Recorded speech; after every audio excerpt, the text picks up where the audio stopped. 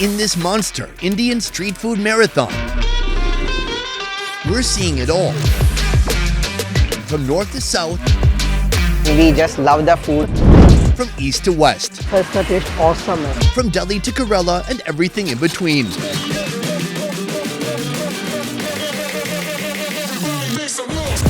I would recommend eat it once in your lifetime. We've got Godzilla-sized naan with volcanic curry in Punjab.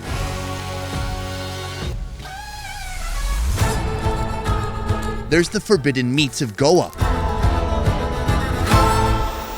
And the spice-filled deadly eats of Kerala. Get ready for the ultimate food guide to the world's most dynamic culinary destination. With over 150 dishes across India, we're taking you on a wild, delicious journey. Starting with the centuries-old street food legends of New Delhi. Let's move.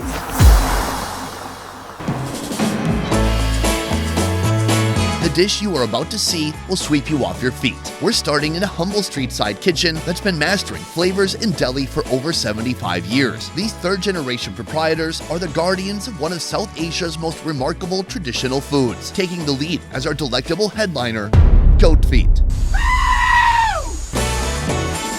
पाया एक ऐसी चीज है sir, पाया सबको पसंद, क्योंकि गर्मी के लिए ये थोड़ा कम है और ठंडी के लिए डिमांड इसका ज्यादा है। बहुत ही फायदेमंद है, जैसे कि कैल्शियम, घुटनों में दर्द हो गया, डॉक्टर भी कहता है कि मतलब थोड़ी का कुछ Introducing Karode, directly translating to leg or feet. Through generations, this heartwarming soup has remained a beloved wintertime delight, gracing the tables of both locals and those privileged to partake in its flavorsome embrace. To create this dish, simmer the goat feet for half an hour, allowing their natural gamey flavors to meld and infuse. As the magic unfolds, start crafting the broth. Heat up ghee in a vessel, add ginger garlic paste, then sprinkle in a blend of chili and turmeric powder. Fill a pot with water and season it with a pinch of salt. Then India's triple spice threat: mutton masala, garam masala, and coriander powder.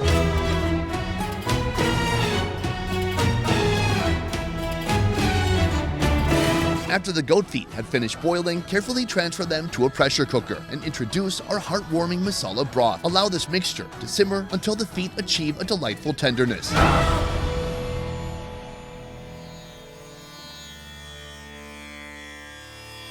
While it may look intimidating to some, don't be fooled. This feet-filled soup is an extraordinary amalgamation of flavors and textures that promise to warm the body and delight the palate. The harmonious blend of the sumptuously rich stew and the tender, chewy goat feet make it the ideal choice, whether you're seeking a comforting cure for a hangover or a hearty everyday lunch.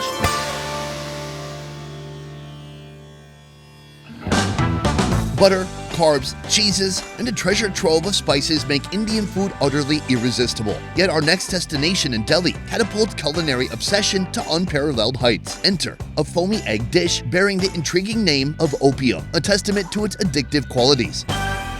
ये बाबूजी का outlet है और ये 65 साल पुराना है। देखिएगा, ये पटरी से शुरू किया हुआ काम है। मेरे बाबूजी जब मेहनत किया करते थे और पटरी पे बनाना और फिर रेडी पे आना, रेडी के बाद ये छोटी सी दुकान, दुकान के बाद का छोटा कारवा और आज बड़ा सा कारवा है। ये सिर्फ बाबूजी की बदौलत है और ऐसे ही जायके बनते रहते हैं और मैं खिलाता रहता हूँ, क्योंकि ये जायके है ना, ये मेरे बॉय वरदान से मिले हुए हैं। और मेरे बाबूजी आजकल लोग बाग आते हैं शूट करने और पूछते हैं क्या है बाबूजी का मसाला। और आप मैं बताऊँ, जब वो चुटकी डलती है, अक्सर अंडे वाले आपको देखे हों तो वो चम्मच से मसाले डालते हैं और मैं चुटकी से यूँ करके डालता हूँ। क्यों? क्योंकि एक क्वांटिटी होती है सामान की और ये देना और उसको परोस के बनाना, यही एक कला है। In the vibrant culinary landscape of Delhi, Sikandar Omelette takes center stage with an impressive menu featuring over 50 diverse egg preparations. However, the true star of their show is the opium egg pot, a dish so irresistibly addictive that it caused a viral sensation. Here's how it's made. Preheat butter in a pan, then crack 2 eggs in a bowl. Add onions, green chili, red chili powder, salt, turmeric powder, coriander, and tomatoes. Whisk these delightfully fresh ingredients together and pour the eggy mixture into the pan. Slice up toasted bread and add that to our omelet.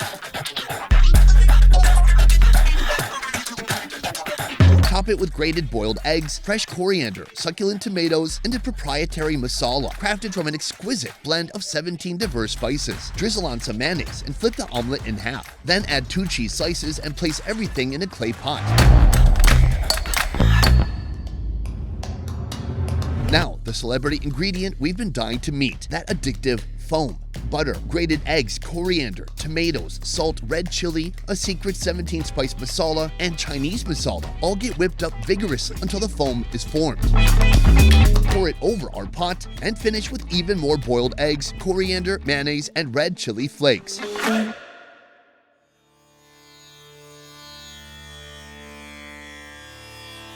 The opium egg pot is a dream dish for any egg enthusiast. Creamy layers of omelet create a rich base, harmonizing with a fiery spice blend, and the foamy crown adds an extra bold kick of flavor. If you find yourself already craving more, well, you're not alone.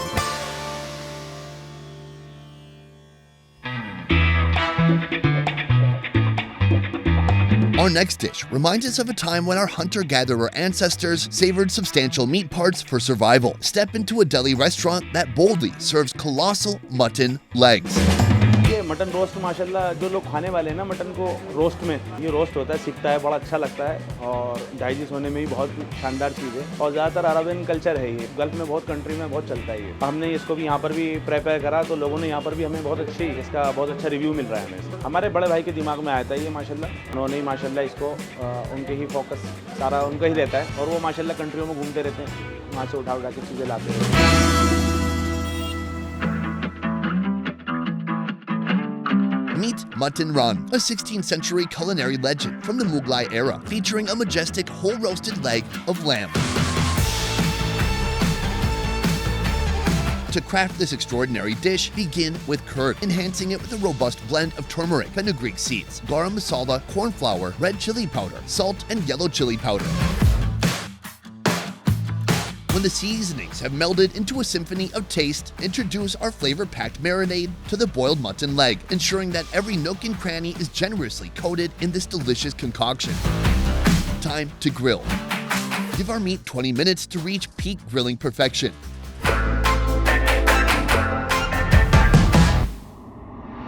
And finish with a gentle beating to ensure it transforms into delectable tenderness. Complete with chopped masala, lime, a scoop of clarified butter or ghee, fresh cream, and fresh coriander.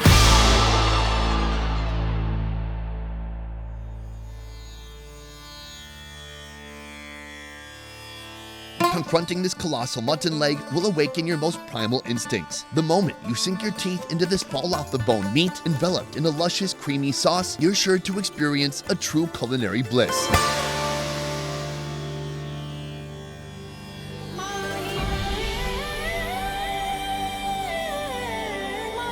When you hear brain, your thoughts likely race to the complexities of the human mind. But in Delhi, there's a deliciously different perspective to consider, akin to a crowd-pleasing Indian street food.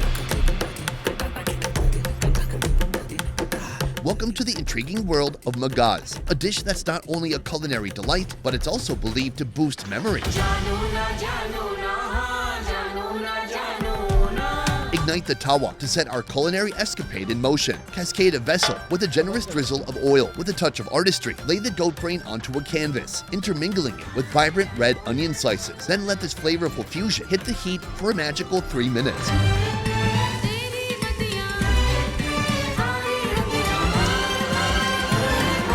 Add ginger and green chili, then cut the brain into small pieces and mix it well. For the grand finale, crown this masterpiece with a few generous scoops of homemade gravy. This masterful concoction boasts the essence of coriander, chili, garam masala, curd, ginger garlic paste, and rich notes of tomato puree.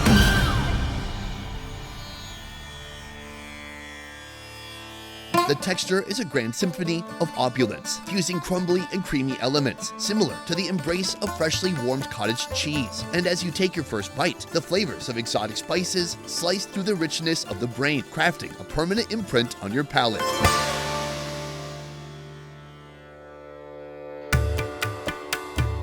As our culinary journey nears its conclusion, we venture into an unconventional realm of gastronomy as we delve into the world of testicles. Here, in the heart of the capital, we meet a connoisseur who presents a truly premium offering of these unique, fallacious delicacies. मुझे 3 years हो गए अभी 3 साल हो चुके हैं। गुर्दे कपूरे कलेजी का टेस्ट इज गुड और चटपटा होता है। गुर्दा कपूरे में क्या होता है टेस्टिकल इंग्लिश में बोलते हैं लीवर, तो ये सब चीज़ें होती है। इसका मिक्स बन के मटन की ग्रेवी में बनता है। तो गुर्दा कपूरे कलेजी और तवा से बनता है। बंदे बोलते हैं कि नहीं फ्राई पैन से भी बना लेते हैं, बनता फ्राई पैन से भी है, बट जो टेस्ट है वो तवा से ही है और किसी से नहीं। This is Gurda Kapur Kaleji, a renowned South Asian culinary masterpiece comprising 3 distinctive components. Sort of a Kapoor's list. Gurda, signifying the liver, Kaleji, representing the kidneys, and lastly, Kapur, an intriguing reference to the delicate fatty tissue that completes the ensemble, goat testicles. Start by cutting the goat testicles, kidneys, and liver into small chunks. Immerse them with a bath of turmeric-infused water, a transformative ritual that lends not only flavor, but also a visual dance of colors. Regrettably, we lack a snapshot of this. Yikes! Now it's time for culinary alchemy. Melt a cube of butter on a sizzling tawa and watch it transform into liquid gold. Add chopped ginger, green chili, coriander, and a few scoops of mutton gravy made from onions, garam masala, red chili, tomatoes, and mutton stock. Continue the culinary performance with tomato puree, a hint of salt, cumin powder, red chili powder, garam masala, and coriander powder. Fresh coriander adds a final touch of vibrancy. Then our boiled organs gracefully make their epic entrance. Finish with a squeeze of lemon, mayonnaise, fresh coriander, ginger, green chili, and a scoop of butter.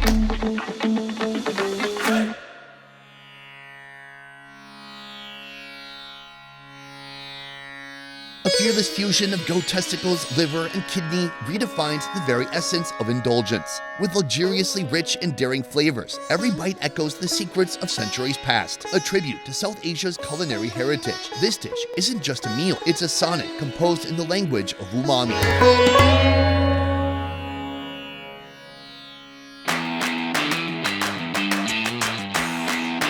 Delhi is an asylum of mad food scientists, whipping up unique and creative street foods. But now get ready for rehab, because we're exploring Delhi's most addictive street-side junk foods. We kick off our day with one of northern India's all-time favorite snacks, aloo chaat. This masterpiece combines crispy potatoes with bold spices to create an electrifying experience amidst the chaotic streets of Delhi. पहले मेरे parents मुझे लेके आते थे यहाँ पर 15-20 साल मेरे को होगा यहाँ पर कंटिन्यू आते हुए। One intriguing tale of this dish's origin takes us back centuries, when during a cholera outbreak, people spiced their food up to the brim to help fight off infections. Creating aloo chaat is a fiery process. First, let's transform the tawa into an oiled jacuzzi. Splash in potatoes and fry them until golden brown and perfectly crispy.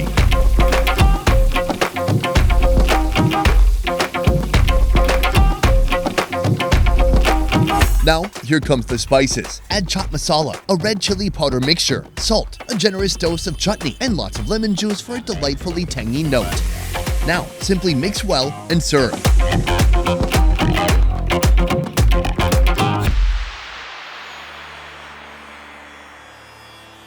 Aloo chaat is a flavor roller coaster, kicking off with a zesty explosion that gradually transforms into a fiery, mouth-tingling sensation. It's an exciting adventure where crispy potatoes take a plunge into a mosh pit of spices. The result is total satisfaction. Next, we're uncovering the enchanted history of a dish that transcends time and borders. It's called nihari. This revered delicacy traces back to Old Delhi during the time of the illustrious Mughal Empire in the 16th century, when these delicious meat stews were cooked for up to 8 hours overnight and served to laborers of government construction projects. दिन में 30-40 kilo नारी भेज देते हैं। नारी का test spicy रहता है। स्पाइस तीखा तो हर कोई नहीं खा पाएगा, लाजवाब खाना है। तो रहा 2 साल से बैठ रहा हूँ यहाँ पर, एक इसी होटल में बैठता हूँ मैं सिर्फ। The word nihar originated from the Arabic word nahar, which means early morning. While this was traditionally an energy-packed breakfast, it's a great meal for any time of the day. Start by washing beef chunks and cutting them down to size. In this big traditional pot called a handi, combine the beef, tomatoes, ginger garlic paste, and a person's lifetime intake of ghee or clarified butter. Heat up the pot and mix well. Halfway through the process, it's time to enhance the nihari's flavor, intensity, and texture. Add red chili powder, curd, brown onion, a mixture of chickpea flour, wheat flour, and water. Then let this rich concoction of ingredients stew for 7 hours. As a complementary carbohydrate, served with a traditional chapati, baked fresh in this tandoor.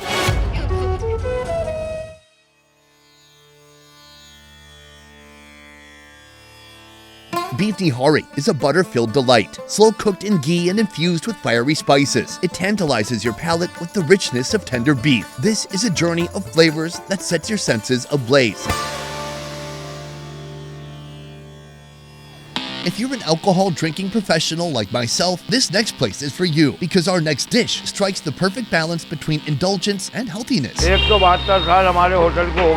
iconic establishment is renowned for its kaleji, a delectable spice-filled liver stew with lots of flavors and medicinal benefits. पसंद करते हैं, जायका होता है इसमें, सेहत के लिए भी अच्छा है, इंसान की कलेजी को साफ करती है, अंदर के पेट को साफ करती है, ये खाने वाले बड़े टेस्ट करके खाते हैं इसको.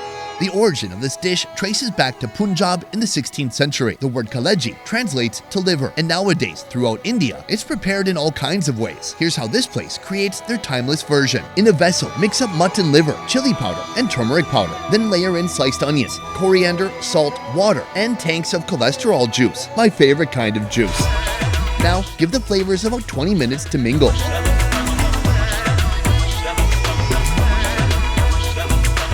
Serve alongside hot and fresh chapati.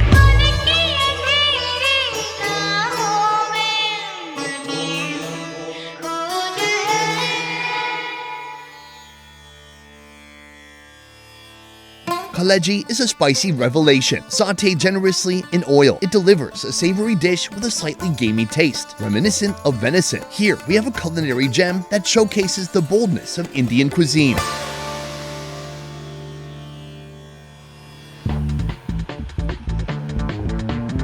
Get ready for an extravagant twist on pan. Pan, a popular Indian street food, features a betel leaf wrapped around an array of toppings including nuts, chutneys, sauces, and even fire. Are you okay?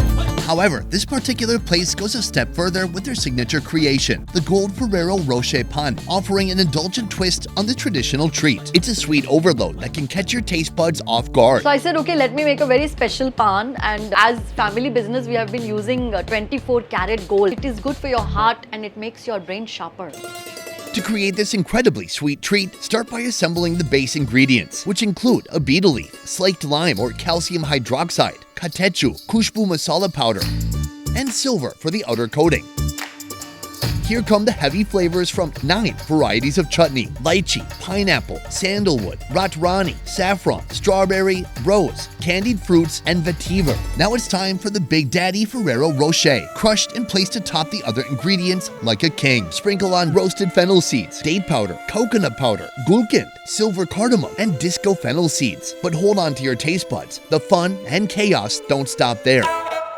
Here comes the 7 Silver Squad ready to sparkle. Silver dates, silver candied sugar, silver candied fruits, silver cumin, silver screw pine, silver rose fennel seeds, and silver vetiver, all of them dressed to impress. Add a touch of Kashmiri saffron and gold cardamom for that regal flair. Fold the leaf and slap on 24-karat gold. Why? How about why not? Now skewer a cherry, dried mango, dried strawberry, and one more Ferrero Rocher on a stick and let them join the pan party. Don't forget the fancy decorations.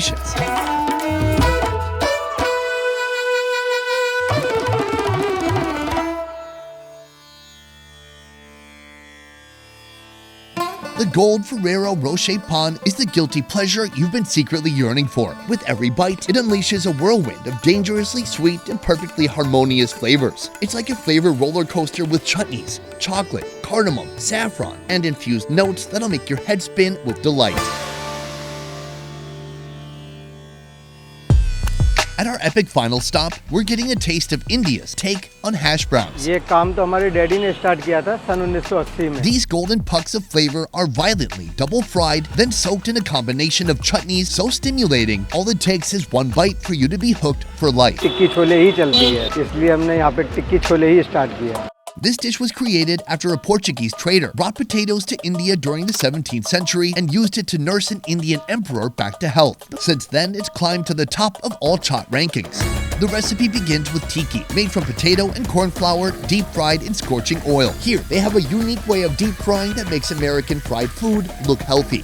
After a few minutes, the tiki is removed from the oil and smashed to increase the surface area. Then it's returned to the fat vat, absorbing more and more oil until it transforms into the perfect golden brown color. Now crush the tiki in a bowl. Add chole, an oily North Indian chickpea gravy, then tamarind chutney, coriander chutney, and top it off with fresh onion and grated paneer.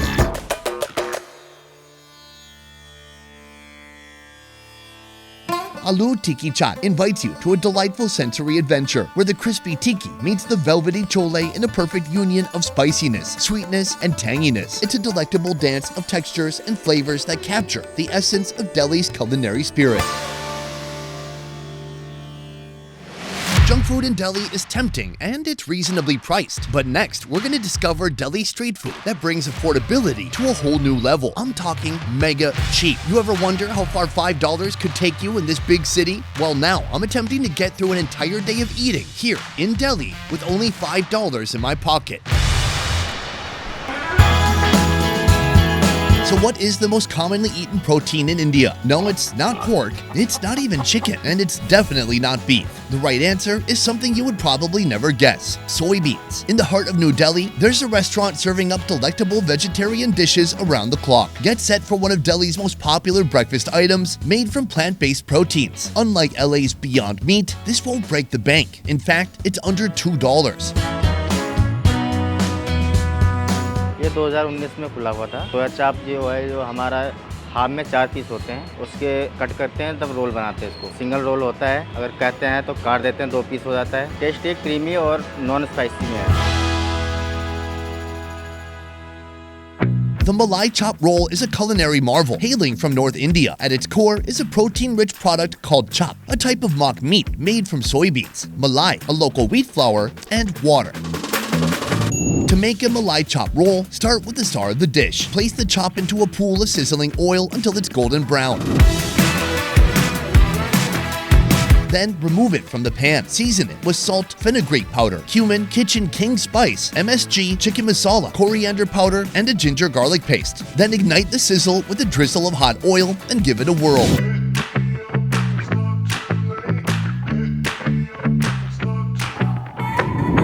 Follow with a paste made from melon seeds and cashews and mix it again. Skewer it up and send it off to the tandoor for some fiery fun. Once it's perfectly roasted, chop it into pieces and add chaat masala, butter, fresh cream, and fresh coriander. Time to roll. Take a chapati and fill it with our cooked and seasoned chop. Finish with a drizzle of fresh cream and fresh coriander.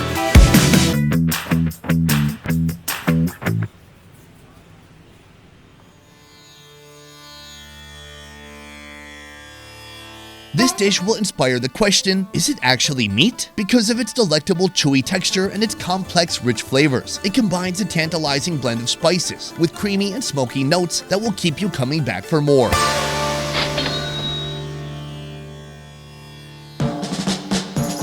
Next, we're taking a stroll down to Old Delhi, to a stall that specializes in a treat that's graced Mughal kitchens since the 18th century. This local delight isn't just rich in heritage, but also incredibly tasty, drenched in liters of creamy yogurt, and it comes at an unbelievably low cost of just 84 cents.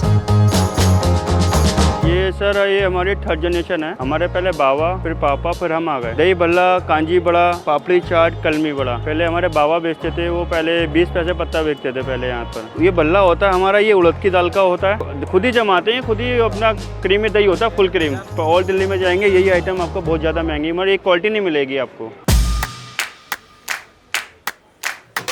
Dahi Bala is a beloved Indian chaat, perfect for snacking. Legend has it that this dish emerged during a time when the water in Delhi's canals wasn't fit for cooking. To work around this, Mughal chefs substituted water with curd, giving birth to a delicious, easy-to-digest treat that continues to light taste buds today. We begin with bala, a type of Indian fritter made from a variety of lentils. Dip it in curd and crush it on a plate. Season with the holy trinity: salt, cumin powder, and yellow chili powder. Slather all that with more curd, tamarind chutney, a green chutney, and complete with fresh ginger.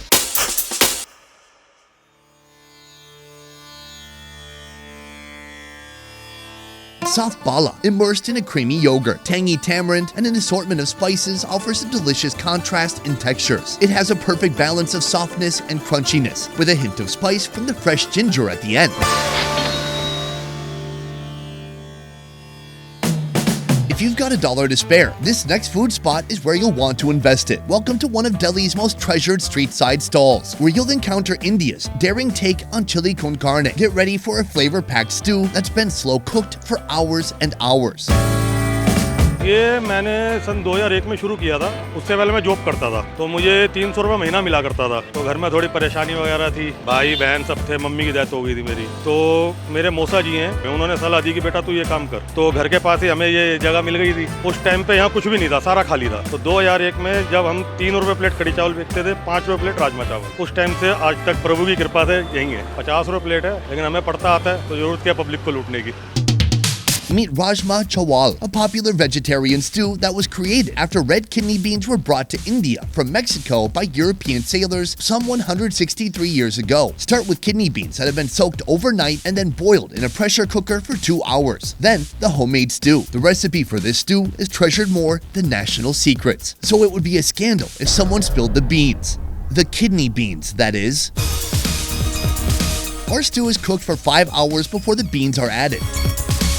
Follow with water and season with red chili powder and coriander powder. Let it simmer for 2 more hours, then serve with rice, red onion, and chaat masala.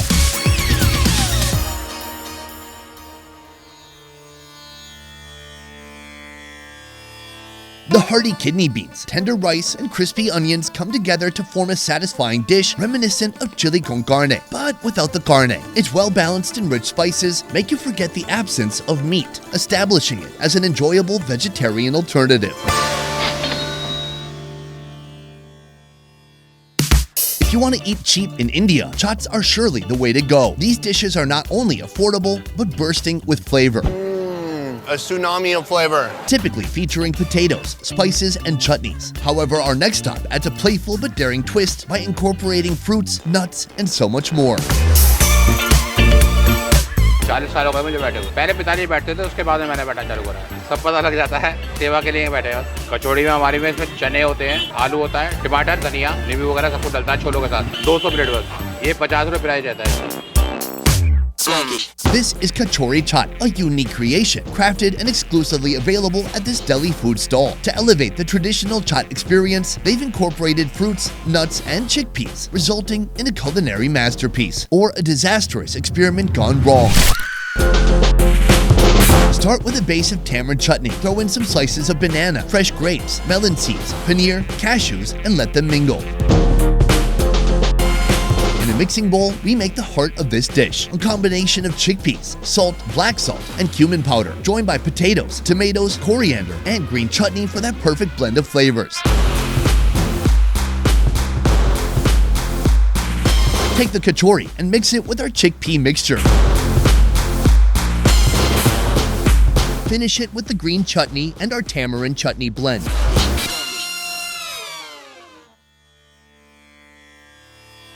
Imagine you've just landed in food heaven, and your first taste of paradise is this dish. It's a marriage of sweet, juicy fruitiness intertwined with zesty chutney, all snugly nestled within the satisfying crunch of nuts and kachori.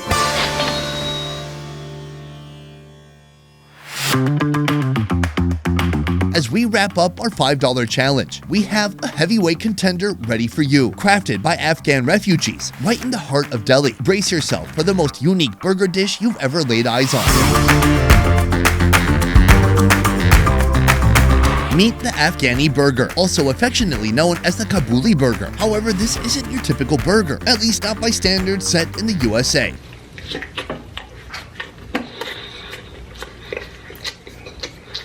Instead, it's a delightful creation wrapped in Afghan bread, housing a medley of eggs, falafel, and a generous helping of French fries. Begin with a few sheets of Afghani bread. Layer it with slices of boiled eggs, falafel, and diced cabbage. Sprinkle a touch of red chili powder. Now bring in the star of this dish, the French fries. Finish it off with another sprinkle of chili powder, a bit of salt, a drizzle of Afghani chutney, and even more mayonnaise.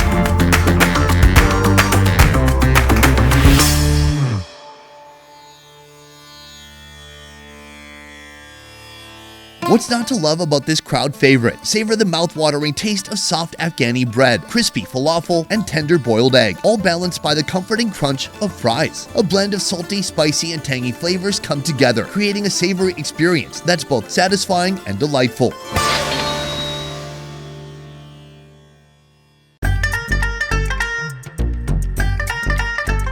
Now that we've savored some of the most budget-friendly delights Delhi has to offer, we'll now discover how locals in one of the world's biggest cities survive without meat. So give the chicken, pigs, cows, and sheep a break and get ready to explore the heaviest carb comfort foods that charge the people of Delhi without a single trace of meat. When it comes to carbs, bread usually steals the spotlight. Across the globe, we've got a smorgasbord of bread types, but none are quite as flaky as the spectacle you're about to witness.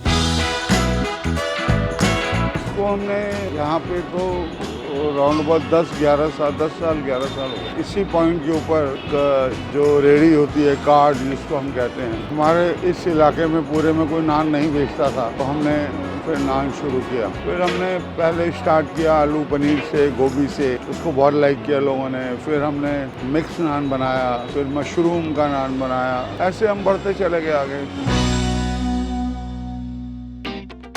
Introducing Chur Chur Naan, or scrunched up bread. This innovative take on naan is extra special because after the bread is baked, the chef crumples it up, giving birth to an extra flaky texture that'll blow your taste buds away. Like every other bread adventure, our Chur Chur Naan story kicks off with the magic dough, made from water, maida, a type of white flour made in the Indian subcontinent, ghee or clarified butter, and curd, a fermented dairy product from India. Portion the dough into fist-sized balls as fingers press to create its round shape. Now, inside goes the filling, made from paneer, a traditional Indian cheese. Then there's the butter, sesame seeds, and garlic. Flatten it by hand and place it in the tandoor oven until it's golden brown.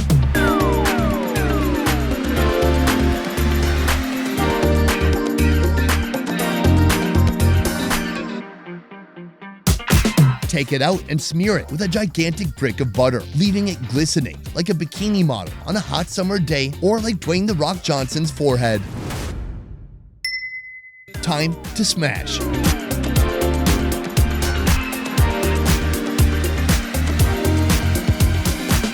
Served with chole, a type of chickpea curry, onion salad, chutney, and raita, a yogurt-based condiment filled with herbs and veggies.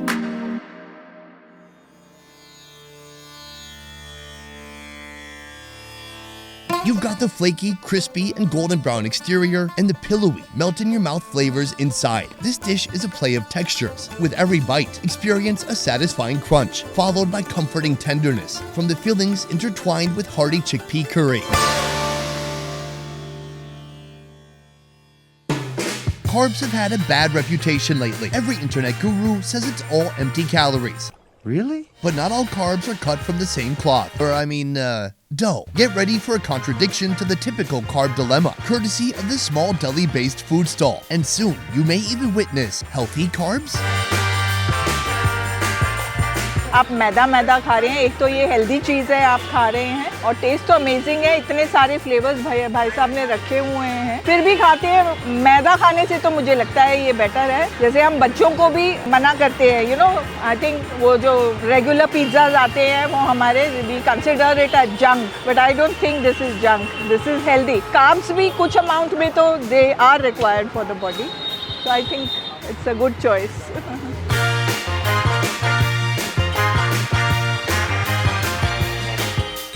Sir different इसके अंदर ये है, पहली बात तो sir ये मैदा free है। मैदा सबसे नुकसान करता है। आप पिज़्ज़ा के सबसे बड़ा तो चीज़ मैदा ही है, मैदा नुकसान करता है। अभी मैदा फ्री है, मूंग दाल का बना हुआ है। तो दूसरी बात टेस्ट उससे भी अच्छा है। सर कार्बोहाइड्रेट अगर आप एक चीज़ को पर्टिकुलर चीज़ अगर ढूंढेंगे तो हर चीज़ के अंदर होती है। लोग जहाँ से चीज़ें खाते हैं कोई कमी होती है, मिर्च मसाले नुकसान करते हैं, पर साथ स्वाद की है। सर स्वाद देखोगे इसलिए मैं तो प्रेफर करता हूँ, मैं इसे खाता हूँ। This is Moong Dal Pizza, Delhi's favorite carb creation made from a superfood, green mung beans. These unsung heroes are rich in protein, nutrients, and great for digestion. In this stall, they use these beans to prepare a healthier version of the traditional pizza. On a heated pan, pour in the batter made from mung beans and rice flour. Once the shell is golden, split it into 8 pieces and open it up from the middle, revealing the plush, soft inside. Next, add our delicious toppings: diced purple onions, crisp green bell peppers, and sweet carrots. But it's not a pizza party without the cheese, am I right? Cue the grated mozzarella and a few triangles of melted cheese.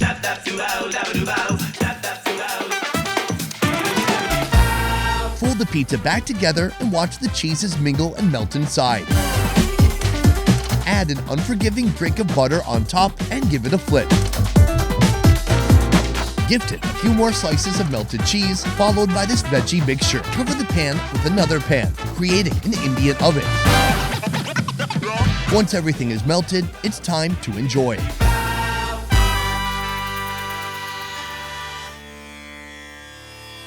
This may be the healthiest pizza in all of India. The outside is slightly crispy with a hint of green bean flavor, while the inside is like a mosh pit of cheeses and raw vegetables. You will not soon forget this carb decision. This is a pizza you could only find created in the minds of folks here in Delhi.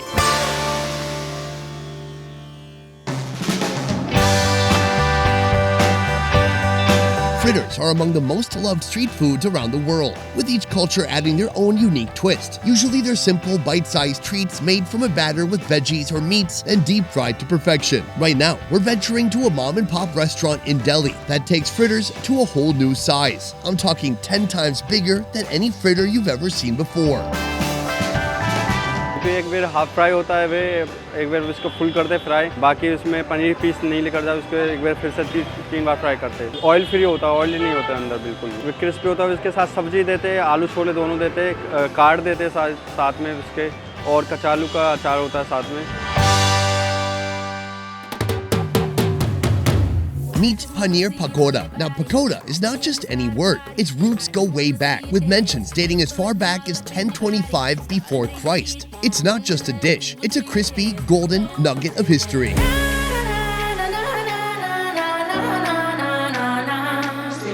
Begin with grated boiled potatoes, our carby base.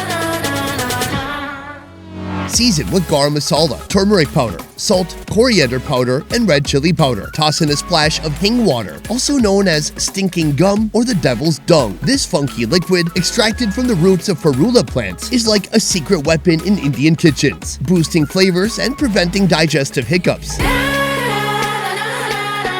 In another pot, heat up ghee, toss in cumin and green chili, then add our potato blend and fresh coriander leaves.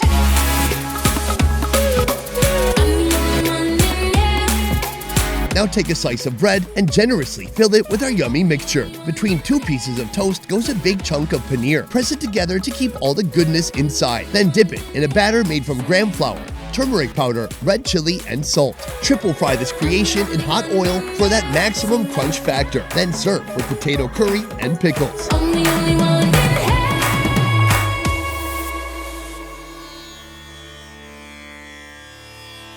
Our potato filling is the spicy, aromatic heart of this dish. The big chunk of paneer provides a strong taste of tangy cheese, while the fried gram flour batter blesses us with a satisfying crispy shell.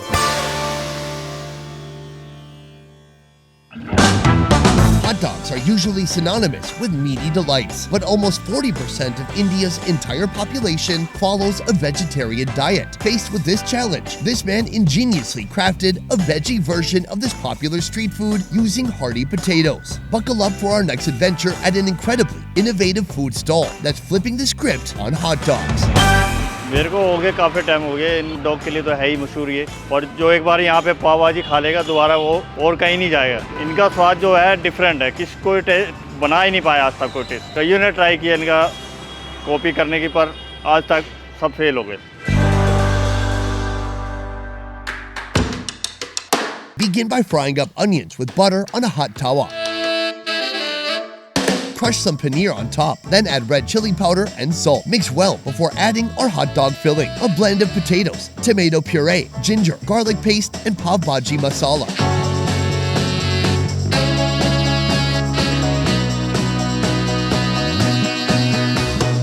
Then cut the hot dog bun in half. and slather the top with coriander chutney and the bottom with tamarind chutney. Top it with a few slices of tomato, more paneer, and red onions. Add a dash of pav bhaji masala and some lemon juice. Follow that with tandoori mayonnaise, a few slices of cheese, and our filling. To finish, melt butter on the tawa and let our hot dog soak it up.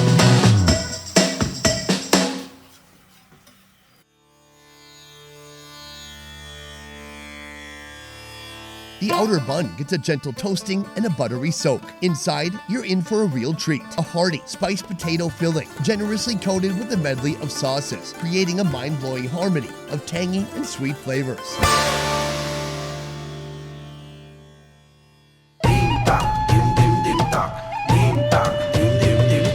In the world of culinary audacity, our next masterpiece proudly claims the throne as the most indulgent crime in gastronomic history. A burger stuffed with a fried potato patty and slathered in chickpea curry. Get ready for the king of indulgence. Meet the Chole Tiki Burger. This is the ultimate combination of India's most loved treats. So let's break it down. First, we have chole, a type of chickpea curry that's commonly served with kulcha, a traditional Indian fried bread. Second, tiki, also known as aloo tiki, a popular snack made from a fried potato patty. Then finally, there are the burger buns to bring everything together.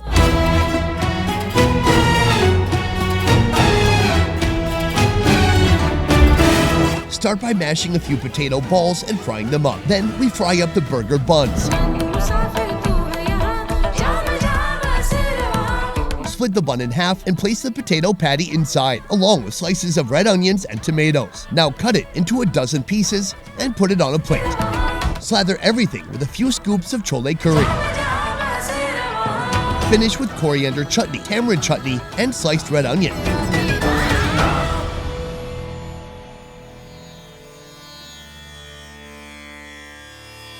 This dish is the epitome of carb loading. Your heart may protest, but if it soldiers through, a cozy nap awaits. The chole is thick and hearty. The potato patty offers a slight crunch. The tomatoes help cut through the heavy flavors, and the burger makes everything better.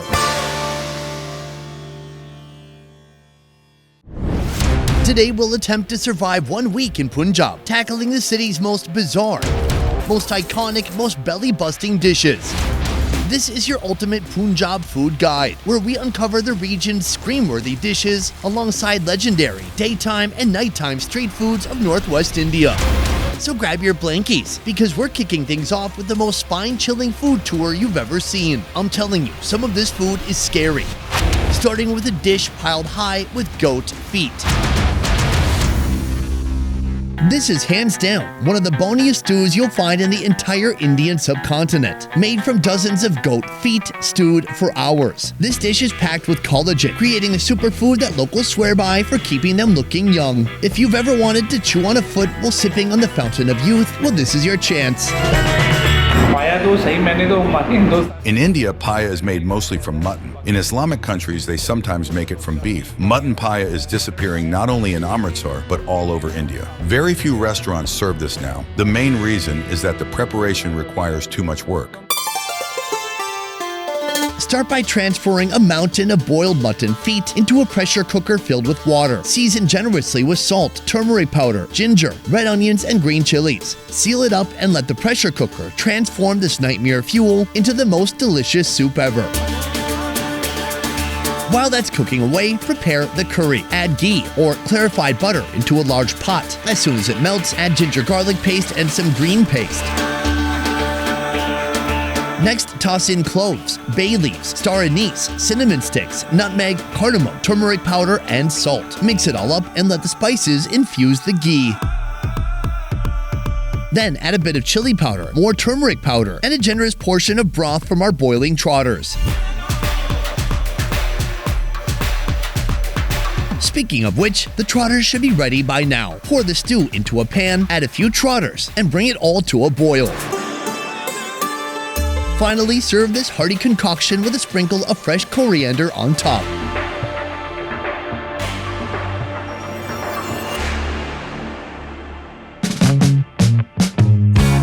Despite its intimidating look, this dish will sweep you off your feet. Get it? The stew is thick and oily, spiced to absolute perfection. Now let's talk about the feet. They don't have much meat, but what little there is has been turned into super soft, flavorful bites. And the best part, it's packed with collagen. Eat this once a day and your skin will glow like you just survived a nuclear blast, minus the fallout. Now we have another North India classic, chicken cooked in clay pots with a rich, creamy curry packed with intense spices. This dish is so irresistible, it'll have you signing up for Sunday pottery classes just so you can make your own clay pots at home. Traditional food was cooked on coal and it had an authentic taste. The modern stove, right now, gives you cancer. Noted. That's why we don't use it. We use coal and clay pots. Both things add to the taste of the food. People will eat well, be healthy, and feel good. First, mix together a little bit of chicken and red onions. Then toss in dried red chilies, black pepper seeds, black cardamom, nutmeg, or some other big black seeds. Follow that with bay leaves, cinnamon, and 2 whole cloves of garlic. Now it's time for a rainstorm of spices, at least 6 different ones. Finish with fresh chopped coriander and a coriander and mint paste. Mix it well and let the chicken absorb all those flavors.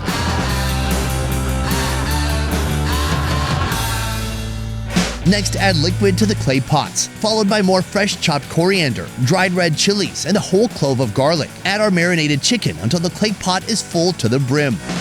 Close the lid and seal it with a piece of dough, turning the clay pot into the OG pressure cooker. Give it a shake, place it on hot coals, and let it cook for a while. Once it's done, it's ready to be served.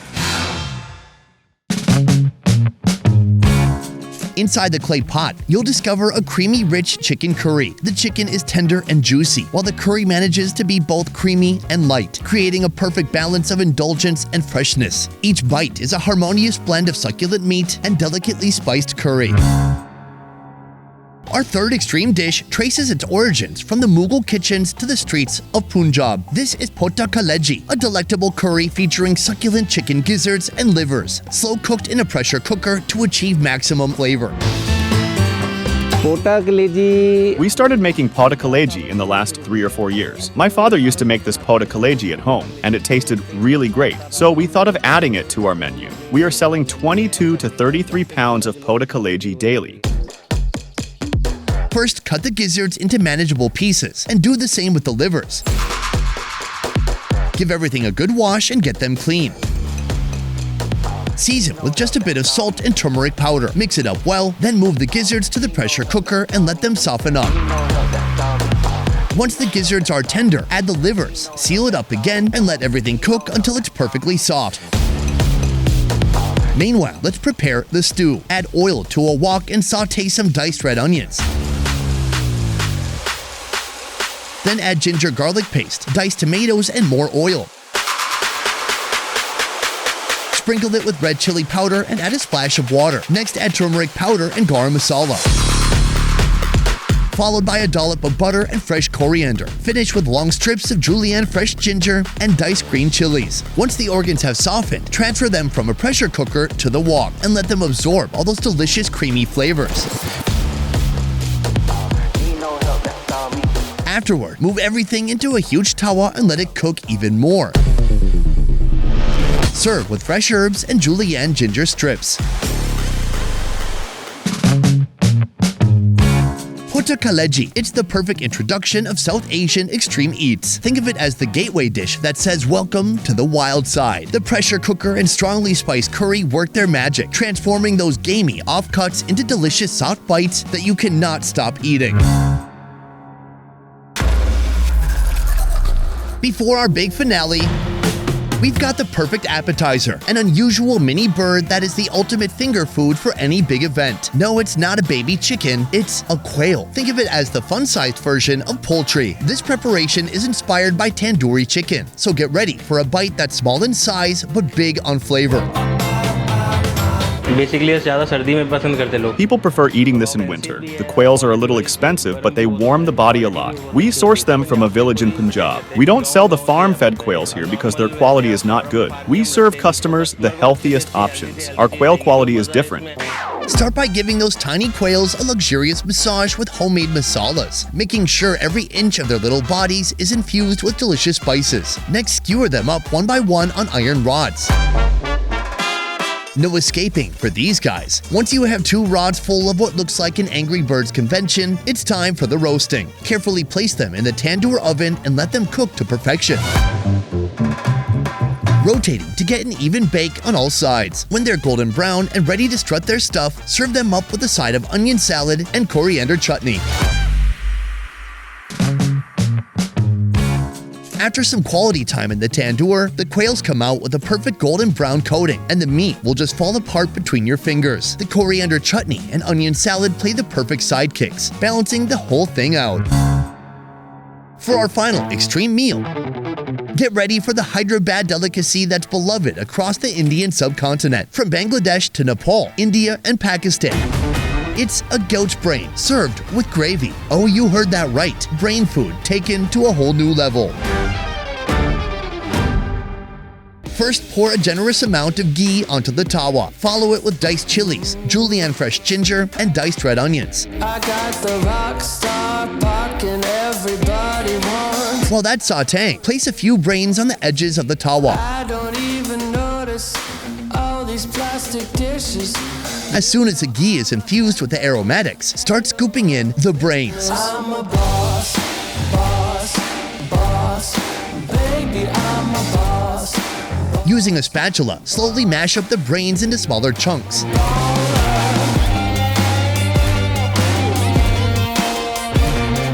Pour in the homemade masala stew and let everything meld together.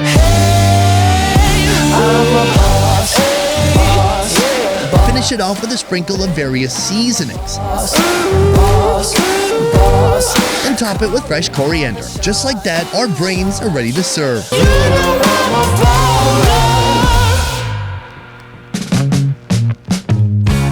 The richness of the brain permeates the entire dish. Each bite is bursting with the wisdom the goats accumulated over the years. Combine that with the local masalas, and the results are truly mind-blowing. Now that I've braved the most bizarre foods in Punjab, it's time to lighten the mood a bit. Think of it like switching from a horror movie to a feel-good cartoon. Up next, legendary street foods of Punjab, starting with the iconic butter chicken. In the 1950s, a Punjabi migrant in New Delhi stumbled upon a kitchen crisis we all know too well, the challenge of what to do with leftover tandoori chicken. Refusing to let it go to waste, he whipped up a rich, buttery gravy that turned into culinary gold. While my kitchen experiments usually involve a fire extinguisher, his led to brilliance. This accidental masterpiece quickly became the talk of Delhi's Punjabi community, and then it took the world by storm.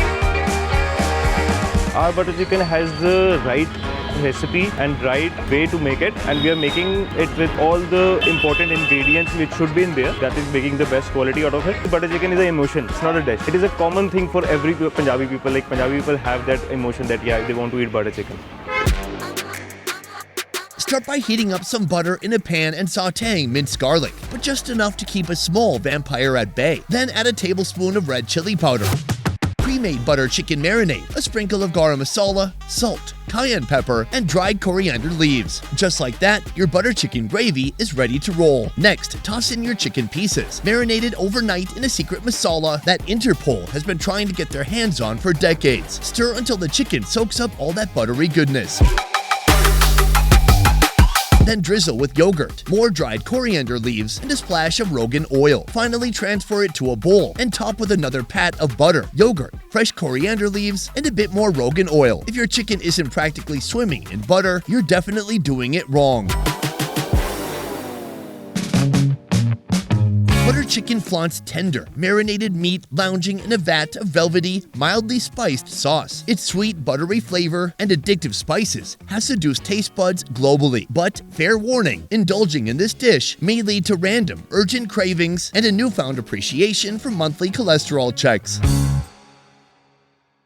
Everyone raves about India's impressive lineup of bread, naans, parathas, rotis, and chapatis. But hidden among these carb classics is the enigmatic kulcha. These spicy flatbreads, baked to perfection in a tandoor oven, are stuffed with flavorful treats, a delicious secret that spans across India, Pakistan, and Nepal. However, it's only in Punjab where you can unearth the legendary Patti kulcha. Number 2 on our Punjab tour. Every day, we make 200 to 250 kulchas, using around 30 to 40 pounds of flour daily. All my life, I have made this bread with my own hands, so I know exactly how much of each ingredient to use, how much paneer, how much green chili, so it's not too spicy. It's all made by hand. Whatever is made by hand tastes much better. First, spread out flour on a cooking surface. Next, place the proofed kulcha dough on the table and give it a vigorous massage to wake up the yeast. This isn't just baking, this is dough yoga, or should I say, doga. Consider inviting a friend over for the kneading session. Grab the roller and flatten the dough until it's as thin as your patience on a Monday morning. Now generously slather it with ghee, sprinkle it liberally with flour, and fold it over. Repeat the ghee and flour treatment multiple times. Once it's all folded up, poke holes in the dough with your fingers. Now for the toppings, or should I say stuffings. This is where the real party starts. Sprinkle on chopped fresh coriander, ginger, green chilies, beets, carrots, onions, corn, peas, and spices like peppercorns, star anise, and a top secret masala blend. Pile it all on top and mix it into a vibrant rainbow that's about to get cozy inside this bread. When it's baking time, cut the bread into small squares and fold the mixture inside. Take a piece of dough, flatten it with your fingers, add a bit of filling, then top it with another slice of dough and fold it together. Then slap it right into the tandoor oven. Repeat this until you use up the entire mixture, the dough, or until the tandoor can't fit another bite. Before serving, drench it with a river of ghee and serve it alongside the curry of your choice. The Patti kulcha boasts a crisp, buttery exterior that gives way to a soft, airy inside, generously packed with warm spices and vibrant, earthy vegetables. Pair it with a rich, hearty curry or a fresh salad for a true out-of-body experience. Next on the menu is one of the richest mutton curries, with a dramatic origin story fit for Shakespeare. Legend has it that an Indian prince and a princess from Jaipur faced off against family drama and a mutton-loving witch. To win the witch's favor and rescue the princess, the prince whipped up a curry so irresistible that even the witch could not say no. Thankful for the release, they named the dish Ra Ra in the witch's honor. This is most famous dish in Amritsar from 1975. It is very famous dish of our restaurant. We serve them in hygienic way. Some people, they don't have a hygienic food. They don't use pure things. We use pure things like Amul butter and cream as well. Good cream, good company. That's why our mutton rada is also very good and authentic. Start by heating oil in a sizzling hot pan. Then toss in minced garlic, green cardamom, and dry red chilies to awaken the senses. Next, add a scoop of mutton keema masala, a minced mutton meat cooked in a buttery onion tomato base with fiery powdered spices. Now throw in big chunks of mutton meat and bones. Follow that with their homemade mutton gravy. Next, sprinkle on a rainstorm of dry spices, turmeric powder, garam masala, coriander powder, and a few mysterious powders that the mutton-loving witch refused to share with us.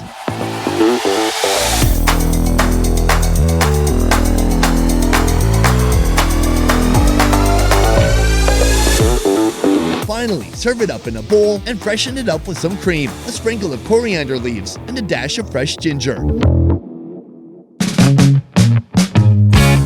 Mutton Ra Ra delivers a bold, deep, tangy punch with its mutton keema masala and rich curry gravy. Much like the fiery romance between that prince and princess, this dish is spicy, melding minced and whole mutton pieces for flavorful, tender bites and hearty chunks. The addition of fresh cream, coriander, and sharp slivers of ginger provides the perfect finishing touch, elevating the street food to irresistible heights. Soon, we'll dive into India's record-breaking naan, paired with a volcanic sizzling curry. But First, brace yourselves for an Amritsar special sandwich, bursting with chutneys and curries that would make any Indian food lover drool at its mere mention. I'm talking about the legendary chole kulcha. Chole, the chickpea curry, and kulcha, leavened bread. These are the ingredients of local magic, but there are a few more steps. To whip up this Amritsar specialty, first meditate and try to channel your inner culinary guru. It's in there somewhere. It's Master Chef, not Master Bat. Then once that's done, start chopping boiled potatoes, green chilies, red onions, and fresh tomatoes into a bowl. Shower them with a chaotic mix of masala spices, transforming ordinary ingredients into an aromatic adventure. Next, to bring it to its full potential, pour in a few ladles of green mint coriander chutney and mix it like your life depends on it.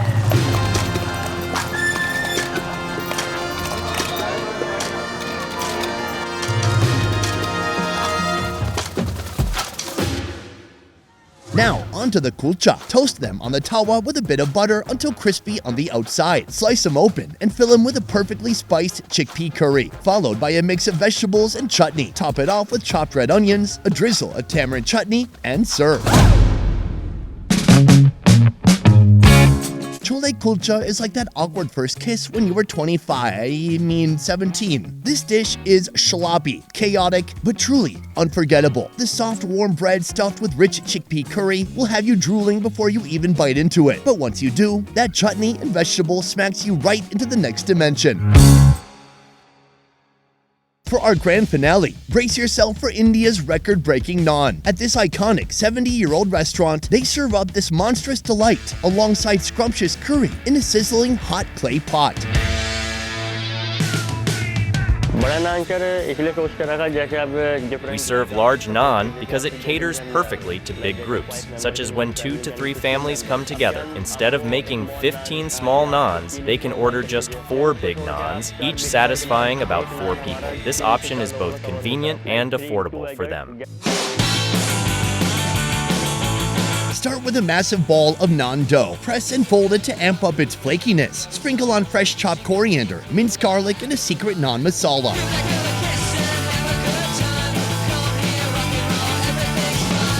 Now lift it and toss it around like a pizza, letting the toppings snow down. It's all part of the show. Spread it out on a giant pillow used for slapping naan in the oven. Then slap it into the tandoor until it turns crispy and golden brown. Let's move on to the dal makhani. This rich curry, made with black lentils, is renowned for its smoky flavor profile. First, heat up the clay pots in the tandoor for that dramatic volcanic effect. Then sizzle up some minced garlic in oil and add their homemade curry. That's right, they don't mess around with their secret recipes here. Sprinkle in salt, add fresh cream, and splash in chili oil. Whisk everything up and pour into the preheated pots for an explosion. Finish with a spoon of ghee, a dried red chili, and fresh coriander too. Now for the naan. Take it out of the tandoor and slather it with butter like there's no tomorrow. Finally, using a pizza cutter, portion it into smaller pieces and serve with dal makhani.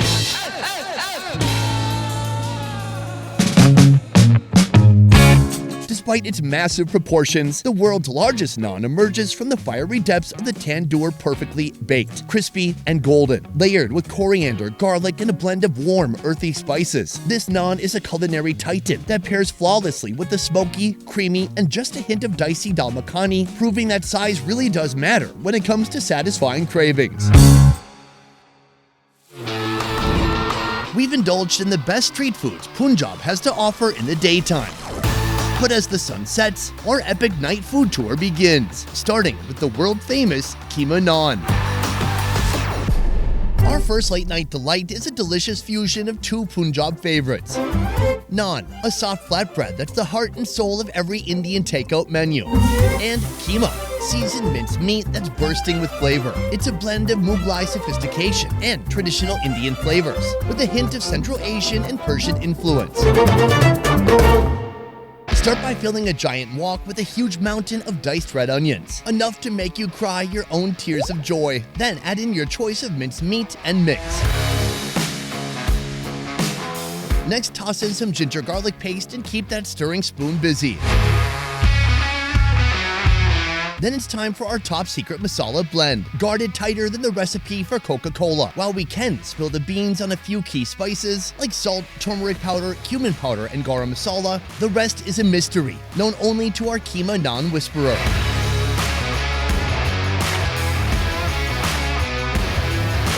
After ensuring the spices and meat are cozy companions, add a splash of water for flavor absorption. Keep stirring until the liquid evaporates, then remove it from the heat. Now wrap each flavor-packed ball in naan dough. Sprinkle with more dry herbs and shake.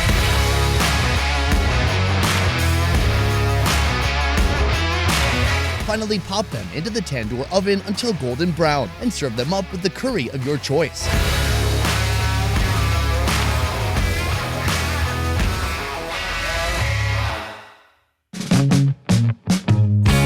This dish is taking Indian eateries by storm. So next time you're craving a post-midnight feast, don't forget to add this to your order. Imagine sinking your teeth into a crispy exterior, giving way to a tender, meaty center. It's the ultimate late-night indulgence, guaranteed to satisfy those after-hours cravings like nothing else. As the night deepens on the streets of Punjab, it's the ideal moment to savor a traditional Tibetan snack with a bit of a Punjabi twist. I'm talking about tandoori momos. These yummy dumplings, cloaked in a fiery masala, promise to ignite your taste buds and keep you craving for more, long into the late night hours. We just make our own boneless keema, then we put the stuffing inside. Tandoori momos are crispy, nice, and exceptionally soft because they are first steamed and then placed in the tandoor oven. It has its own masala, and the oven makes it very crispy. The humble momo, a doughy cocoon filled with a flavorful mix of spiced minced meat. Start by filling the momo shell with the meat of your choice. That's right, vegetarians, I said meat. Coat these little guys in a vibrant tandoori paste, a fusion of turmeric, ground fennel seeds, garam masala, Kashmiri chili, ginger garlic paste, and yogurt. Skewer them up and let them sizzle in the fiery depths of the tandoor oven. And to top it off, a refreshing green mint chutney and a sprinkle of fresh coriander. Thrilling new sound. These flavor-packed pockets aren't just any late-night snack. They're the ultimate accompaniment to a cold beer and a Netflix binge. But be warned, they are so delicious, you might find yourself devouring the entire plate solo. And that crispy shell, it's the perfect contrast to the juicy, flavorful filling inside, making each bite an absolute delight. Our nocturnal adventure continues, and we stumbled upon a gem with roots stretching back to Turkey, the renowned Sikh kebabs, playfully called roasted swords. Legend has it that Turkish soldiers, in their quest for food, began grilling meat on their own swords, an origin story that brought us to where we are today. Though this dish was born in distant lands, Punjabi cuisine has warmly embraced these savory skewers, giving them a local spin with unique flavors and techniques.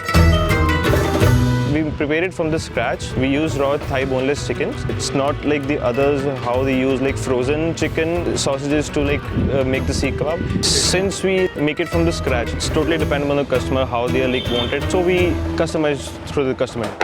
Start by finely mincing your meat, because let's face it, it's the spices doing all the heavy lifting here. Today we're using chicken. Next, mix in some diced green chilies, place our concoction into a bowl, season with a whole cabinet of spices and Indian masalas. Then get ready to wield your skewers like the modern-day swordsman we are, or at least pretend to be. Press the meat mixture onto the skewers, and into the tandoor oven they go. Don't bother them until they're grilled to perfection. Once they're done, liberate them from their skewer prison and chop them into manageable chunks. Serve them alongside some pickled red onions and coriander chutney.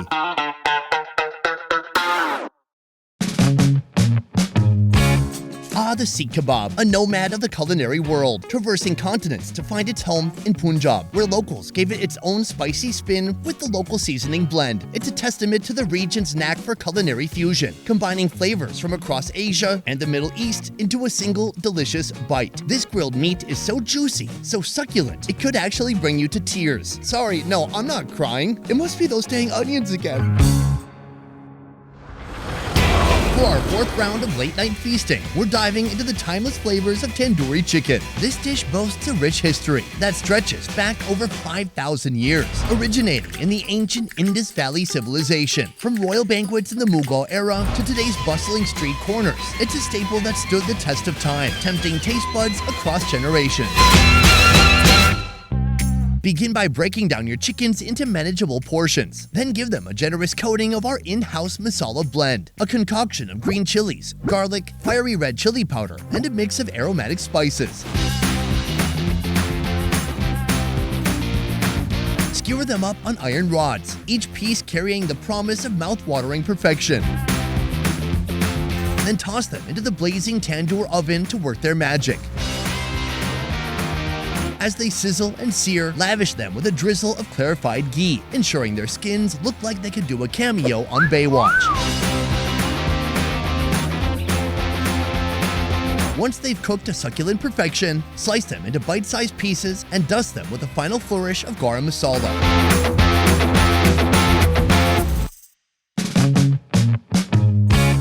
As the flames of the tandoor oven caress each piece, they lock in all the juicy goodness and create a mouth-watering smoky crust. Inside, a harmony of spices blend together, offering a taste adventure with every bite. No wonder this dish is a must-have in Indian restaurants. It's absolutely addictive.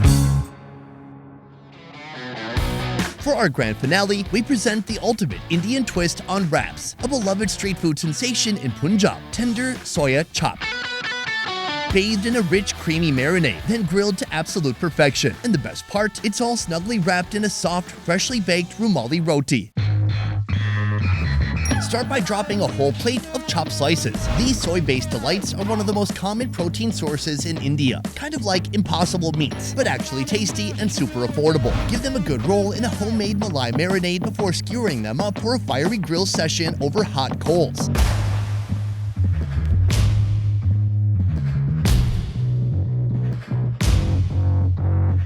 Once they've got that perfect crispy edge, chop them into bite-sized pieces and toss them in an iron bowl with yogurt, melted butter, and a generous sprinkle of garam masala and pepper. While that sizzles away, it's wrap time. Roll out your dough into a paper-thin rumali roti, giving it that signature elasticity with a good slap around.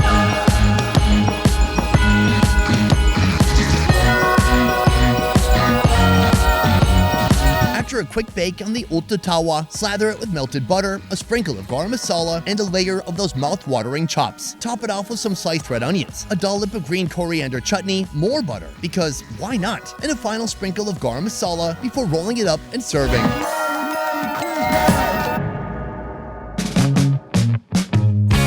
This roll is the ultimate clubbing companion. Whether you're sharing it with friends in need of a warm, sobering snack or using it to mend your heart after that regrettable 3 a.m. drunk dial, this thing has got you covered.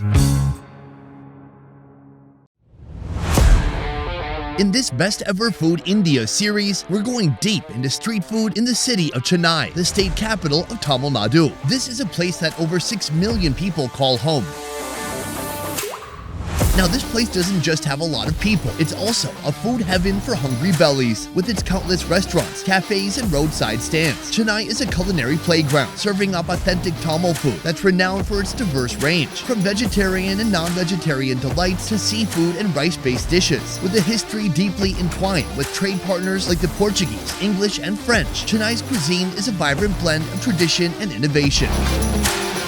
Today, we're exploring the best of Chennai's street food scene and uncovering why South Indian cuisine ranks as one of India's most significant exports. From an Indian pancake so massive that it covers an entire table to the deadliest street food that this city has to offer. But first, the challenge of a lifetime, finding out how much food we can eat in Chennai with a budget of only $5. Let's go!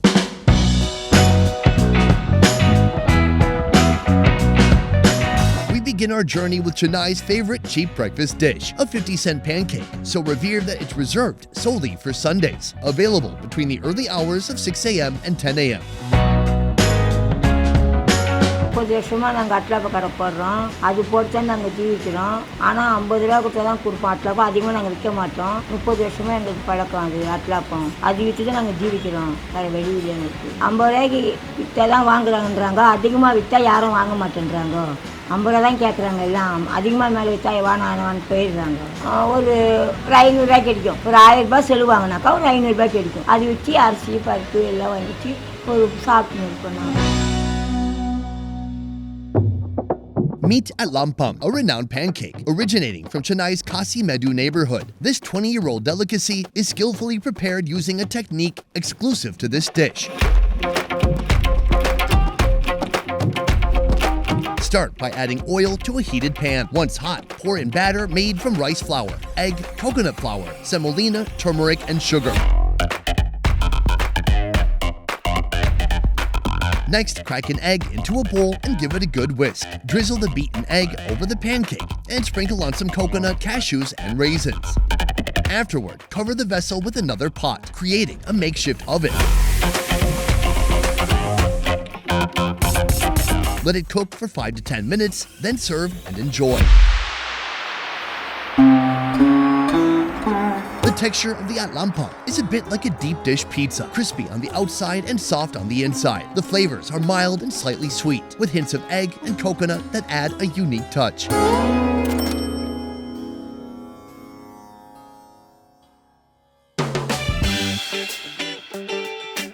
Attention, wrap aficionados and budget warriors. Get ready for our next stop. We've discovered a roll stuffed with enough eggs and chicken to make your taste buds leap, and all of it for less than 50 cents.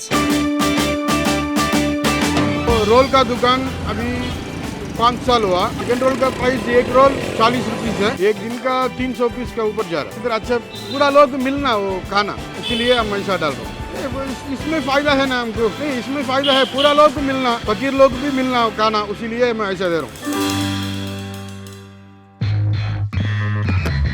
Introducing the chicken roll, an unassuming wrap that's captured the locals' hearts for the past 5 years. With its succulent fillings and pocket-friendly price, this shop churns out 300 to 350 of these delights daily. Think of it as a close cousin to the chicken shawarma, but at a steal, less than half the price, making it a treat everyone can savor without breaking the bank. Begin by adding oil to a pan. Next, sauté a ton of onions. Add chili sauce, soy sauce, tomato ketchup, salt, and chicken masala. Follow with water and create a delicious thick sauce. Now drop in the fried chicken pieces and let it absorb all those flavors. In the meantime, let's prepare the wrap. Crack a couple eggs and whisk them up. Pour them on a hot towel and slap a paratha bread on top. Once the egg is cooked, it's time to assemble. Add a spoonful of coriander chutney and a scoop of mayonnaise. Spread it all over the bread and top it with red onions and diced cucumbers. My favorite. Oh, it's so gross. Finally, load it up with our chicken and roll.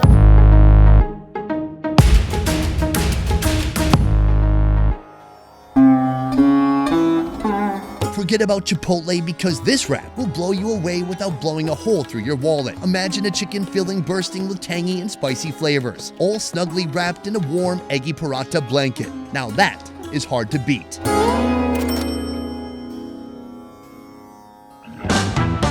India is the land of curries, from the spicy ones Always so spicy. to the heavy ones. To something like this, one incredibly unique curry made from shredded bread crumbs. அதே மாதிரி இரவு சாப்பாட்டில் இங்கே புரோட்டா, கொத்து புரோட்டா ரொம்ப ஃபேமஸாக போடுறாங்க. கொத்து புரோட்டா நல்லா இருக்கும், நிறையா பேர் விரும்பி சாப்பிடுவாங்க. நல்ல விலைகள்லாம் நடுத்தர மக்களும் சாப்பிட்ற அளவுக்கு இருக்கும். சென்னை வந்தாலே மண்ணடியில் சாப்பிடாம பிஸ்மியில் சாப்பிடாம போனால் அதை சென்னை வந்ததாகவே நான் கணக்கில் வச்சுக்கிறது இல்லை. எதுவுமே இல்லை, எல்லாமே டேஸ்ட்டாக இருக்குது. This is a kotu parota. Kotu is a Tamil word for shred, and parota is a type of flaky South Indian flatbread. This popular street food, originating in the Indian subcontinent, is particularly celebrated in the state of Tamil Nadu. Start by kneading and folding wheat flour dough into perfect round balls. Place them on a hot tawa and flatten them into parota breads.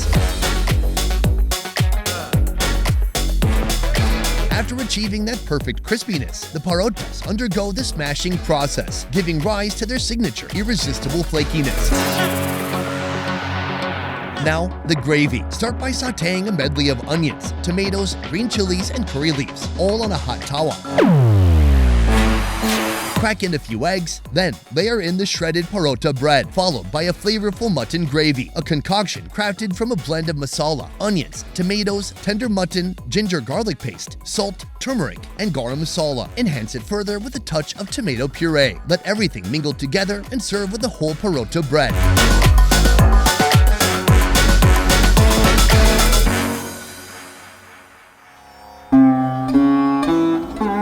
Smashed parota bread soaks up all the flavors of the mutton curry, creating a hearty dish, like a flavorful take on scrambled eggs. It has a simple yet intriguing taste that keeps you coming back for more. But don't worry, you'll still have money left over to invest in Dogecoin. That's because this dish costs less than $2.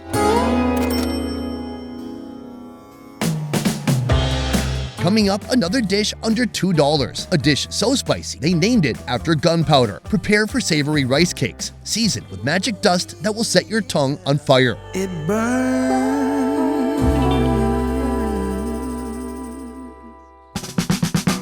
ட்ரெடிஷ்னலாக பார்த்தீங்கன்னா நம்ம தமிழ்நாடுனாலே இட்லி தான் famous. அதுவும் மதுரையில் வந்து உங்களுக்கு famous. எங்கள் Mrs வந்து மதுரை தான். அவங்க தான் இதை வந்து ஆரம்பித்தாங்க. இந்த இட்லி இதை வீட்டில் பண்ணுவாங்க. சரி இது நல்லா இருக்கே, அதனால் இதையும் வந்து ட்ரை பண்ணலான்னு சொல்லிட்டு தான் நாங்கள் ஹோட்டலில் ஆரம்பித்து மற்ற ஐட்டம் எல்லாமும் நாங்கள் பண்ணுறோம். எங்களுடைய இட்லி அதான் ஸ்பெஷலு. மற்ற இது வந்து எங்களுக்கு பார்த்தீங்கன்னா ப்ரைஸிங்ஸ் வந்து 130 ப்ளஸ் ஜிஎஸ்டி கொடுக்குறோம். பட் லோ ப்ரைஸ் ஏன் கொடுக்குறோம் அப்படின்னா, பட் எங்களுக்கு வந்து 130க்கு நாங்கள் கொடுக்குறோம். இட்லி நிறையா பண்ணுறதுனால எங்களுக்கு மாவு நிறையா சேல்ஸ் பண்ணுறோம். அதனால் எங்களுடைய அந்த காஸ்ட் வந்து கம்மியாக நாங்கள் கொடுக்குறோம்.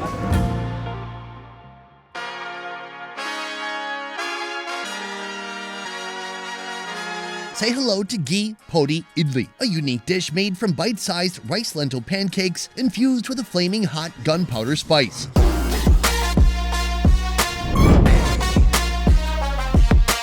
Begin by pouring the idli batter, a mix of split black lentils and parboiled rice. That goes into special pancake molds and gets steamed for 10 to 12 minutes.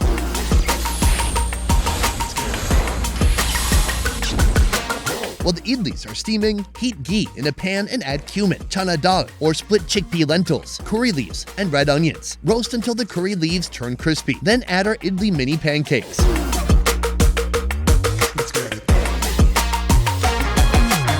Now it's time to introduce the gunpowder spice, a fiery blend crafted from lentils and the hottest chilies available. Mix everything thoroughly and serve alongside sambar, a vegetable stew, along with tomato and coconut chutneys that provide a cooling contrast to the heat.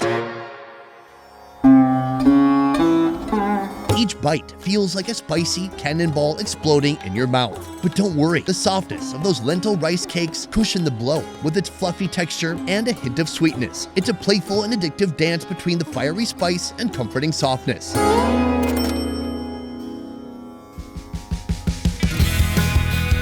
As our food journey continues, our next stall owner is a food magician who specializes in a unique dosa filled with a chicken gravy and 48 other ingredients. This is using chicken keema is almost our one-made masala. We are using for the 48 ingredients on this masala. Even we are concentration focusing on the masala. So we are first quality we are giving. So especially so people are like here. That is we are one of the best. Chicken keema is a simple, easy-to-make Indian stew made from minced chicken mixed with dozens of ingredients. But here, they decided to give it an upgrade and not just double, but triple the typical amount of ingredients. Normally, the keema would be served with rice and some type of Indian bread, but since we're in South India, the preferred way of serving it is inside a dosa. After the batter is poured on the hot tawa, top it with oil and crack in a couple eggs. Spread them around and let it cook. Now it's time for the keema, made from minced chicken, tomatoes, ginger garlic paste, onions, red chili powder, salt, cinnamon, curd, bay leaves, cardamom, cumin, cloves, turmeric, ghee, mustard oil, garam masala, and much, much more. Top everything with fresh coriander and serve with chicken curry and mutton curry. The crispy dosa shell is the perfect vessel, delivering a punch of flavor from the chicken keema. And if this explosion of flavors on the inside is not enough, you can always dip it in one of the curries on the side. All this for under $2? You simply won't find a better deal.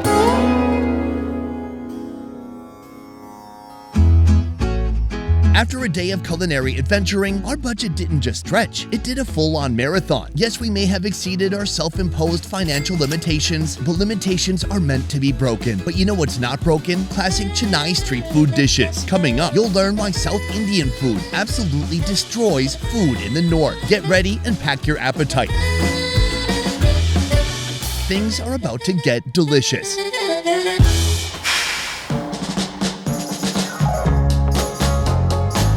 Begin our journey with Chennai's favorite cheap breakfast dish, a donut that's stolen the hearts of Tamil Nadu's locals since its creation in 1951.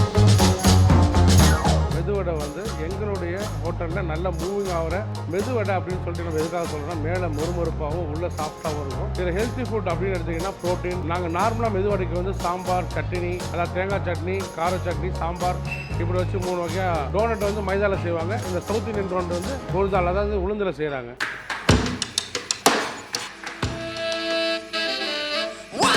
Introducing Medu Vada. This famous South Indian breakfast is crafted using one of India's most highly prized and expensive legumes, the legume known as black gram, exclusively grown in the southern part of India and also northern Bangladesh and Nepal. But that is it, and it is very exclusive. To make this dish, start by blending the black gram soaked overnight into a thick batter. Next, add our 7-spice ensemble: black pepper, cumin, aromatic curry leaves, zesty green chilies, red onions, a dash of salt, and a hint of pepper root. Mix everything well. Then take a blob of batter and with a little thumb magic, sculpt it into a donut shape before dropping it into the fryer.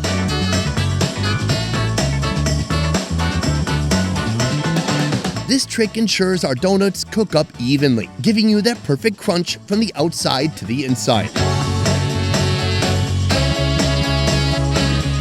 Once they are perfectly golden brown, take them out and serve.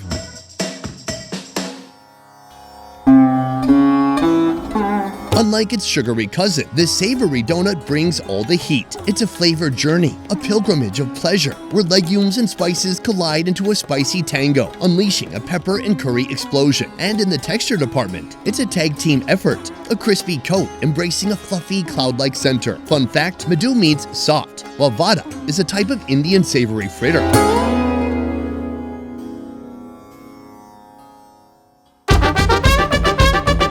Now, introducing an irresistible sweet sensation that steals the spotlight at every public holiday or wedding in Chennai. Get ready for a sugar rush, because this egg-based delight is not holding back. I'm not kidding. It packs a whopping 10 pounds of sugar. When will you guys believe me? This thing is gonna be very, very sweet. Let's take a look.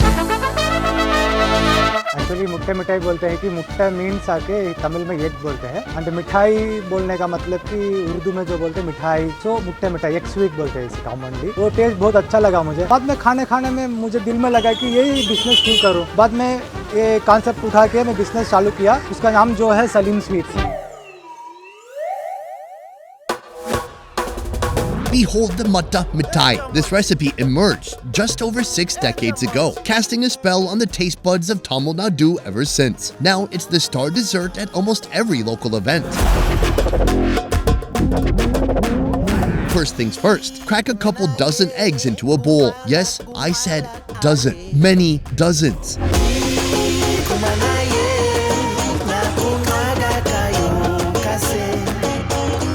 Next, the koya. It's a thick dairy ingredient, somewhat similar to dry ricotta cheese, made from dried whole milk or whole milk thickened on an iron pan. Carefully fold that into the egg. Follow that with all the sugar you can find at Indian Costco. Here, it was more than 10 pounds.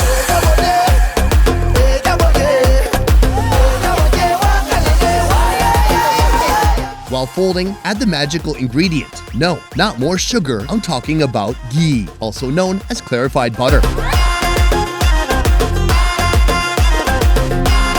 Now place it over a gas stove and using a hand blender, mix everything well until it gains a custard-like texture.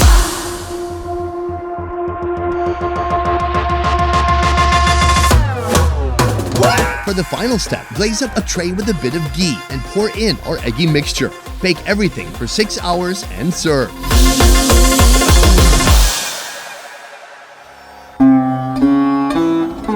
Imagine a smoky, creamy egg custard with a seriously sugary kick. Blame it on the ghee or the irresponsible volume of sugar. But despite its simplicity, this treat is bursting with rich, intricate flavors that'll leave you craving for more.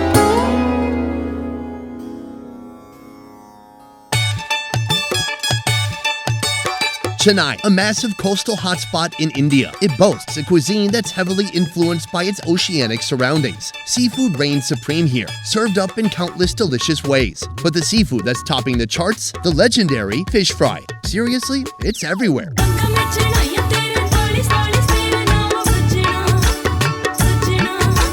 Say hello to the pomfret fish fry, known locally as Vaval Meen Baruval. This spicy, shallow-fried delight has that magical power to turn everyone into a die-hard seafood enthusiast. Even that one cousin with a seafood allergy would give it all up to try this. You'll see why as we get to the cooking lady's secret steps.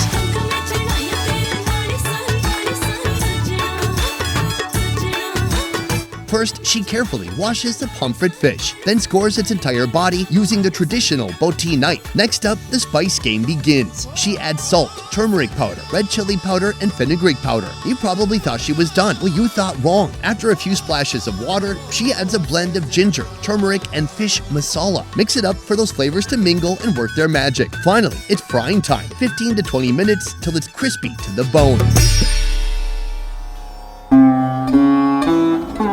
This dish, it's the epitome of comfort food in Tamil Nadu, the pomfret fish. White, flaky, and oh so tender. After a solid 20 minutes in that oil, it's crispy on the outside and fall off the bone soft on the inside. Simple, yet delicious. And now, your cousin with a seafood allergy is dead.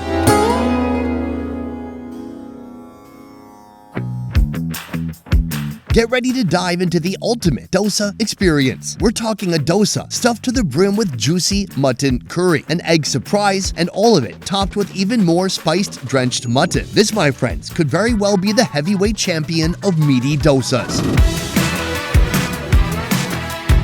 Simmakal Konar Kadai is a restaurant which is originated in Madurai in a place called Simmakal around 1943. After 20 years of time, 1963 around, curry dosa specific dish has been invented. It is invented by Mr. Manikam Konar. His father, Mr. Sundaram Konar, founded Konar Kadai. So from then almost 8 years it has been here. From that time it has started the story of curry dosa.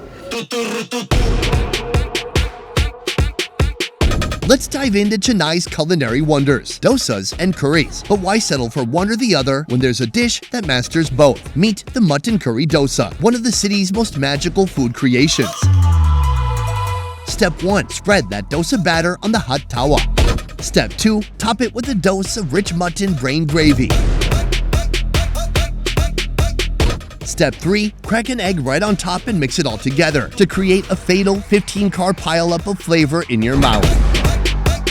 Step 4. Enter the star ingredient, mutton sukka. If it came from a cow, we would call it brisket. But this is intensely seasoned chest meat that's been cooked low and slow. Flip it, let that meat caramelize, and you've got yourself a dosa fit for royalty.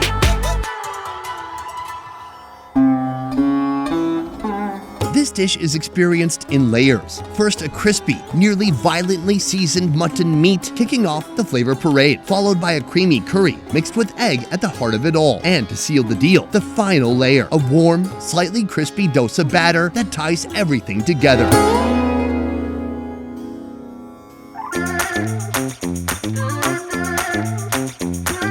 We know what makes South Indian food so dang delicious. It's time to showcase its inventive side. And what better way to do that than by exploring one of its most diverse and iconic dishes, the mighty dosa.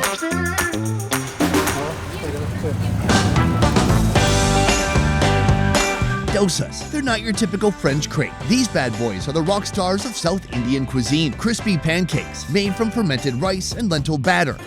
Even plain is quite good. In Chennai, dosas aren't just a dish, they're a way of life, an expression of the city's culinary soul, presented in various shapes, sizes, and with mysterious fillings. At our first dosa stop, we land at a street-side restaurant that's been dishing out this rectangular delight to Chennai locals for over 72 years. That's older than your mom.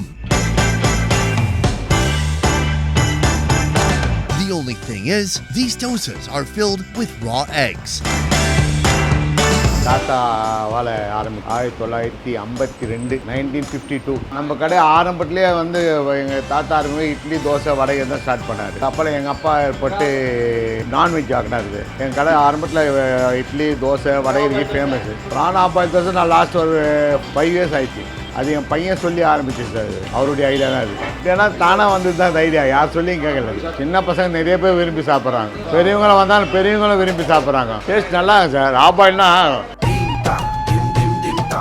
Meet the famous half prawn dosa, a signature creation of this shop. Legend has it that 5 years ago, a family friend requested a dosa topped with prawn curry and a half-boiled egg. The owner happily obliged, and soon it became the dish everyone craved, earning its permanent spot on the menu.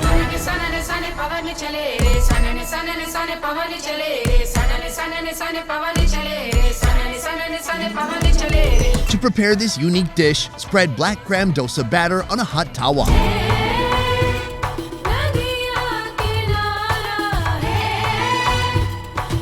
Next, crack in 2 chicken eggs.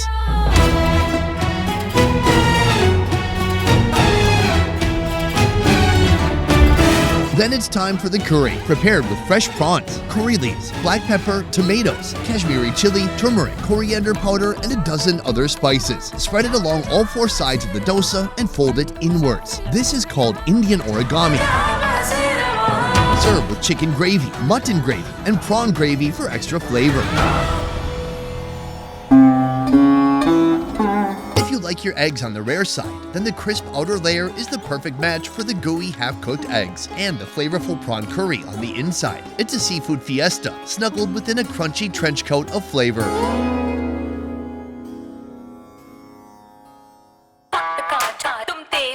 Here's the deal with dosas. They're not just a one-trick pony. You can top them with everything from meats to veggies and even sweets. They're basically the blank canvas of Indian street food. At our next stop, these street food Picassos are crafting over 100 unique dosa variations in the heart of Chennai, and we found one that hits close to home. Introducing the macaroni dosa, a unique creation where the most affordable ingredients are blended together to create something magical. At least that's what some guy in a back alley of India told me. Start with the split chickpea dosa batter. Toss in diced red onions, green bell peppers, and tomatoes. Add a dollop of butter, some mayo, a kick of Szechuan sauce, and fresh cream. Then the pasta. Toss in our macaroni that's already been boiled. Drizzle some tomato puree and give it a good smash. Finally, a heavy shower of grated cheese.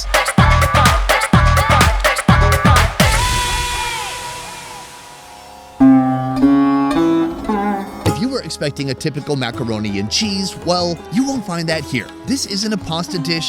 It's also not fusion cuisine. It's Indian innovation on steroid aeroids. Here, they've taken everyday ingredients, spiced them up with local flavors, and bam! Something you'll recognize, but something also that will leave your mouth perplexed.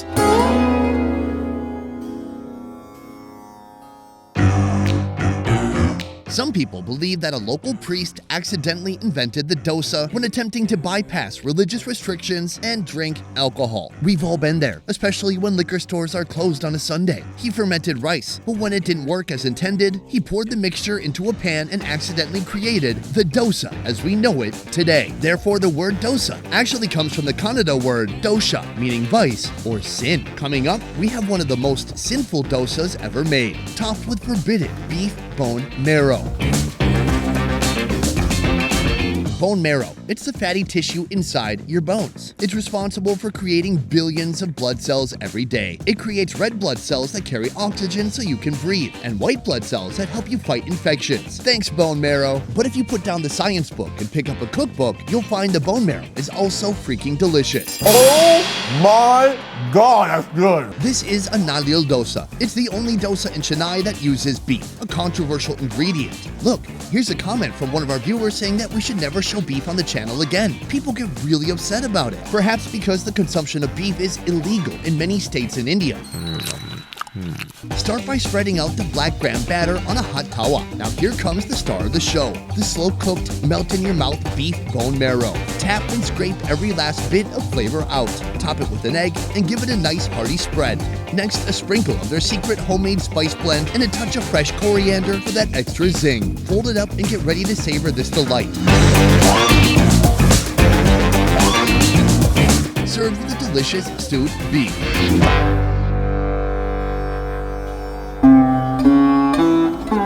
The dosa becomes exceptionally oily and buttery thanks to the richness of the bone marrow. The fermented sourness of the batter mixed with the strong, rich, beefy notes turns this dish into a premium flavor experience.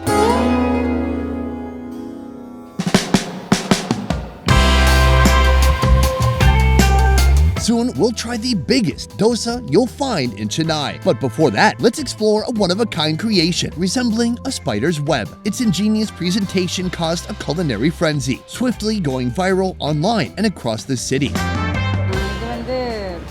Malaysian dish மலேசியாவில் ரொட்டி ஜாலான்னு சொல்லுவாங்க. அந்த ரொட்டி ஜாலாவை வந்து அங்கே வெறும் தோசையாக செஞ்சு net grip மாதிரி செஞ்சுட்டு அதில் வந்து குருமா இதெல்லாம் வச்சு சாப்பிடுவாங்க. அது வீட்டில் அப்படி தான் பண்ணுவோம். ஒரு கிரேவி பண்ணிவிட்டு அந்த நெட் தோசை பண்ணி கிரிப்பு மாதிரி பண்ணி சாப்பிடுவோம். அதை தான் நான் கொஞ்சம் ட்விஸ்ட்டாக கொடுக்கலாம்னு சொல்லிட்டு அதில் ஸ்டஃப் பண்ணி நான் கொடுக்குறேன். அது மைதா, எக்கு, கோகனட் மில்க் எல்லாம் மிக்ஸ் பண்ண ஒரு பேட்ரு, பேன்கேக் பேட்ரு. அதுதான் மலேசியா டிஷ்ஷு ரொட்டி ஜாலா, அது அப்படி இருக்கும். அந்த ஐடியாவை வச்சுட்டு நான் அது மாதிரி பண்ணினேன்.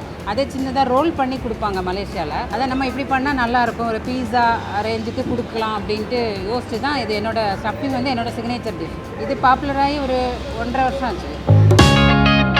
Say hello to the spiderweb dosa, inspired by the flavors of the murtabak in Malaysia. The stall owner put her own unique artistic spin on this dish, setting off a citywide craze. This isn't your typical fried, folded dough. Oh no, it's a creative, edible masterpiece. Here, she crafts 2 lentil batter pancakes using a unique pouring technique, creating a mesmerizing spider web pattern. Next, she cracks and whisks eggs, generously pouring them over one pancake. Then layering on a flavorful mix of shredded chicken masala, onions, green peppers, and tomatoes. To amp up the flavor more, she adds some mayo, a heavy shower of grated cheese, a pinch of salt, and her secret spice blend. She places the second pancake on top, cuts it into 4 pieces with a pizza cutter, and she finishes by painting on a happy face with ketchup. Wow, looks like this dosa took some Prozac.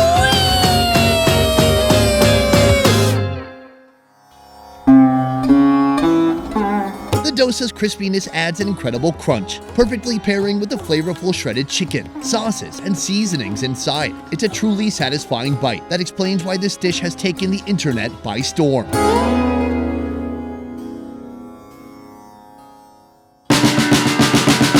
Finally, it's time for the ultimate culinary spectacle, a mammoth dosa that stretches an impressive 5 feet and dominates the food scene in the heart of Chennai. Step right up for the family dosa. With its name and size, this dosa is practically an open invitation for the whole village to join in, or it could just feed one of this guy. இதில் south Indian எடுத்துட்டிங்கன்னா தோசையோட origin என்னன்னு தெரியாதுனாலும் இதில் பார்த்தீங்கன்னா நம்மளோட ரெஸ்டாரண்ட்டில் family dosa ஸ்பெஷல்னே சொல்லலாம். ஃபேமிலியோட வரப்போ நிறைய பேர் தனித்தனியாக தோசை ஆர்டர் பண்ணாமல் ஃபேமிலி தோசையாக ஆர்டர் பண்ணி சாப்பிட்றப்போ அவங்களுக்கு ப்ரைஸ் வைஸாகவும் நல்ல பெனிஃபிட்டாக இருக்கும், உங்களுக்கு நல்ல ஹாப்பியாகவும் இருக்கும். As this is 3 times the size of a regular dosa, we begin with 3 huge dosa circles made from black gram batter. Then we connect them together, forming a colossal base to host the flavors. Then a generous splash of clarified butter, or ghee, graces this creation before it's carefully rolled up. Serve with sambar, coconut chutney, potato masala, and tomato chutney. Avid fans of this restaurant enjoy the authentic flavors of the traditional plain dosa, savory and slightly sour with a sweet and nutty aftertaste from the lentils. Despite its substantial size, the shell remains perfectly crispy throughout, and each bite packs a lot of flavor. The spiced potato masala perfectly complements the sourness of the dough. You're so crispy. The coconut and coriander chutney add a hint of freshness, and the sambar provides undeniable richness.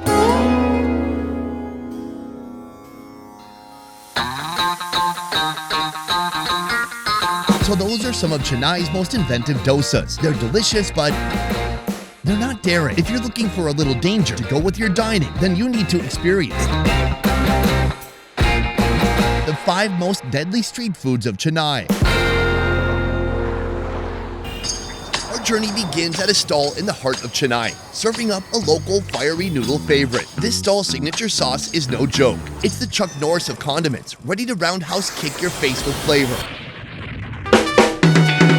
By red chilies, soy sauce, and an army of Szechuan peppers. Prepare to have your taste buds turned into firecrackers. நம்ம கடை Ibrahim மத்தோ shop கடை பேர் George down court கார்னரில் இருக்குது நம்ம கடை. இப்ராஹிம் மத்தோ ஷாப்னு 40 வருஷமாக இருக்குது. அவங்களுக்கு ரெகுலராக வந்து சாப்பிட்றவங்க நிறைய பேர் இருக்கிறாங்க. அவங்களுக்கு பிடிச்சிருக்கிறதுனால வராங்க. அவங்க நம்மளும் சுத்தமாக கரெக்டாக கொடுக்குறோம். அதான் அவங்களுக்கு எப்படி தேவையோ அதுக்கேற்ற மாதிரி நாங்கள் உப்பு புளி காரம் அதெல்லாம் மிக்ஸ் பண்ணி கொடுக்குறோம். After the Burmese military took charge in 1962, nearly 300,000 Burmese Indians decided to return to their roots here in Chennai.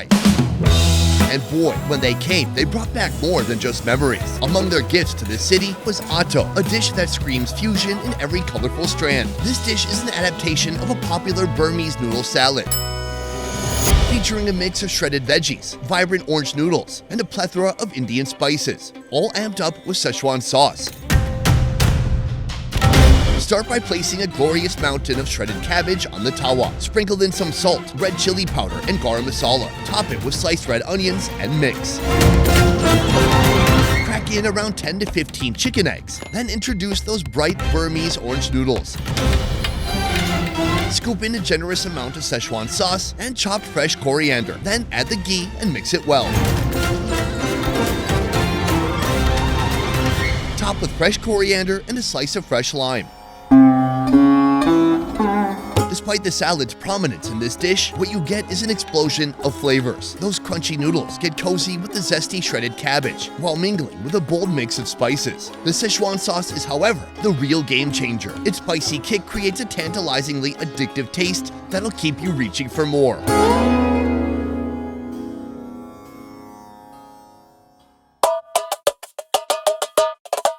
Coming up next, we'll explore a staple in Singaporean cuisine that has intriguing Indian roots. It's a curry made from the most unexpected body part. No, it's not the ankles. No, it's not the elbows. I'm talking about the fish head. It looks like it has a little bit of glaucoma. Get ready for a dangerous, bone-filled food adventure. Specifics is fish head curry is a delicacy. It's not even eaten by everyone. People who are enthusiastic and are passionate about seafood. The amount of fish stock and the broth and the flavor of the meat and the bones of the fish head is really unique and very, very delicious. So people keep enjoying it. Whoa, that's amazing. So one of the key processes that means sati, what we do is we still cook all our curries in a sati, which is a clay pot, and that preserves the flavor. Secondly, our priority ingredient in our curries is tamarind, and hence because of that, our fish curry is very unique and it holds together even after so many years.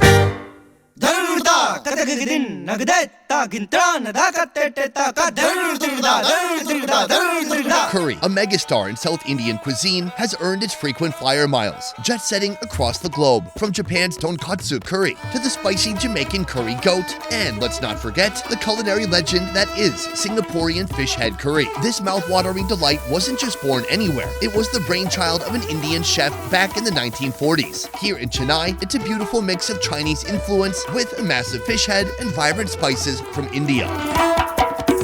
Drizzle some sesame oil into a pot and sizzle those mustard seeds, fenugreek, and a secret stash of spices. Add a handful of fragrant curry leaves and a punch of fresh garlic. Then comes the red onions, turmeric powder, and diced tomatoes. Now for the magic. A dash of rock salt and a pot of tangy tamarind water turns this into a flavorful stew. Now it's time for the entire fish head. And here, the more forehead, the better. Cook for 10 minutes and serve. Tasting this dish is a culinary adventure, a daring journey through a labyrinth of bones to uncover the sweet, succulent meat bathed in a robust, spicy curry. The rich and tangy broth, infused with aromatic spices, envelops the tender fish head into a full-blown symphony of flavors, where heat, zing, and savory goodness play in perfect harmony.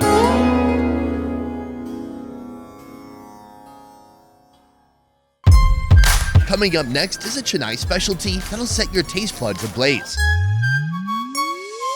It's a dosa, seasoned with podi idli, a gunpowder seasoning made from the most fiery chilies in town. If you're up for a heat wave on your palate, this one is for you. 1976 அப்பா அம்மாவும் சேர்ந்து ஆரம்பித்தது தான். அது ஆரம்பிக்கும் போது தள்ளு வண்டியில் இருந்தது. தள்ளு வண்டியில் லேபர்லாம் வைக்கிறதுக்கு கூட கெப்பாசிட்டி இல்லை. குடும்பம் ரொம்ப ஏழ்மையான குடும்பம். அப்போ கஸ்டமர் நிறைய வர ஆரம்பித்தாங்க. பார்த்தீங்கன்னா அப்பா அதில் அவர் எங்களுக்கு சொல்லி கொடுத்தது அந்த ஆனியனில் வந்து ரொம்ப முக்கியமாக ஒரு கலப்பை போட்டுருப்பாங்க. இஞ்சியும் அதில் இருக்கும். அது ஒரு நறுமணம் கொடுக்கும். உடம்புக்கு ஹெல்த்தின்னு இஞ்சியும் போடுவாங்க, தேங்காய் போடுவாங்க. Presenting Ghee Podi Dosa, a fiery twist on the classic dosa from southern India. This variant is generously coated with gunpowder spice, a blend of black gram, sesame seeds, and the spiciest dried chilies in the region. Spread the dosa batter in small circles across the tawa. Sprinkle a mix of diced onions and fresh coriander on top. Next, generously sprinkle the gunpowder spice over each mini dosa. Then a splash of ghee or clarified butter is added to each one for that perfect sizzle. Put them over and add another drizzle of ghee for that extra golden crispiness.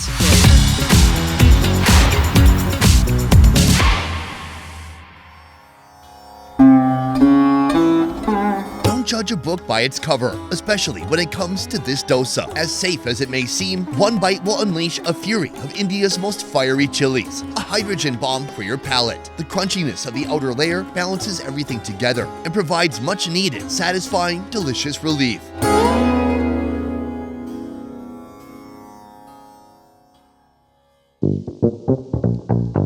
In many places, white bread may just be seen as empty carbs, but in India, it's transformed into a potentially deadly yet heavenly treat. Picture this, deep-fried bread torn apart, generously soaked in a spicy curry, and topped with a succulent deep-fried chicken leg. This is the kind of delicious danger you'll encounter in Chennai. एक जगह है उधर तमिलनाडु में, वो तमिलनाडु जगह उस जगह का ये फेमस परोठा है. ये परोठा पहले गांव का परोठा है, तूतुकुड़ी. 2 परोठा आपको 45 रुपये 45 रुपीज़ में मिलेगा. उसमें 3 ग्रेवी डालेगा, चिकन ग्रेवी डालेगा, मटन सालना डालेगा, नाटकोली ग्रेवी डालेगा, 3 ग्रेवी डाल के आपको देगा. Meet puri chop parota, famously known as the flaky ribbon pancake. This unleavened flatbread, made from maida and Indian white flour, boasts a unique texture, perfect for sopping up rich curries. Its roots trace back to Jaffna, Sri Lanka, before spreading across the Indian subcontinent. To start, fry up numerous pre-made parota dough discs in hot oil until they turn golden crispy. Hand smash them to eliminate air pockets, maximizing the surface area for soaking up flavorful liquids. Next comes a few scoops of mutton curry, followed by a country chicken curry on top.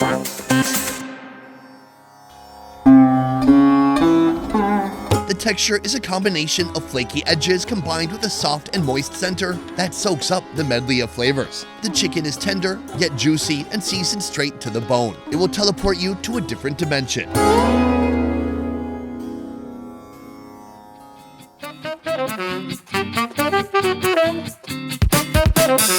Our last stop lands us at a restaurant run by a serious cheese hunter. So cheesy. This guy's cheese escapades have gone global, chasing the most outrageous, cheese-loaded dishes worldwide. But just a warning, if you're lactose intolerant, you may just want to risk it all for this next dish. Get set for Chennai's cheesiest creation. I love cheese. So I wanted to try it in an overloaded way, cheese. So this melted cheese sauce was made by us in-house using cheddar cheese and then mozzarella and processed cheese. It's our own homemade ingredients we use. Every customer orders at least one item that have this cheese sauce. You cannot explain it. It's so cheesy and so yummy.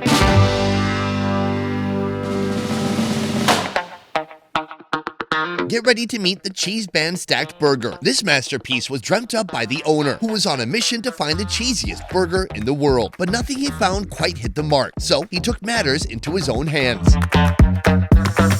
Start by buttering up a circular form for the patties. Stuff it with aloo tiki balls, made from a mixture of potatoes and peas. Add more butter to the patties, then give them a flip. Top the patty with a slice of cheddar cheese, and then slather it with the restaurant's secret cheese sauce.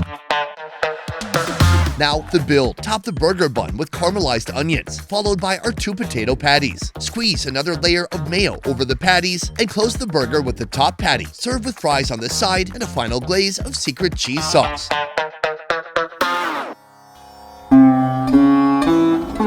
This burger is a cheese lover's dream come true. Buttery tiki, an oozy blend of cheeses, crisp lettuce, and mayo team up for a mouth-watering, indulgent flavor fiesta.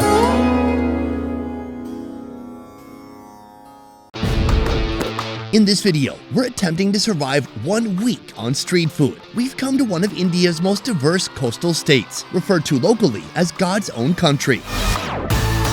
Welcome to Kerala, the undeniable epicenter of spice in India. Besides its lush green landscape and long picturesque beaches, Kerala's got some mind-blowing street food. From the cheapest food you can find in southern India to India's most controversial dishes. Dishes that could get you killed, or worse, they could get you serious time in India's judicial system.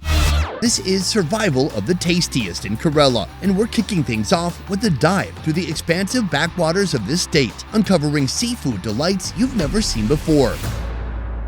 Starting our ultimate seafood escapade, we're diving into one of Kerala's most legendary dishes. Fish, doused in a thick masala and cocooned within a banana leaf. This pocket of flavor will blow your taste buds to the moon.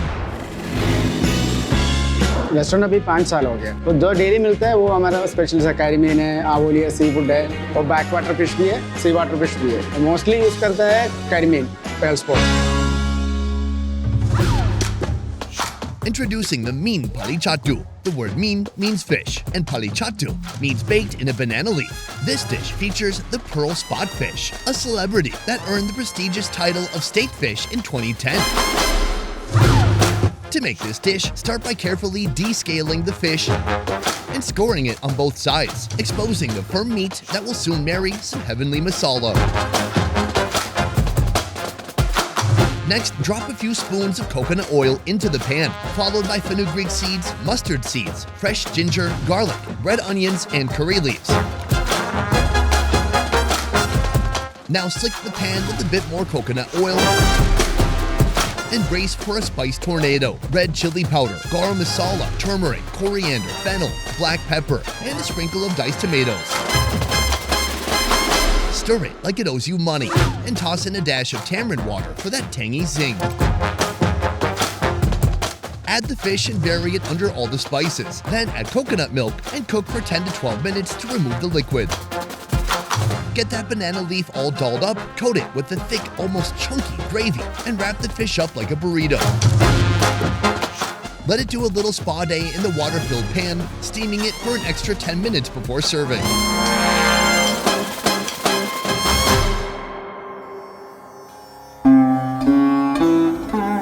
You know you're onto something when you wish you could trade places with a dish wrapped in banana leaves. All warm and snuggled up in there, the fish concoction releases bold and tangy flavors. The fish has a firm, white, flaky meat that perfectly absorbs all the spices and the love that's been added to it.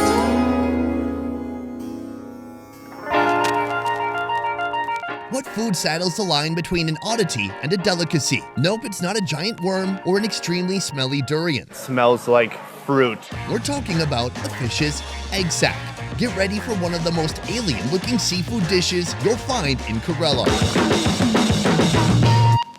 It's been 40 years now. The restaurant is actually started by a father in 1983. He is actually a person who would love to serve food happily and tastily. So he just started the restaurant. Most of the customers are 40 plus and they always say that like their nostalgic feeling with the gravy, with my fish curry and all.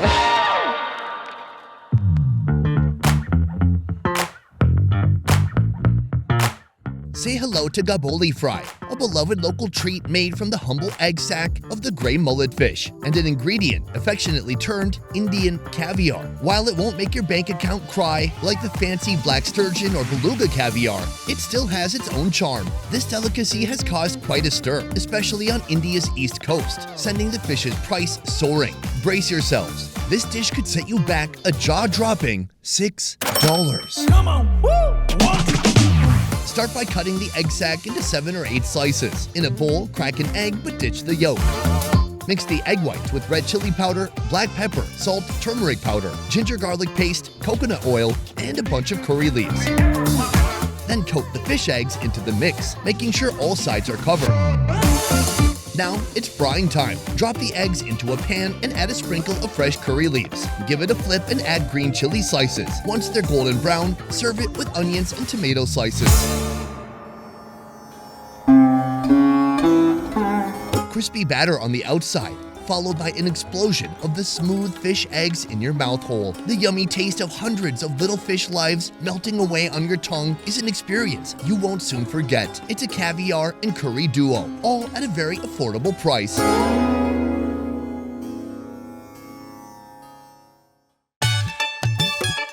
Kochi seafood comes straight from its remarkable backwaters, a fascinating network of rivers, lakes, canals, and lagoons spanning half of Kerala state. It's where freshwater rivers meet the salty embrace of the Arabian Sea, nurturing an ecosystem with diverse species, crabs, frogs, mud skippers, you name it. Our next dish is a testament to this aquatic treasure trove's freshness. Cafe was here long back. We just renovated the place into the place which we are seeing now 8 years before. The dish is common in our households. As part of tourism, we just introduced it to a cafe. That's clam which is available here is small in size. We call it as kakka erachi. Similar thing which is available in other places is called mussels. It's called kalumakaya. That might be a little bigger one. Let me introduce you to Kakka Masala, the go-to treat for clam enthusiasts in Kerala. It's the classic and easiest way to enjoy these bivalves in the region. Plus, with clams in abundance, it's practically a universal recipe known by everyone here. Prepare by flavoring the fresh clams using their secret homemade masala blend. Add coriander powder, salt, garam masala, Kashmiri red chili, and give them a good rub down to ensure the flavors seep in. Then oil up the tawa and drop in our clams, followed by a hand of curry leaves, a drizzle of oil, and red onion slices. Mix it well before adding sliced tomatoes. Finally, top it with fresh coriander and serve with slices of cucumber and tomato. Initially, you'll experience the delectably spicy and savory masala. Then the clams bring in their brackish, earthy vibe, joining the party. These tender mollusks have quite the knack for soaking up all those zesty seasonings. This is seafood done Kerala style.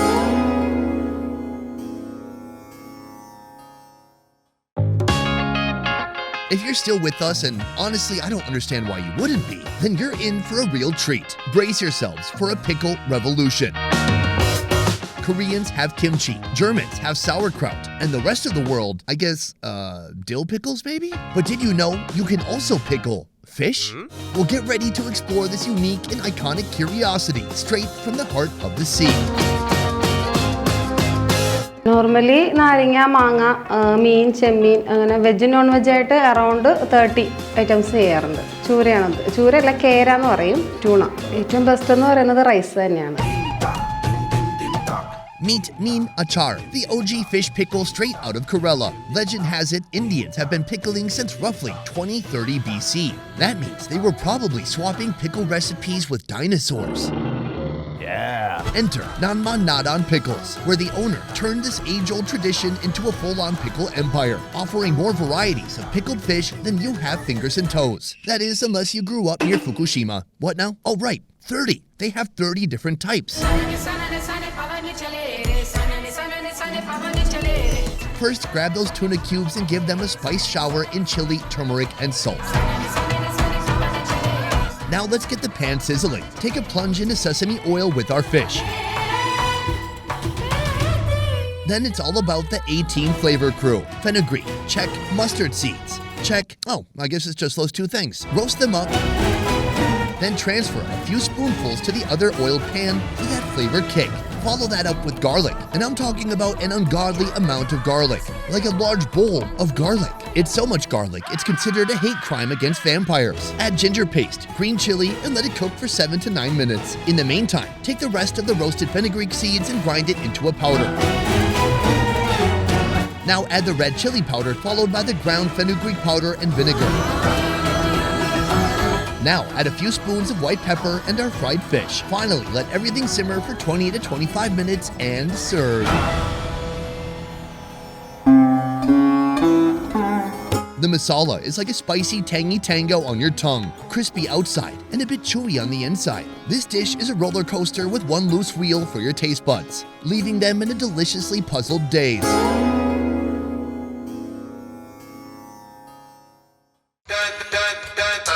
India's got some bragging rights with over 4,500 miles of coastline. Along with it, a huge shrimp and prawn industry. An industry so massive, it accounts for a whopping 15% of the world's prawn production. Our next dish features a globe jet-setting crustacean making its way from these shores all the way to plates worldwide. So we just started 6 months back, and our crowd is actually like celebrities, family, and youngsters. Prawn, it costs, depends on the sizes, like once we get, like, depends on the catch.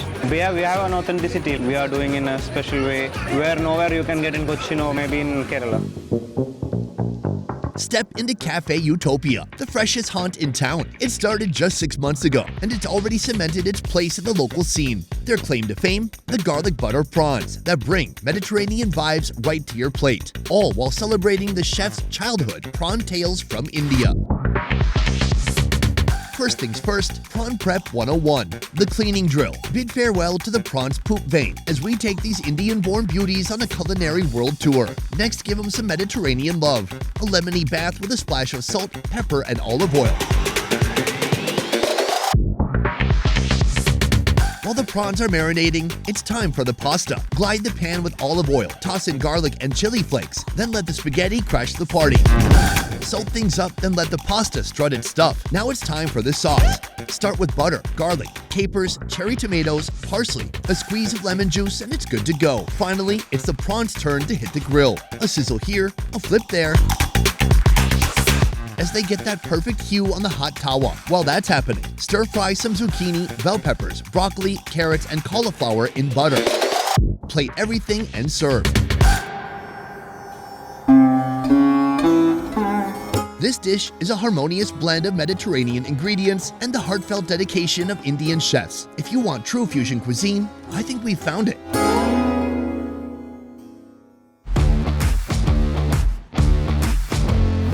After a day filled with Kerala's most unique seafood, it's time to tiptoe into the dark alley of this state's culinary playground. Yeah, I'm talking about where all the naughty kids have fun. We're talking about the forbidden, we're talking about the outlawed. Foods that might even get you some jail time in other parts of India. So what exotic culinary treasures are worth this kind of risk? You're about to find out. In the great saga of forbidden foods in India, beef is usually what comes to mind. India, being predominantly Hindu, has about 20 out of its 28 states, giving the cold shoulder to this protein. Cows and bulls hold a revered status in Hinduism, while in religions like Jainism and Buddhism, there's a tradition of respecting these animals, resulting in their non-consumption, except of course, in Kerala. In this corner of Kochi, beef gets a hall pass, showing up in delightful forms, like in our first divisive meal of the day. Say hello to the beef roll.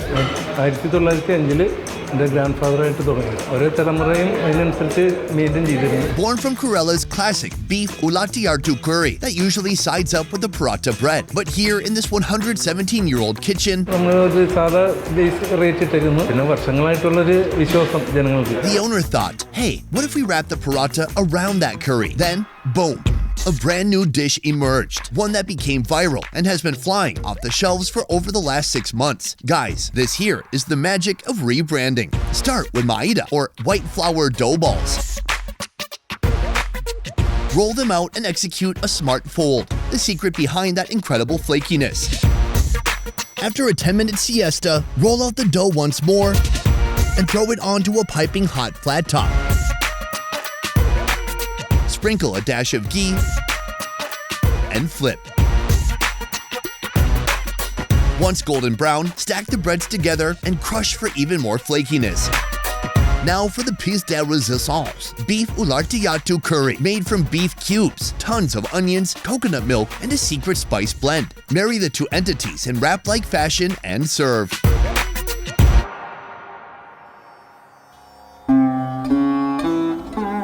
The flaky, freshly baked paratha is a texture magician, crisp, layered, and as pillowy as a cloud's belly. Then you've got the beef curry, heavenly spiced beef cubes that infuse our doughy sidekick with its rich, flavorful essence. It's so good, it'll make you temporarily forget about the beef ban, until you venture beyond state lines, that is.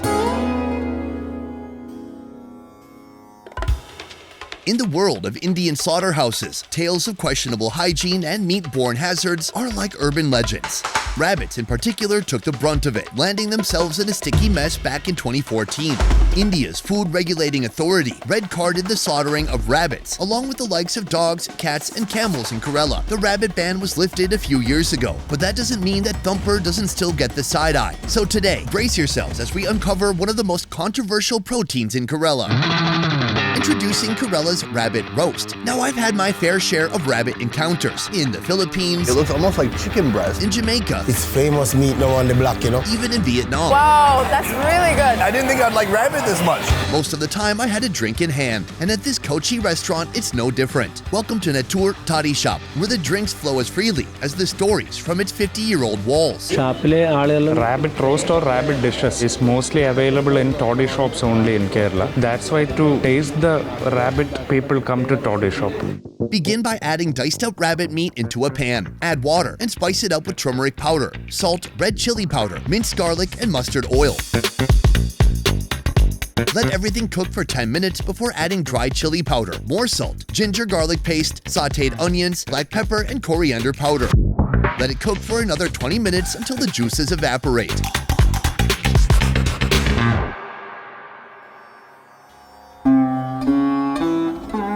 This dish just might be the reason they lifted the ban on rabbit. Because seriously, who could resist this? Especially if you're 6 drinks in. Some pieces of rabbit meat are tender and some are chewy, but both burst with wild flavors. And hey, if there's a small bone or two, consider it an unexpected crunch, just to keep things exciting.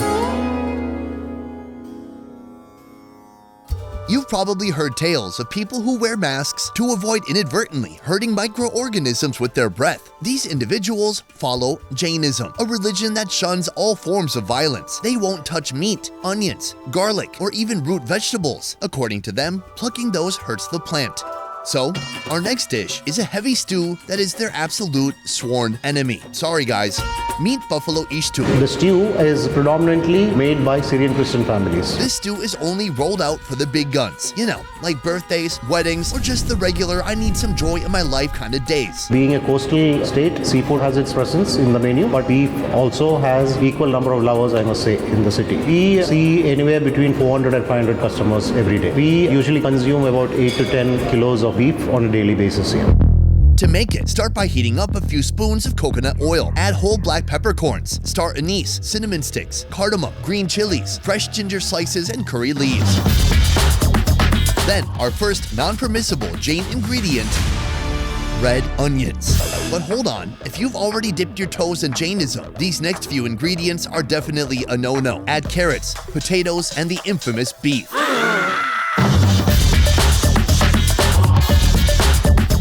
Complete with coconut milk that will turn this into a deliciously thick stew. Then serve in a clay pot alongside appam, a traditional rice batter pancake.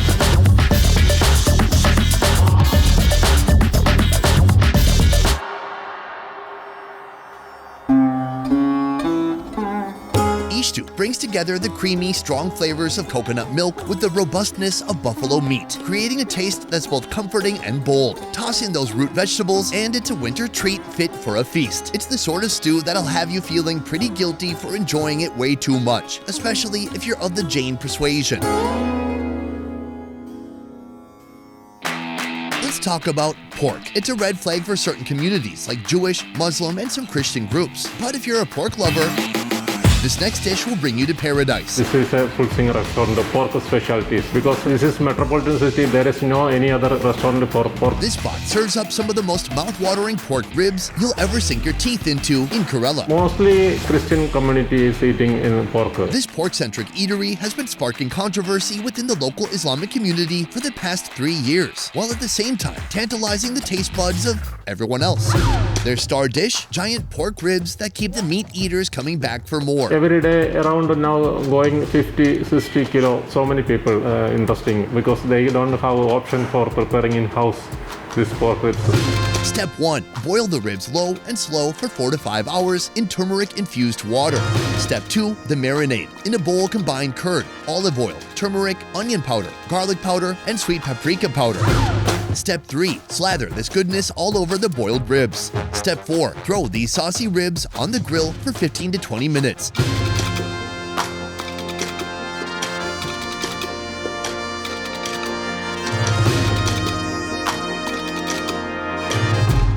Brushing on more marinade for that mouth-watering glaze. Plate and sprinkle with chili flakes and fresh coriander. Then serve with a side of carrot and onion salad.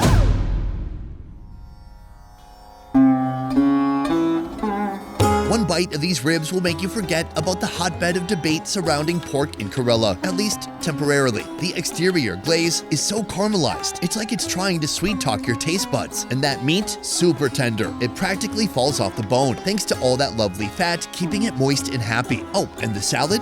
There's not too much to say about the salad. It's just here for moral support.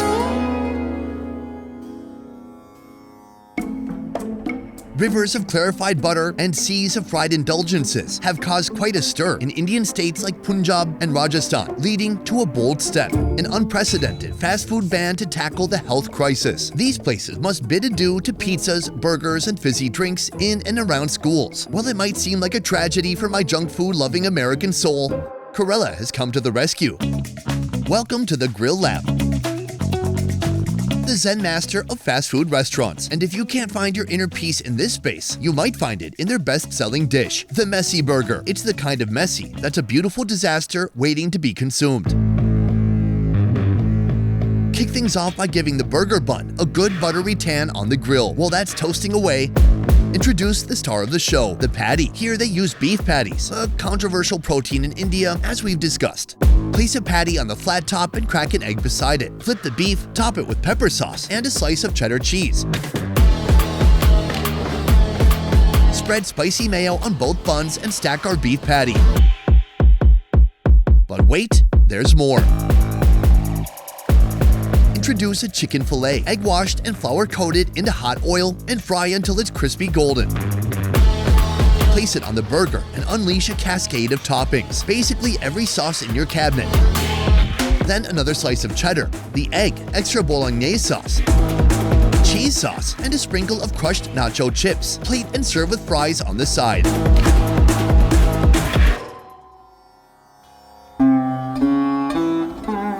This creation is like an edible rebellion. The messy burger is a chaotic celebration, a wild medley of goodness crammed between two buns. If you think there's no such thing as too much of a good thing, then you've met your match. We're leaving the sinful indulgences in the rearview mirror and rolling our way into a realm of forgiveness. Well, more like financial forgiveness. Lucky for us, Kerala has some epic street food that won't break the bank. But the question is, can we survive a whole day on a budget of just $5? Let's find out.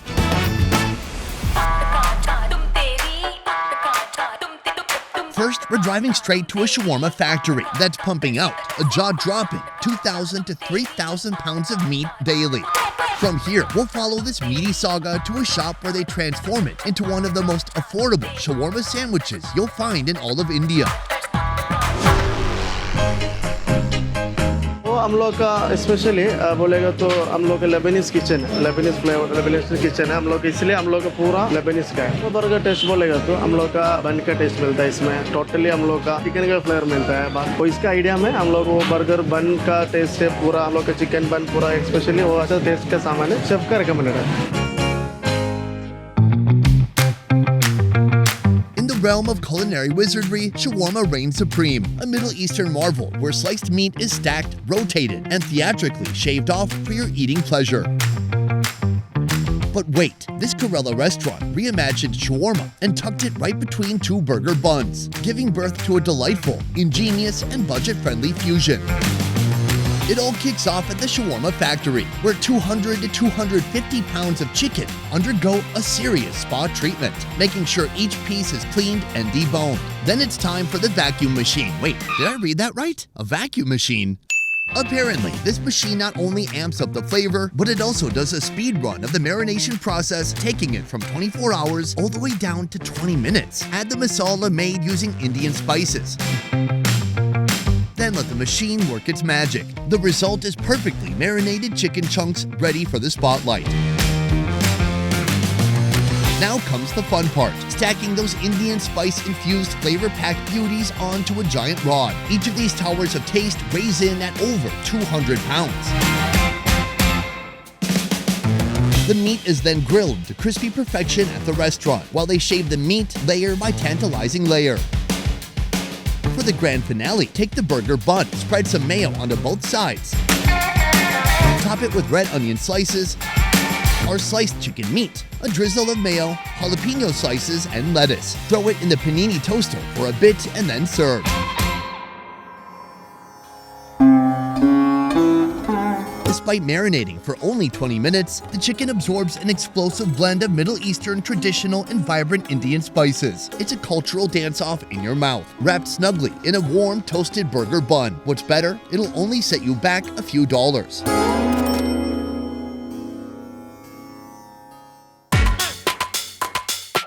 Our next stop introduced a one-of-a-kind dosa to the world. A dosa that breaks all the rules. The bad boy of dosas, because it's packed with quail eggs that are raw.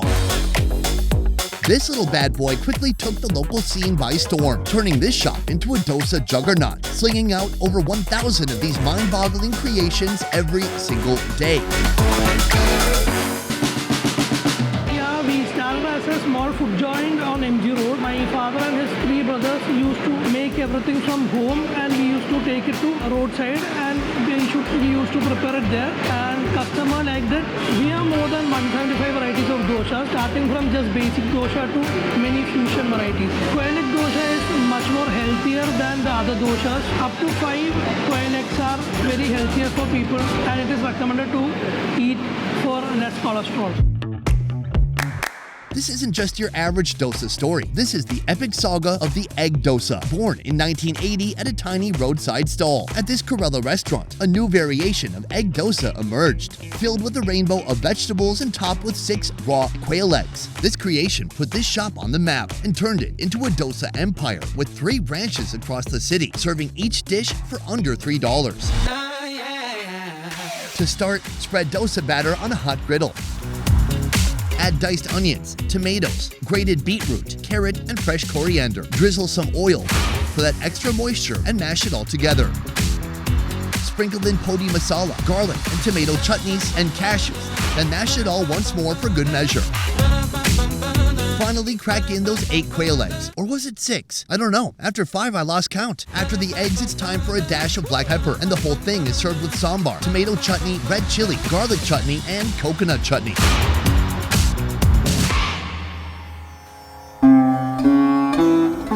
Imagine biting into a slightly sour and crispy savory pancake that envelops a riot of colors and flavors. Think earthy beetroot, fresh carrots, tangy tomatoes, and the richness of quail eggs oozing over it all. It's the protein-packed breakfast option your gym trainer should have told you about.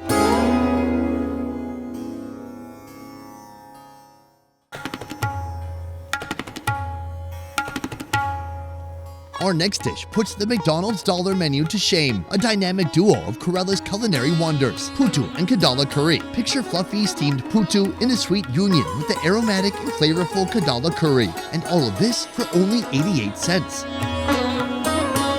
So this is one of the old restaurant in our town. It was started in 1956. So we have a huge fan base. I'm learning this dish from my mother. In childhood, we used to make putta, and this type of dish is in my home. It's my childhood. All right, everybody, let's give a round of applause to putu, the coconut and rice sensation that usually struts its stuff for breakfast. But hey, who says it can't be a lady of the night too? And accompanying the putu, we've got the kadala curry, the chickpea stew that's like the peanut butter to the putu's jelly. I may be mixing up my metaphors, but you get the idea. In a pan, add coconut oil and red onions. Allow 3 minutes for a sizzling session. Then introduce green chilies, the tomatoes, and those oh so glorious curry leaves. Then, sprinkle in chili powder, turmeric powder, coriander powder, and a pinch of nutmeg. Toss in the overnight soaked chickpeas. And, in the spirit of recycling, a little bit of the chickpea water. Top it all off with a generous pour of thick coconut milk. While that simmers, prepare the putu. Add rice powder mixed with shaved coconut into the putu steamer and let it go for 3 to 4 minutes. Plate and serve with curry and papad, a type of Indian cracker. The chickpea curry has rich flavors of spices mixed with coconut. The gravy is spicy and mildly sour. And let's not forget the putu. This steamy, warm treat tastes like a fluffy coconut rice cake. Together, their magic is unreal, like a home-cooked meal from Grandma's house before she got dementia. The best part is that this dish costs less than $1. Beat that, Grandma.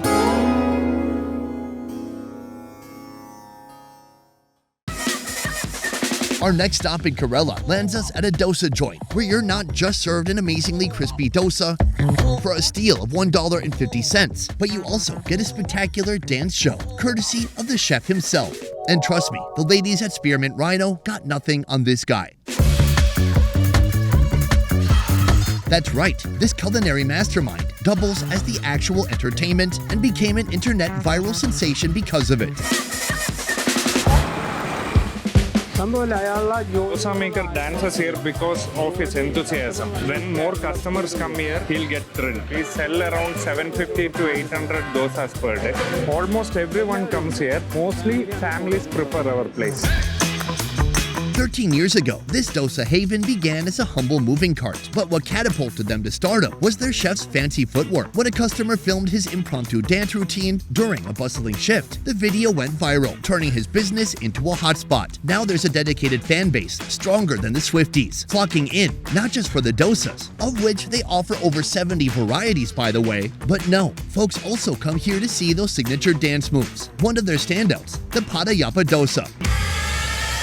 To create this showstopper, start by spreading out the dosa batter on a sizzling hot flat top. Then comes the egg mixture.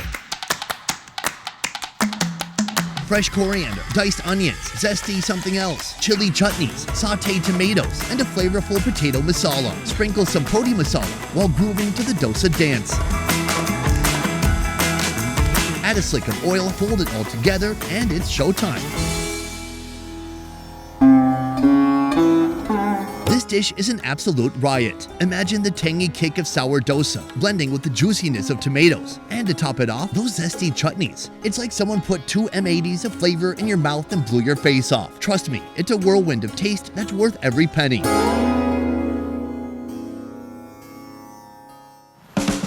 We complete our food adventure with a household name, the curry that lights up Indian takeout menus with a constellation of pepper icons. What I'm saying here is that it's very spicy. Brace yourselves for the fiery curry goodness that may burn a hole in your tongue, but definitely not in your wallet. നമ്മൾ 2019 തുടങ്ങിയത്. അത് കൂടുതലും കൊച്ചിക്കാർക്ക് ബീഫാണ് ഇഷ്ടം. പിന്നെ അത് എരിവുള്ളത് കൊണ്ട് കൂടുതൽ അതിനോട് ഇൻട്രസ്റ്റ് വന്നു. പുറത്തുനിന്ന് കൊണ്ടുവന്നതാണ്. പിന്നെ നമ്മുടേതായ രീതിയിൽ ഇപ്പോൾ ആൾക്കാരും പല രീതിയിൽ ചെയ്യുന്നുണ്ട്. ഞാനിപ്പോൾ എൻ്റെ രീതിയിലാണ് ഇപ്പോൾ ഇത് നിങ്ങളെ കാണിച്ചേക്കണത്. Please bow down to the reigning champ of Indian curries, Vindaloo. Hailing from Goa, this spicy sensation has its roots in a Portuguese dish called carne de vinha dalos. The original recipe involved marinating pork in a mix of vinegar, garlic, and red wine. But India took this recipe and went absolutely nuts, leaving the Portuguese formula in the dust. Here in Kochi, they start by filling a pressure cooker with beef, green chilies, slices of ginger, curry leaves, salt and turmeric powder, then they let it cook. Next, add ginger, garlic, black pepper, mustard seeds, and water, all in a blender, and grind it up. When it turns into a delicious paste, move it to an oiled up pan and cook it until its aroma replaces all the oxygen in the room. Then add turmeric powder, red chili powder, and coriander powder. Now the chef's secret weapon, an onion, tomato curry that's been slow cooked with turmeric and left to cool down overnight. Add that to a blender for a nice shake before adding it to the pan. Let it cook with the beef for 20 more minutes and serve. This curry is not for the faint of heart. It's a mouth-burning experience, filled with a spice kick that will leave you questioning if you even have functioning taste buds anymore. But don't worry, amidst the fiery chaos, the beef tenderly embraces the rich, garlic-infused gravy like a cozy blanket. So let's weigh the pros and cons here. As for the pros, you can get this dish for under $1. And for the cons, you might find yourself calling your mom to come grab you after that spice trauma.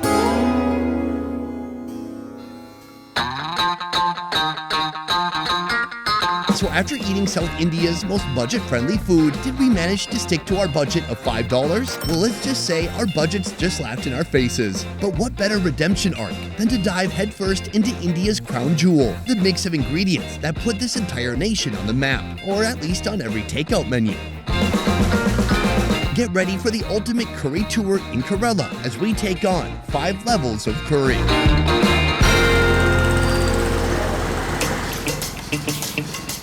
Before we dive into the world of spice, let's clarify something for our non-Indian friends watching. Masala is basically a spice mix that forms the soul of a lot of Indian recipes. And curry? Well, it's that spice blend's cooler, more popular cousin. You know, that cousin that helped you pick your first tattoo when you were 12. The flavorful start to our curry journey in Kerala begins with a dish so dry, it could be considered a choking hazard. Say hello to a chicken slow roasted in a symphony of earthy spices. Chicken perlan is actually a tomato-based chicken roast in a Kerala style. It's a medium spicy, everyone can eat. Chicken perlan is a easy recipe. So for the breakfast and all, it's a umma's easy trick to make a small dish, but it's really tasty. Chicken curry is like the ultimate bonding agent. It brings folks from Southeast Asia, the Caribbean, and even North America together. They've all got their unique chicken curry spin, but it all began in India. Here in Kerala, we have a dish called chicken parattu. To make it, start the party with a splash of mustard oil in a hot pan. Then invite the whole crew. Mustard seeds, ginger strips, diced garlic, fresh green chilies, dry red chilies, curry leaves, red onions, and cashew nuts. Let them dance and mingle, like a party for people who are over 40 and divorced.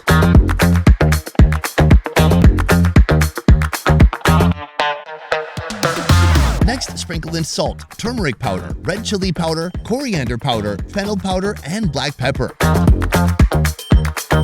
Add tomato puree and let it cook for 10 to 15 minutes to create a thick paste.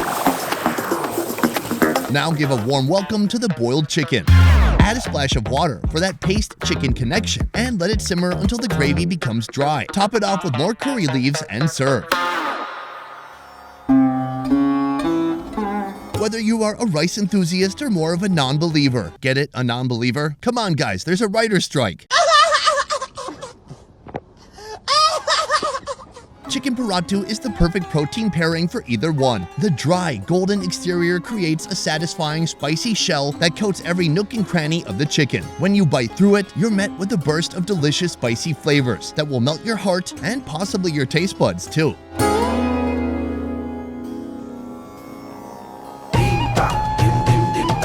Picture this, you've got a lightning-fast layover in India, but your appetite is in overdrive. The thali comes to the rescue, a flavor-packed extravaganza in one shareable dish. But if you're lucky enough to land in Kerala, you can swap that thali out for the ultimate food marathon, the sadhya.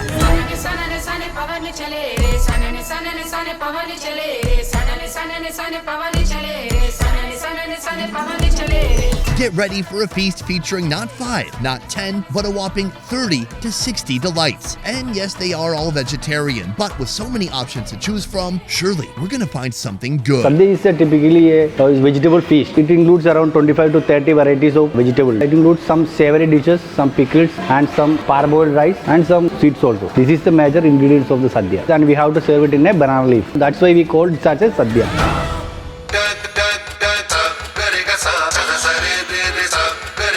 Now, usually I'd be against vegetables, vegetarianism, and veganism in general. Oh, it's so gross. But I always make an exception for India. I didn't eat any animals today. Typically, this Kerala-born treat is rolled out during big events, weddings, religious gatherings, or, you know, those eat-your-feelings kind of days. To assemble the sadhya, first lay down a leaf and prepare 3 glasses. Carry gali, a spiced detox drink, buttermilk for that creamy goodness, and rasam, a zesty South Indian soup. Sprinkle a bit of salt, then add the crunchy essentials, banana chips, sun-dried bitter gourd, and a zingy curd chili.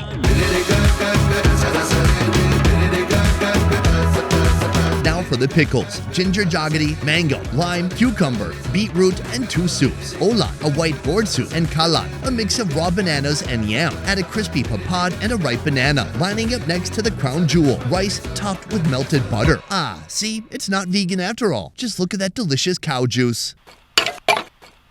No, no, no, no, no.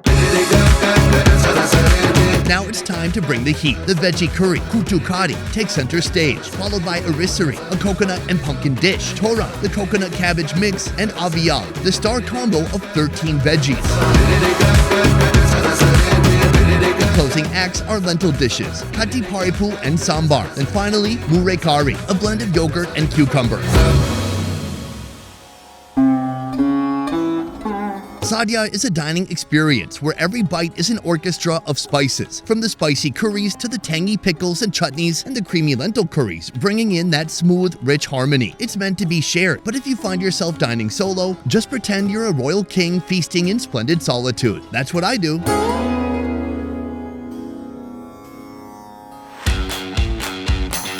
Curry is actually a term that was coined by colonizers in India, used to lump together various unfamiliar dishes. As these recipes were carried worldwide, they morphed to match local palates. Hence, curry has become a global sensation, with different versions claiming their own origins. But let's get real. The heart of curry lies in India. You grew up with cooking like this. That's amazing. Our next stop, a restaurant whipping up such an insanely delicious curry that they managed to sell a staggering 250 gallons every single day. This is sambar, a popular Indian stew that was created back in the 15th century. Legend has it that a Maratha ruler decided to play chef while his cook took an unexpected break from the kitchen. Lo and behold, his lentil experiment turned into a masterpiece. Or maybe he's just taking credit for the chef's work. We'll never know, because the chef was put to death. Just kidding. But you did this for what? Why not? Why? Why not? Why though? The dish was so good, he named it after himself. So humble.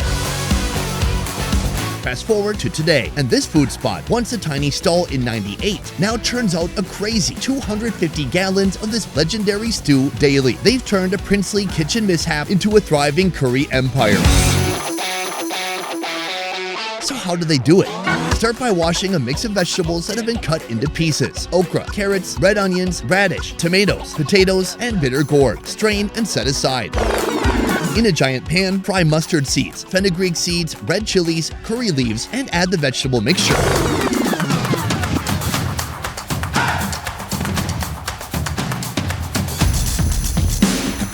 Add turmeric powder, salt, mango powder, coriander powder, and red chili powder. Now, the star of the show, urad dal or lentils, boiled for 5 hours or overnight. Transfer the seasoned veggie mixture into a giant pan with the dal, then add diced tomatoes. Vigorously stir for 30 minutes until all the flavors mingle together.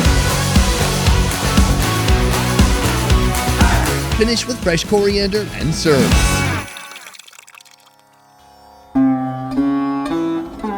Sambar is the ultimate flavor conductor, dishing out a symphony of tastes: savory, spicy, sweet, tangy, and with a hint of nuttiness, all mingling together better than a group of 40-year-old divorcees at a speed dating party. Pair it up with crispy dosa or warm breads, and you've got yourself a culinary adventure and inevitably a food coma.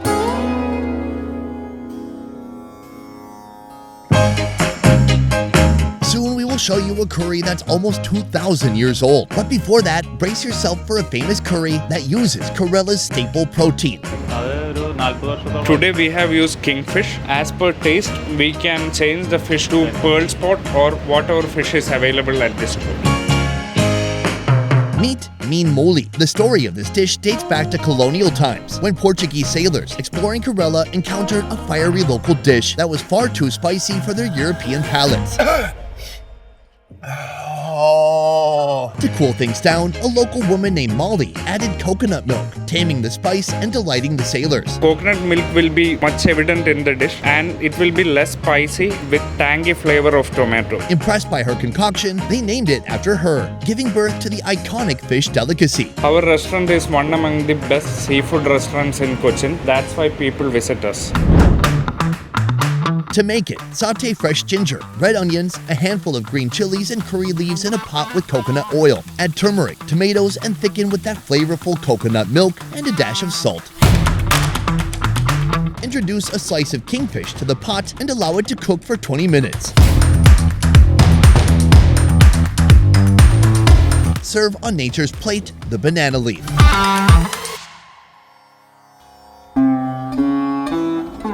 The rich coconut milk sops up the spice without taking away from the incredible flavor. The fish flavor shines through, maintaining a firm texture amidst all that gravy goodness. When I say I want to go swimming, inside a pool of this gravy is exactly what I have in mind.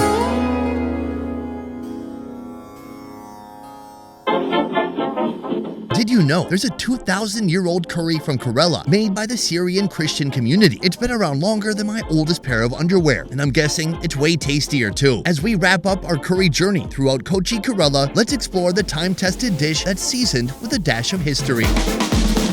Ever since St. Thomas set foot in India back in 52 AD, the Christian community began to grow in Kerala. Among their culinary treasures lies Irachi Pidi, a dish composed of two flavorful components, the chicken curry, fondly called Pidiyam Cozio, and the mini rice batter pancakes known as Pidi. Think of them as distant cousins to Italian gnocchi in both preparation and texture.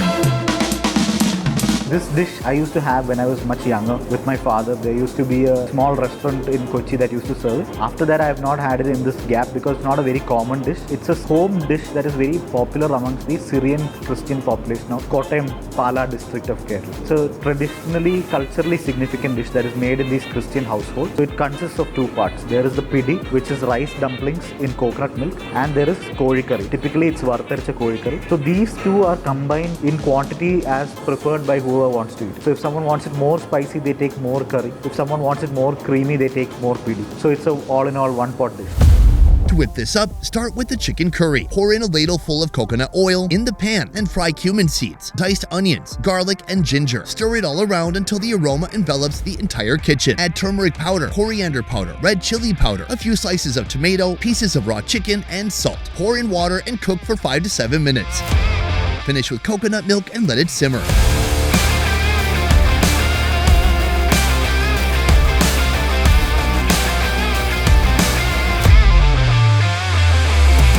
Next, the pidi. Blend together grated coconut with red onions. Add that to the pan and add more grated coconut, rice flour, coconut milk, and knead it together to form a dough. Mold it into tiny ovals and steam them.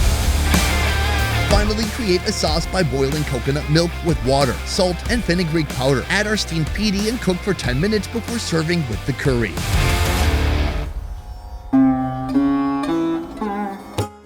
It was a lot of steps, but you know what, guys? We finally got there. Imagine an Italian gnocchi waltzing down the aisle with a spicy chicken curry. The pidi, soft, juicy, and infused with bold coconut flavors. It melds beautifully with the fiery yet heartwarming curry. It's like a match made in culinary heaven, or it's like meeting your second soulmate at a party for 40-year-old divorcees. In this video, we're diving into the meat-packed heart of Goa, India's smallest state with the biggest, boldest flavors. From exotic meats, so daring they'll test your limits, all the way to insane porky creations. Today, we're pushing boundaries and breaking culinary rules. But first, let's tackle an epic challenge, eating as many Goan foods as possible with just $5 in our pocket. Our first budget-friendly choice is a traditional Indian blue-collar breakfast staple, the Ross omelette. Originally a clever concoction to jazz up plain eggs and leftover curry, it's now the go-to grub for thrifty locals. This dish features a creamy egg omelette bathed in the liquid gold of charcuterie gravy, a hallmark of Goan Catholic cuisine, found at every corner of the city.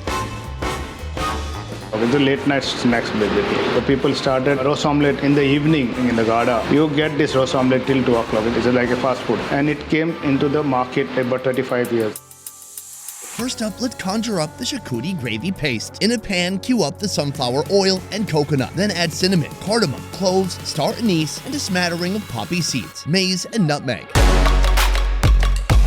Toss in turmeric powder, dried chilies, garlic, and onions for good measure. Once sautéed to perfection, blend it all into a paste.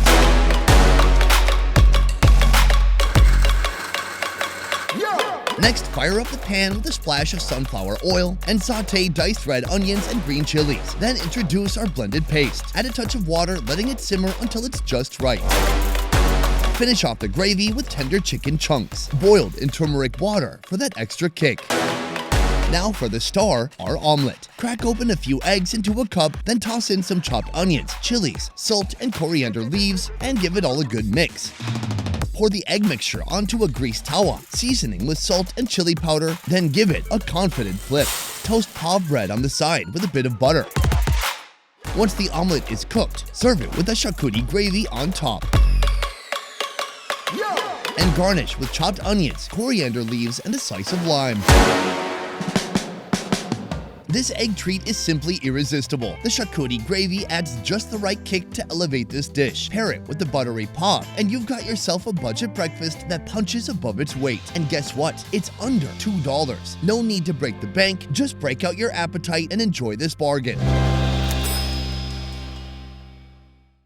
For our second money-saving meal, brace yourselves for a sandwich that defies the laws of economics. I'm talking juicy beef nestled between two slices of bread, all for just $1. This snack is so sought after, it disappears faster than you can say, oh snap. In fact, the owner's motto is simple: 2 hours a day keeps the profit steady. And trust me, those 2 hours are all it takes for these sandwiches to sell out. Start by pounding thin beef cutlets into even thinner slices. These slices have been soaking up the flavors of a homemade chili marinade. A concoction of green chilies, red chilies, coriander seeds, black pepper, fennel seeds, nutmeg, star anise, cinnamon, garlic, onions, olive oil, and Goan vinegar. Next, each slice gets a cozy coat of semolina before taking a hot oil bath, crisping up to a perfect golden brown on all sides. Now onto the assembly line. Split a sandwich bun in half and load it up with our crispy cutlet and a generous helping of homemade cabbage salad. A blend of cabbage, onion, tomato, coriander, Goan vinegar, and salt. Finally, serve with a smile. Though beef can be a touchy subject everywhere in India, Goa has a knack for it, and this sandwich is $1 well spent. Succulent, juicy beef, seasoned just right with charcuterie gravy, sandwiched between crispy bread and a tangy salad. We're almost at the halfway point of our budget, and my wallet is already starting to feel the pinch. But my quest for affordable eats continues. Here in Goa, they've turned overlooked bones into a tasty treat priced at only $1.44, a budget-friendly dish that even the high rollers cannot resist. So basically, when they had the whole pig, the main meat would go to make sausages or vindaloo, which was for the rich people or the high class. You get the ribs and spare ribs around. So this is the place where you get this admas from. And that was like the poor man's cut of meat, which became into a nice delicacy, and now it's shared all around Goa. Meat admas, also known as bone and meat. This curry is one of the most preferred dishes among the locals here in Goa. Let's start with the aromatic admas masala. Mix together ginger, garlic, black pepper, cumin seeds, cinnamon, turmeric powder, dry red chilies, salt, Goan vinegar, and water. Then blend it all together. Now add the beef bones to this traditional aluminum pot called a patilla, followed by sliced onions, tamarind water, a pinch of salt, and a drizzle of oil. Then mix everything together. Add water, close the lid, and let it cook for a few hours. After that, add in our admas masala. Mix and let it cook a bit longer until the bones are fall off the bone soft.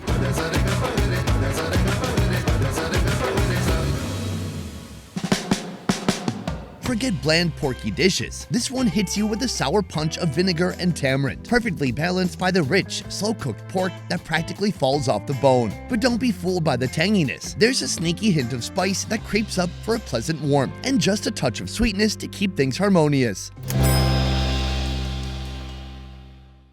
At this quaint 45-year-old joint, you can snag a dish that's practically a meat avalanche, complete with a sauce that'll make you want to lick the plate. And the best part, it's just a tad over $2.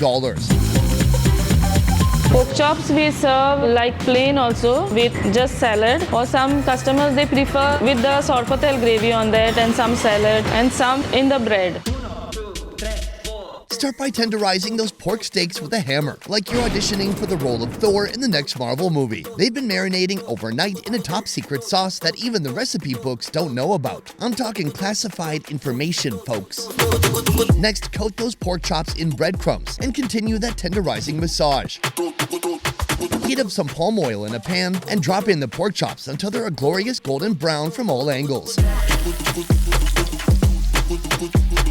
Once they're nice and crispy from their fry-up, chop them into bite-sized pieces and serve them up with a dollop of sorpatel gravy and a side of cabbage salad. These pork chops are so crispy, they'll make your grandma's dentures jealous. With each bite, you'll savor the savory fried meat enveloped in a satisfyingly crunchy breadcrumb armor. And if it ever feels too dry, just douse it with some more sorpatel sauce or fresh salad. Finally, for our last budget-friendly option, we're diving into a taste of Mozambique that's found its way to Goa. And if you're thinking the Portuguese had a hand in it, well, you would then be spot on. The dish's name, Cafriel. It pays homage to the African region of Cafraria. Let's kick things off by tossing some tomato and onion puree into a big pot. Then our homemade paste, boasting coriander, mint, chili, and a secret spice blend that's under lock and key. Now onto our poultry protagonists. These brave chicken pieces have been marinating overnight in a green masala so potent it could wake up the dead. Made with coriander, green chilies, ginger garlic paste, lime, and a dash of turmeric. Carefully submerge each piece into the pot and let them cook in a blend of sauces for 25 minutes. After that, it's time to serve.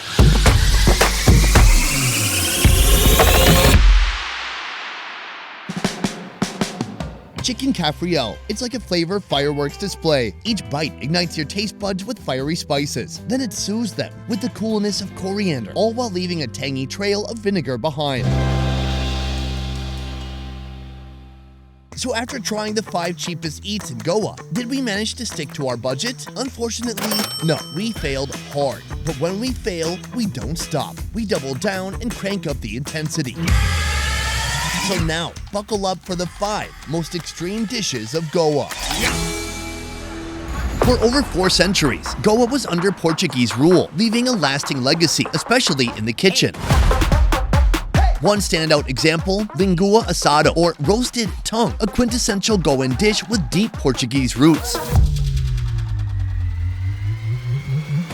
Lingua assada came into the menu because of public demand, because it's a delicacy. There are spices like clove, cinnamon, turmeric powder, black pepper, and it gives a fusion of taste. While the Portuguese food, lingua assada is just a plain blend thing cooked in wine and with some herbs and something like that. So the fusion of the Goan spice and preparation of the Portuguese food gave on this very tasty dish. Let's dive into the weirdness with a trusty pressure cooker, loaded up with a medley of spices, black pepper, cinnamon, dried red chilies, and bay leaves. Then saute with chopped red onion until fragrant. Now introduce diced tomatoes, turmeric powder, ginger garlic paste, and a zesty squeeze of lemon, followed by a generous sprinkle of garam masala, and the star of the show, the entire beef tongue. Season with salt, add water, and seal the lid for 40 minutes in order to create a tongue tenderizing sauna.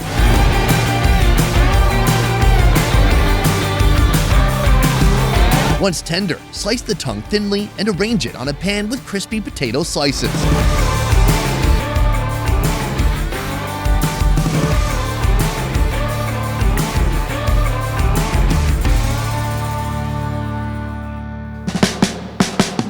Bite after bite, you're journeying through centuries of culinary convergence, where Portuguese influence intertwined with Indian spice expertise. The tongue's texture is tender yet slightly chewy, and its flavor, let's just say one taste is all it takes to get hooked for life.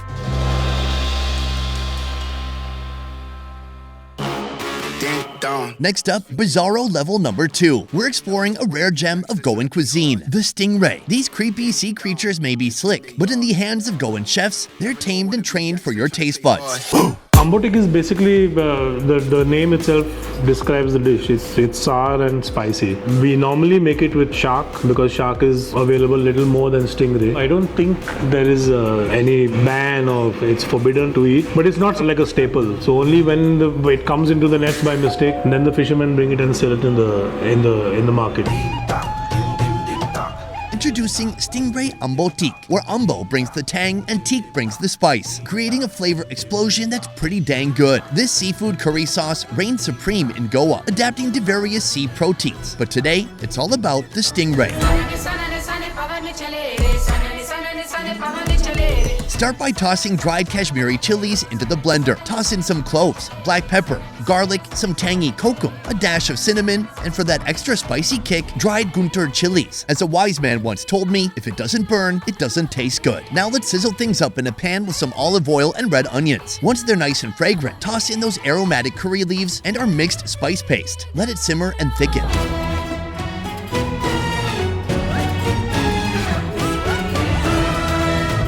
Then gently introduce those tender stingray cuts for a delightful 10-minute soak.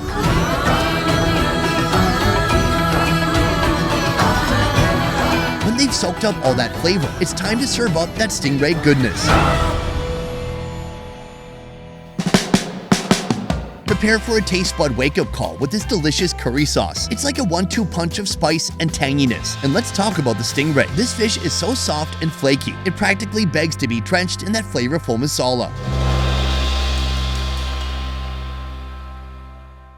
For our next level of bizarre, get ready for a Goan curry straight out of the 16th century. This dish is so old, it's practically archaeology on a plate. Made with raw pork blood for that extra oomph. It's like experiencing life in the past, except you don't have to deal with that whole plague thing. Let's see if this ancient concoction stands the test of time, or if it's better left in the history books. Say hello to pork cabidela, a dish that's not afraid to get its hands dirty, or in this case, bloody. Originally a Portuguese recipe designed for poultry, here in Goa, they switched things up and used pork instead. First up, the masala. Gather your spices, including dried red Kashmiri chilies, cloves, ginger, garlic, cinnamon, and turmeric powder. Then blend them into a paste with a few spoonfuls of vinegar. Next up, it's time to get cooking. Heat up some oil in a clay pot and toss in those diced red onions and pork that's been marinating in vinegar. Saute for a bit, then add our fresh homemade masala paste. Add water and let it simmer for around 45 minutes. After a good simmer, it's time for the piece de resistance, a French expression that I don't understand. But what it means here is that a few spoonfuls of raw pork blood are added, providing a perfect thickness and color to the mix. In a surprising turn of events, pork cabidela delivers a taste experience that's more tangy than bloody. The rich curry coats our soft pork chunks that were marinated to perfection in vinegar, offering a flavorful punch without any overwhelming iron notes from the blood.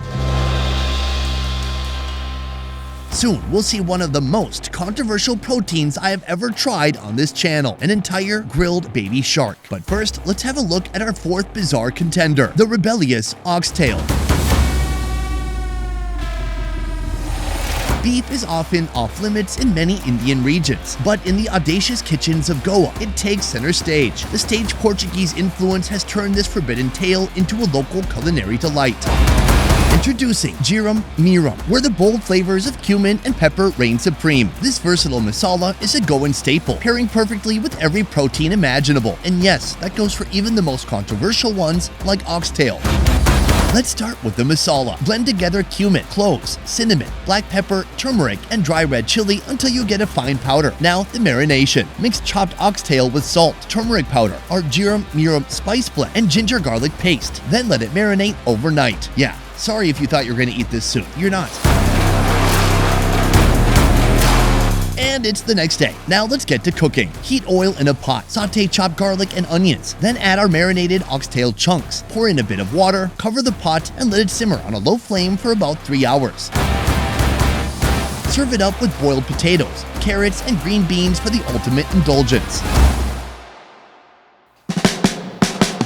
Oxtail Jiram Miram will blow your flippin' mind. Bursting with cumin and pepper goodness, this dish is a sweet symphony of spices enhanced by the rich flavors of melted fat and bone marrow from the tail. After hours of slow braising, the oxtail meat is irresistibly tender, practically falling off the bone with each bite.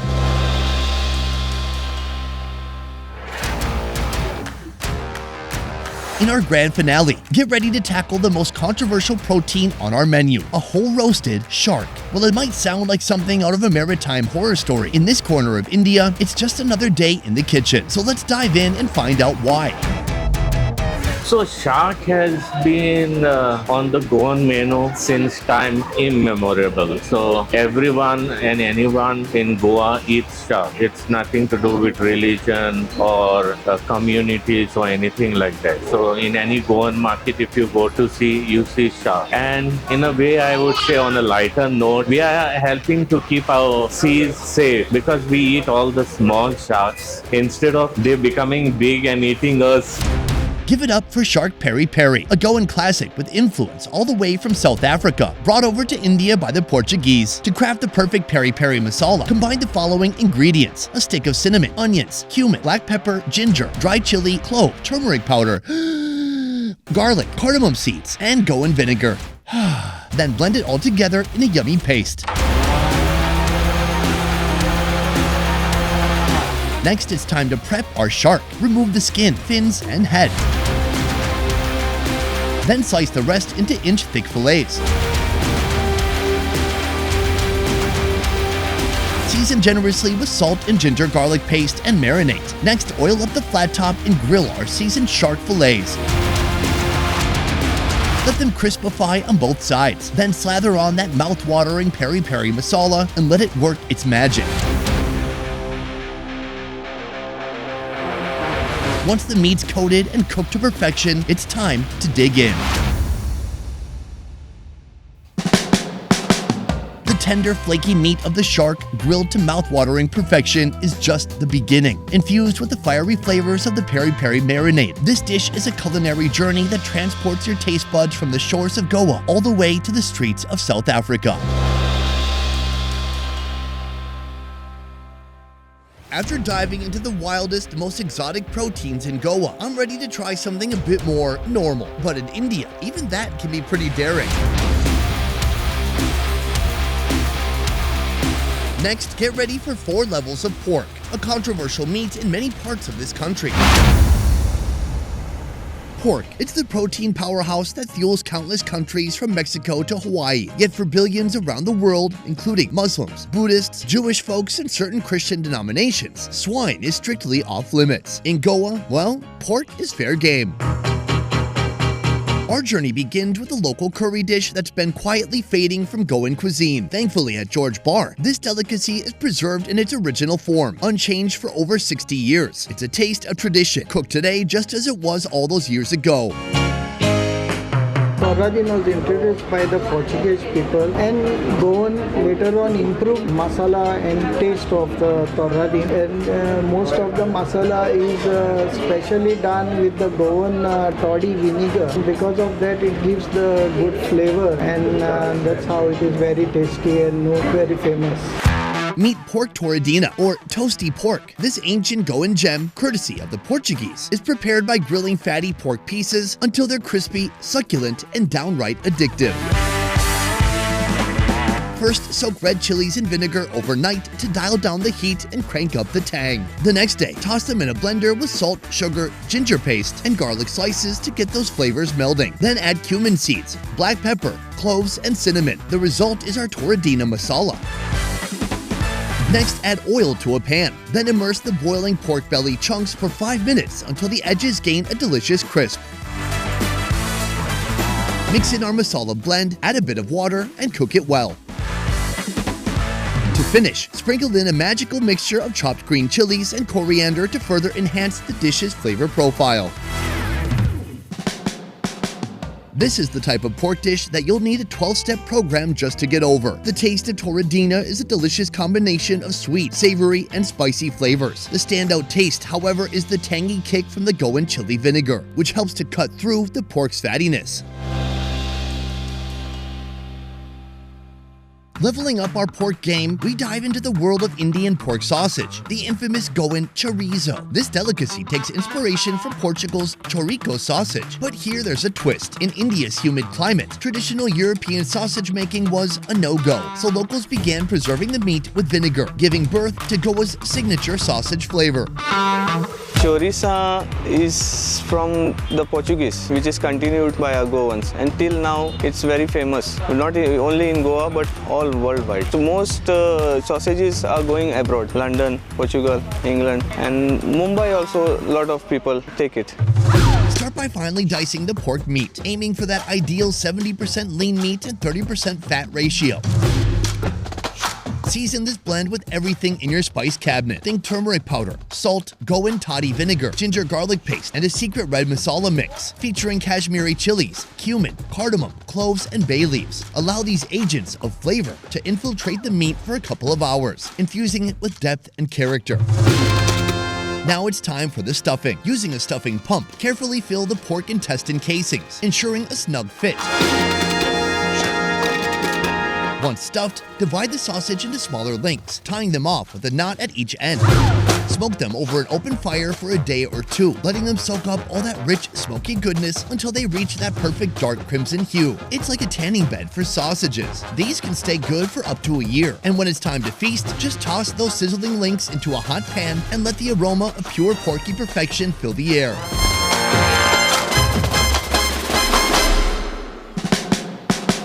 This is a sausage experience like no other, infused with a subtle hint of coconut, courtesy of the Goan vinegar made with coconut fenny, a double distilled spirit. This dish delivers a uniquely tropical twist. Its rustic texture, achieved by using chopped meat instead of minced, ensures that every bite is a hearty revelation, with generous chunks of meat stealing the spotlight. Our third level of pork is nestled within the walls of the oldest hotel in Goa. This 130-year-old mansion not only preserves historical architecture, but also age-old recipes, including a pork masterpiece that contains pork fat, intestines, liver, and gizzards.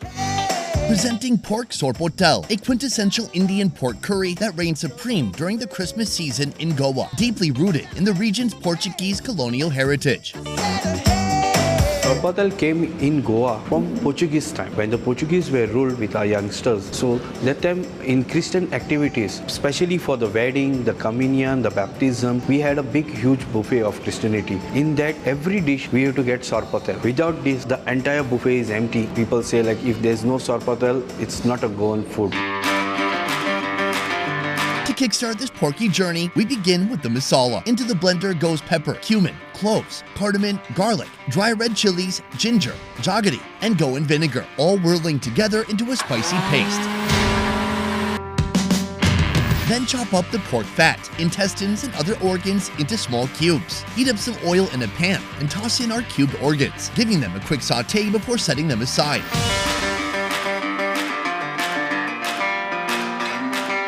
In the same pan, add more oil and sauté chopped onions until golden brown. Then introduce our masala mix. Pour in some pork stock and a touch more jaggery for sweetness. Sprinkle in 2 more spoonfuls of vinegar for that extra zing, followed by the triumphant return of our organ meats. Give it a good stir and serve with a garnish of freshly chopped coriander leaves.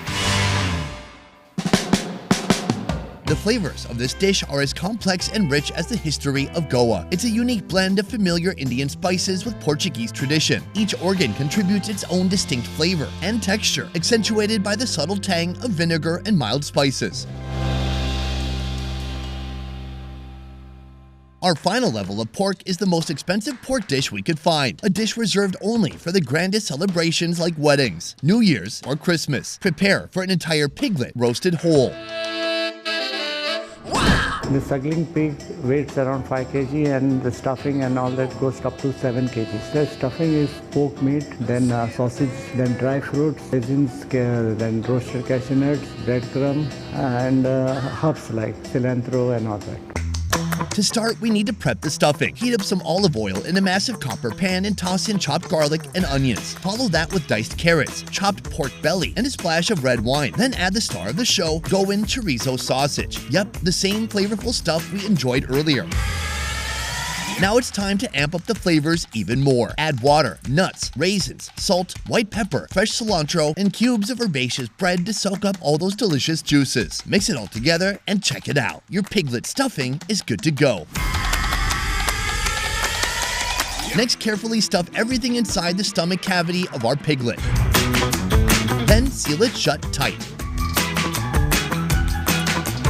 Now let's surround the piggy with some aromatic goodness. Mix together rosemary, garlic, and diced root vegetables like carrots, red onions, celery, and potatoes. Drizzle with olive oil, season with salt and pepper, and arrange them around our little friend on the baking tray. Lastly, give the pig a nice olive oil rub down to ensure that crispy, bubbly skin we all love. Pop it in the oven and let it bake for a leisurely 4 hours on low heat. Once it's done, give it a final glaze of olive oil and paprika. Then it's time to dig in and savor every succulent bite. This oven-roasted pig is fit for Indian royalty and quite possibly the crown jewel of Nguyen pork dishes. As you slice into it, the skin crackles like fireworks on the 4th of July. With each bite, you're greeted by a warm embrace of aromas, a blend of spices, rendered pig fat, and savory stuffing. Slow roasted for hours, every morsel is tender, juicy, and bursting with flavor. The smoky essence of chorizo sausage takes center stage in the stuffing, balanced by a subtle sweetness from the dried fruits. It'll have you craving seconds before you've even finished your first bite. 4 levels of pork showed us the turf side of Goa, but now it's time to bring out the surf side. I want to see what unique aquatic creations we can find. I'm talking Goan seafood, baby. Let's go. For all the crab aficionados out there, our first contender takes the hassle out of shell cracking and goes right to the flavor. When you're coming to Goa, Goa is a land where you have seafood and a crab is a delicacy. So eating a crab that is basically off bone is a specialty. So people who cannot eat the full crab with their own hands, they prefer the stuffed crabs. And since it is infused with a Goan masala, it adds to the taste of Goa.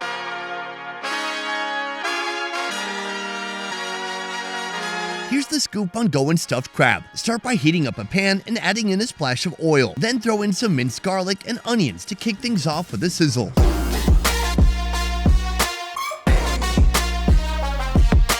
Next up, elevate the flavor profile with chopped tomatoes and the real MVP, Goan red masala paste, a fiery concoction of Kashmiri red chilies and local spices that bring the heat to level 11.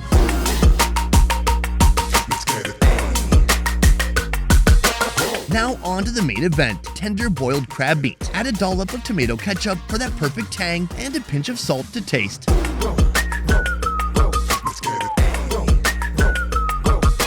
Stuff it all back into its former shell residence for a presentation that's as impressive as it is delicious.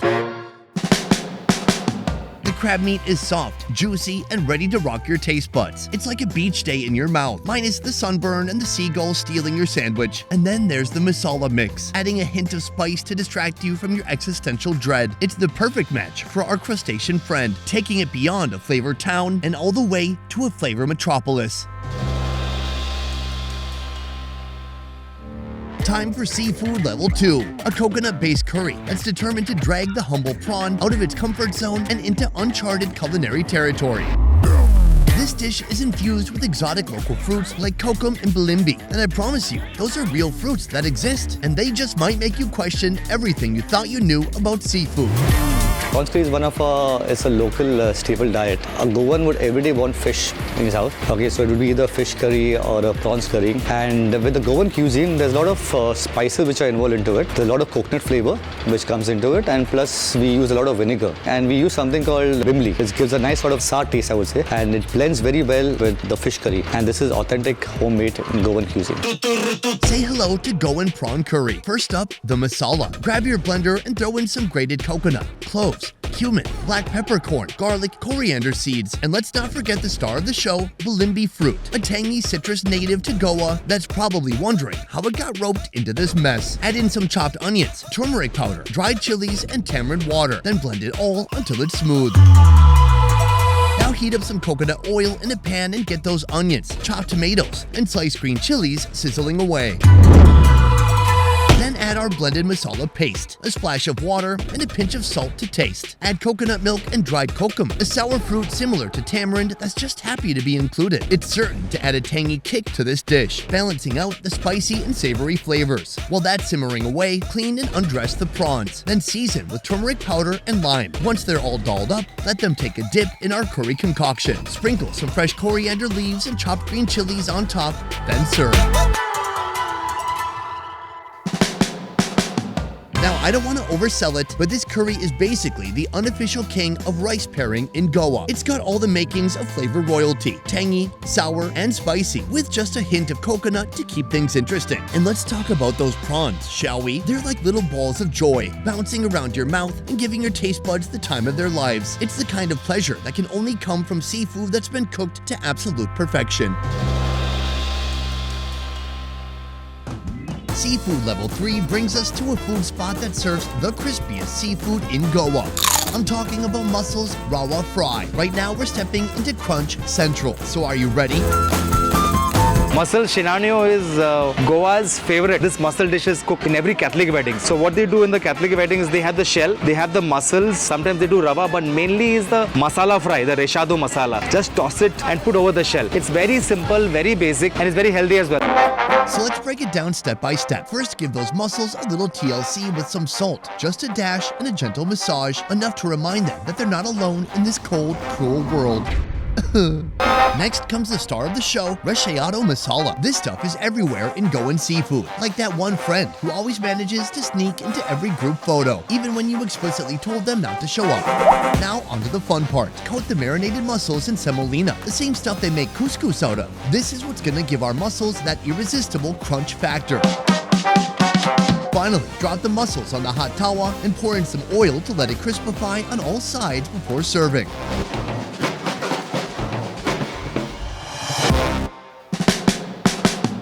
Mussels rawa fry. It's like the VIP guest at every beach bar and restaurant in Goa. You'll spot it on every menu, and for a good reason. That crispy semolina shell, it crackles with every bite. Inside, you'll find that tender mussel meat, tangy and spicy, courtesy of the reshado masala. Seafood Level 4 introduces a controversial protein cooked up in a traditional curry found exclusively here in Goa. This dish redefines sour and spicy, offering a flavor experience like no other. And it's not just shaking up taste buds, it's also giving locals and tourists a whole new perspective on seafood. Because why settle for the usual when you can dive into a dish that's as bold and as daring as your decision to wear socks and sandals? The dish ambotik is a traditional Goan dish. It is basically made with fish, and the fish what we use traditionally in Goa is shark. Shark being widely available everywhere. We do not have any restrictions of shark wherever some other places are banned. The second option also, you could do it with sardines, but however we do it with shark. Meet Shark Amboti, a dish that's here to shake up your seafood routine, whether you asked for it or not. First things first, let's make the masala. Throw in some red chilies, black pepper, cloves, cinnamon, cardamom, garlic, ginger, tamarind, red onions, Goan potty vinegar, turmeric powder, and cumin seeds. Give it all a good blitz until it transforms into a mouth-watering paste. Next, the shark cuts. Season them up with salt, ginger garlic paste, turmeric, and a squeeze of lemon. Let them marinate for a few hours to soak up all that flavor goodness. Now heat up a pan and pour in some oil. Toss in chopped garlic, ginger, green chilies, and sliced onions. Then saute until they're nice and fragrant. Now add in our ambotik masala, along with a splash of water, a pinch of sugar, Goan vinegar, and kokum, a local sour fruit that's like the distant cousin of the mangosteen. Finally, lay down our marinated shark cuts and let them simmer in the masala for a solid 5 minutes. When it's all said and done, serve it up in a bowl with some kokum and sliced green chilies on top. Join corner where the big boys play.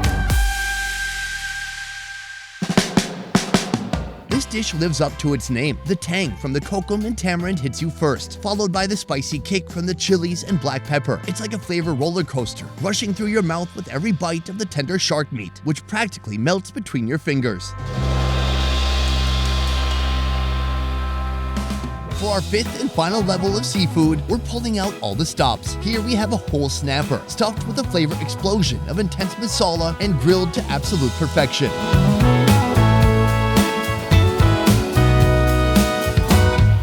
Allow me to introduce snapper recheado, a Goan classic with Portuguese roots. In fact, the name itself, recheado, means stuffed in Portuguese.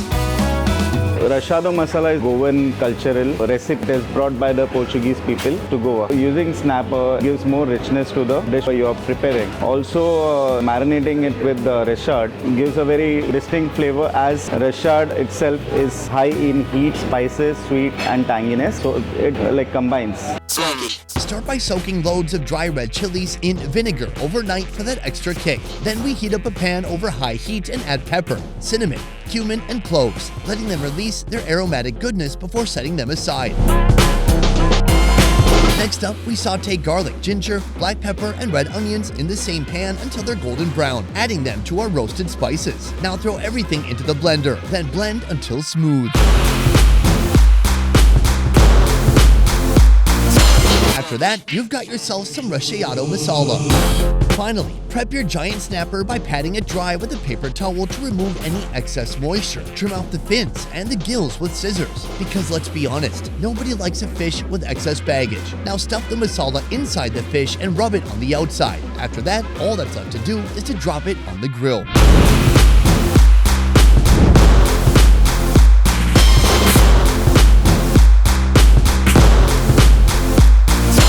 Serve on a plate covered with banana leaves along with onions, bell peppers, and a beetroot salad. Finish with a touch of radish. This dish's tangy and spicy flavors have earned its permanent place in the hearts and stomachs of Goan seafood lovers. The smoky flesh of the snapper brings it all together. But let's not forget about the star of the show, the snapper itself. Inside that crispy, smoky exterior lies a world of flaky, soft goodness that's as sweet as it is satisfying. You'll find tender muscle meat, tangy and spicy, courtesy of the rachado masala. Kolkata, the center of culture, education, and the former capital of India, is home to over 14 million residents. In this melting pot of cultures, you'll discover a tempting array of budget-friendly street food that captures the essence of this city's diverse culinary heritage. In this video, we'll explore everything from Kolkata's dangerously unhealthy street eats to the city's timeless classics, ending with a challenge to see if we can survive in the streets of Kolkata with just $5. But first, let's dive into the mysterious world of India's Chinese cuisine.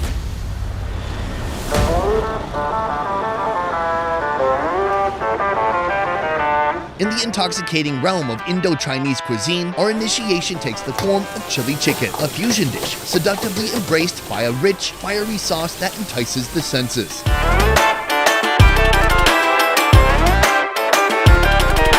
Start with a dollop of oil on a flaming hot wok. Add minced ginger and garlic. Then the veggies, onion, carrots, capsicum, and green chilies. Next, Szechuan sauce, soy sauce, and tomato sauce come together to create a flavor base. Followed by salt, pepper, and good old MSG. Let everything combine before adding spring onions. Now, fill the wok with water. Thicken it up with cornstarch to create a rich, sticky sauce. Finally, add the fried chicken and let it absorb all those flavors.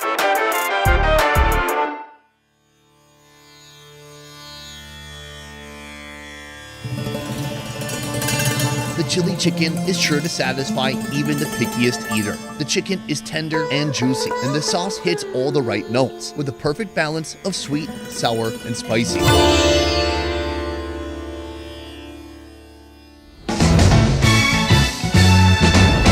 Coming up, a hidden gem tucked away in the home of this migrant family. Here you can savor the authentic Chinese specialty that helped them thrive for generations.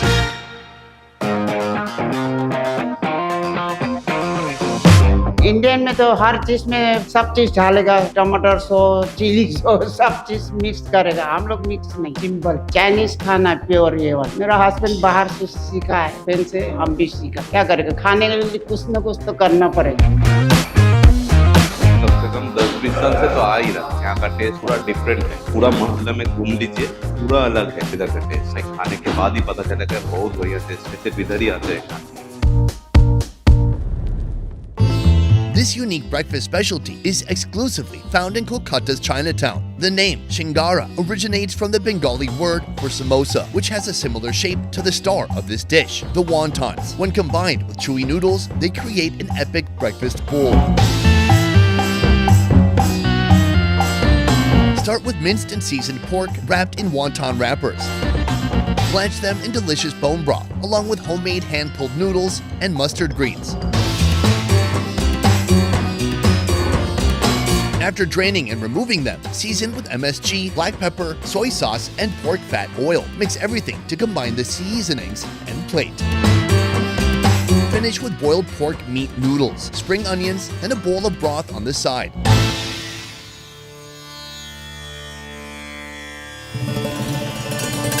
The end result is a symphony of porky goodness, entwined with chewy noodles and aromatic spices, delivering a deeply satisfying taste adventure.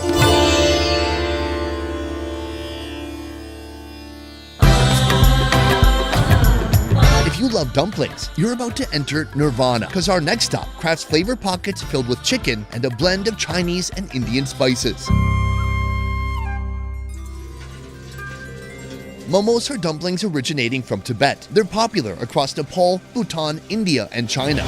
These delightful bite-sized treats consist of a thin, doughy wrapper filled with a mixture of seasoned minced meat. They're commonly steamed or fried and served with flavorful sauces.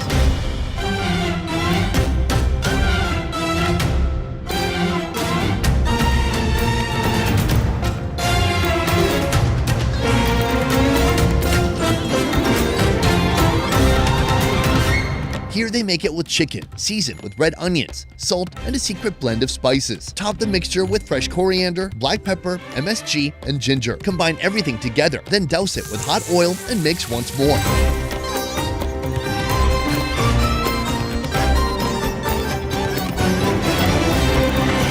After that, roll out the dough from refined flour and fill it with your yummy mixture. Seal it with a signature move to create this beautiful work of art. Add everything to the steamer and cook for 15 minutes. Once done, let them cool down and serve with Szechuan sauce and chicken bone broth.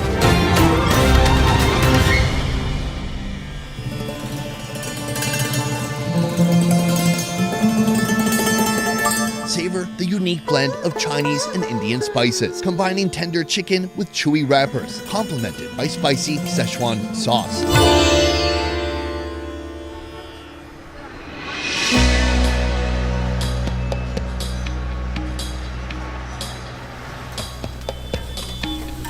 A sizzling griddle, clanking spatulas, and the aroma of stir-fried noodles. These are the signs that a plate of delicious street food is just around the corner. Get ready for one of the best noodle treats of your life.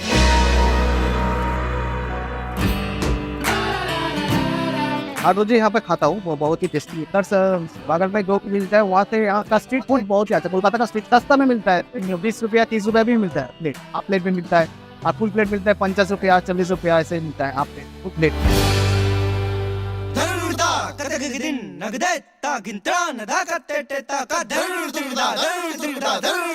Chow mein is a popular Chinese noodle dish known for its unique stir-frying technique, crispy texture, and use of thick, chewy egg noodles.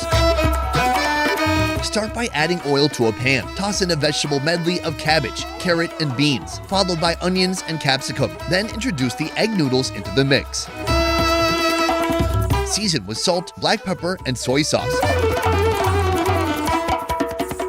Set the noodles aside to cook up the eggs.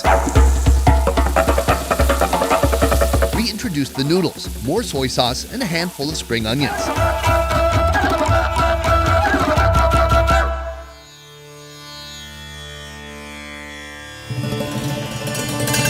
Egg chow mein offers a harmonious fusion of tender egg, savory Szechuan sauce, and chewy noodles, creating a delicious experience.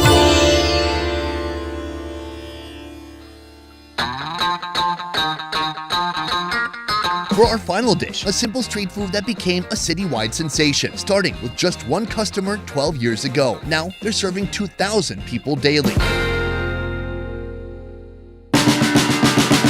जैसे Indian में बहुत सारे Chinese food बिकते हैं जो बड़े बड़े restaurant में भी बिकते हैं। चाइनीज लोग जो बनाते हैं वो लोग मसाले का बहुत कम इस्तेमाल करते हैं, जिसकी वजह से हमारे इंडियन लोग उतना ज्यादा पसंद नहीं करते। बस एक बार खा लिया चाइनीज फूड। लेकिन जब हमने उसको पढ़ाई करके जब उसको अपने मसाले में कन्वर्ट किया तो जब देखा पब्लिक के सामने जब पेश किया, कंज्यूमर माइंड ब्लोइंग आउटस्टैंडिंग, जिसकी वजह से आज मेरा चाइनीज फूड लगभग मेरे कस्टमर लाखों में। स्टार्ट किया तो सिर्फ एक ही कस्टमर, लेकिन आज के डेट मेरे शॉप में कम से कम 1500 से 2000 कस्टमर रोज के आते हैं।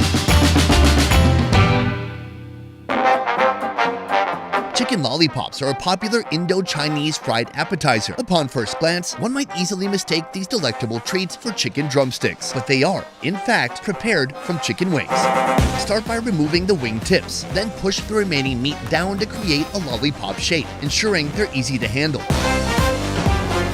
Season with a mixture of ginger garlic paste, Szechuan sauce, salt, black pepper, cumin powder, red chili powder, lollipop masala, green chili sauce, tomato sauce, corn flour, refined flour, eggs, and a touch of water.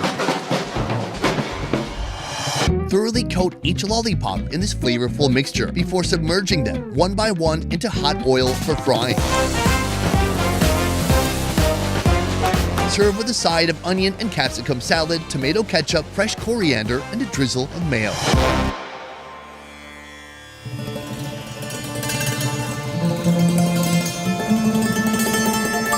Chicken lollipops boast a crispy exterior that gives way to succulent, mildly spicy meat, offering a delightful contrast in each bite.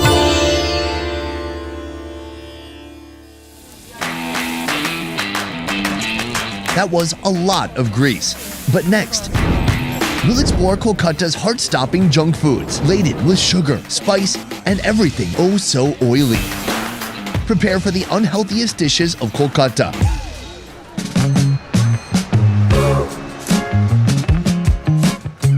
We kick things off with an Indian gourmet experiment. A whole grilled chicken stuffed with tikka kebabs, grilled eggs, and melted cheese. Brace yourself for layers of pure opulence. Oh, baby, don't cry.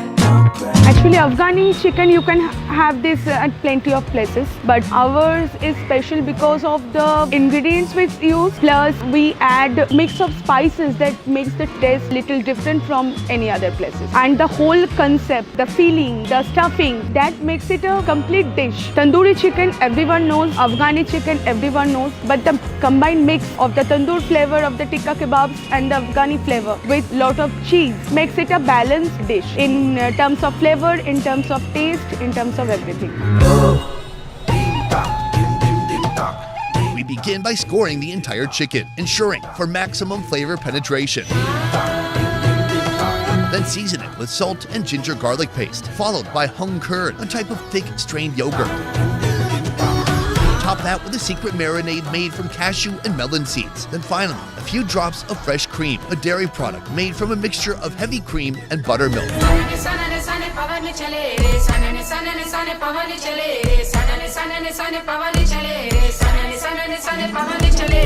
Now, the stuffing. Tikka kebabs, made from diced chicken breast, seasoned with tikka masala and boiled eggs, marinated in coriander, mint, and a green chili blend.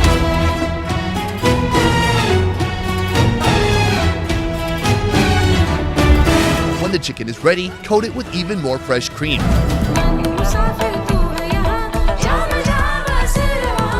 Now for the build. Stuff the chicken with the tikka kebabs and sprinkle it with more tikka seasoning. Then a drizzle of pepper sauce, followed by the eggs, cheese, and a final touch of fresh cream.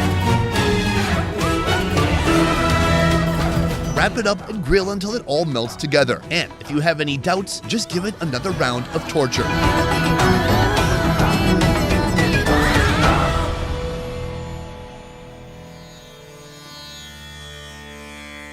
The cheese burst of Afghani chicken delivers a mouth-watering blend of creamy Afghani spices, decadent cheese, and succulent tikka kebabs. It's a perfect option for a last meal on death row, because there's arguably no better way to go than with a chicken-induced demise.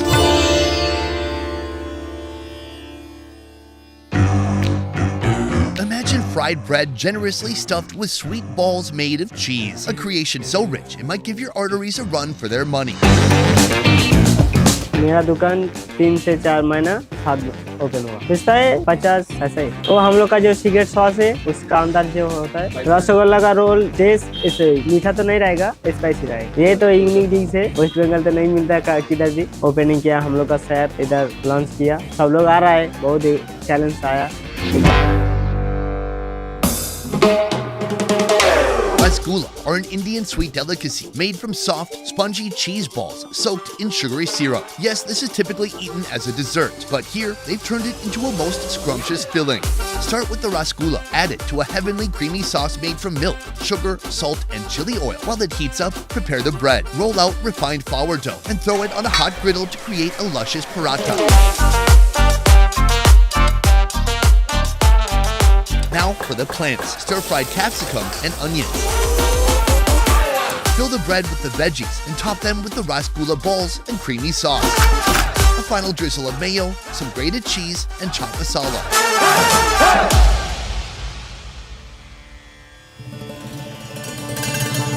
The rasgulla roll surprises with its savory transformation. Crispy paratha enveloping creamy cheese balls, delivering a harmonious blend of textures and tangy, wholesome flavors.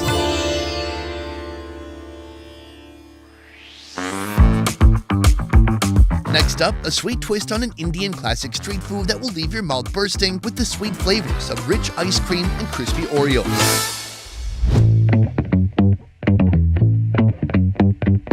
Pani Puri is a savory snack popular throughout India. It consists of crispy breaded spheres filled with potatoes, onions, and loads of spices and chutneys. But one day, someone wondered, what would this dish look like if children were in charge? Then, they actually made it.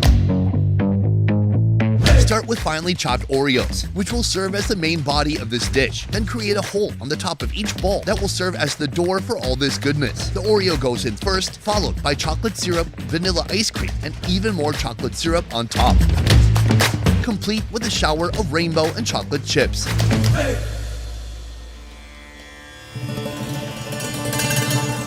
Each bite bursts with delightful ice cream, crunchy Oreos, and decadent chocolate, creating a roller coaster of flavors in your mouth.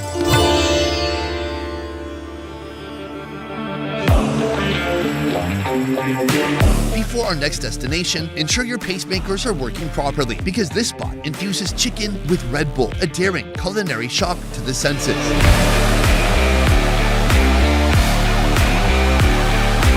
We have started this Oh My Kebab on 2nd October 2020. So me and my friends went to a particular cafe. So there they were giving an offer of like if you get 2 plates of kebab, you'll be getting a can of Red Bull free. So while having that particular dish, I thought of why not make a fusion of both the things and introduce that Red Bull in that particular kebab while marinating and serve it to the people. This Red Bull kebab has not been introduced anywhere by anyone in this entire West Bengal. People might find it very bizarre, very funny that oh my god, how can this Red Bull be added to this kebab and all. But trust me, once you come down over here, have this kebab, you will be blown away. This is my guarantee to you.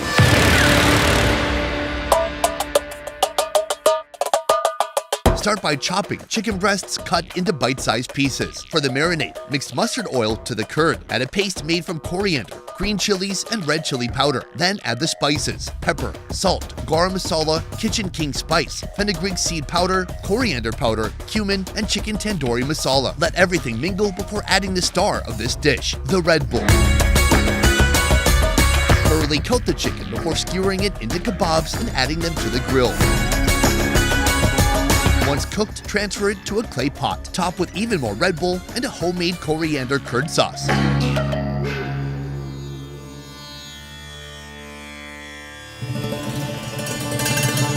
Tender chicken bursts with smoky, zesty flavors, accompanied by a hint of sweetness and a subtle caffeine kick. A truly unique and electrifying experience.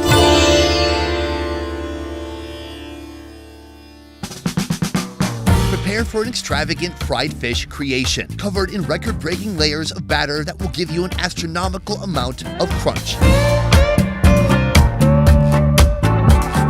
हम लोग ये fish dish venture start हुआ था जब पूरा ये lockdown था, तो हम लोग का फर्स्ट घर में हम अपना अपने से बनाने शुरू किए थे.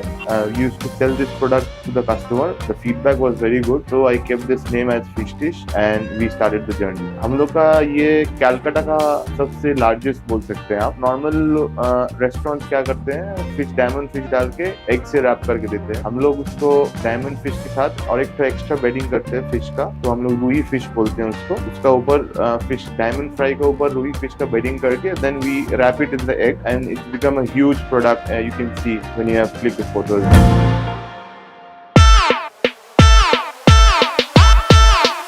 Kabiraji is a Bengali street food with deep fried fish coated in crispy egg batter, famous for its crunchy texture.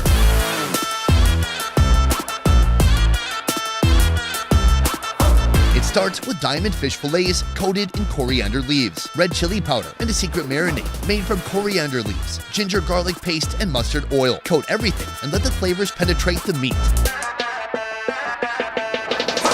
Then double coat it in panko breadcrumbs and deep fry. Give it another dip in an egg wash and fry once more. This time, drizzle the eggs around it, creating crispy strains of eggs.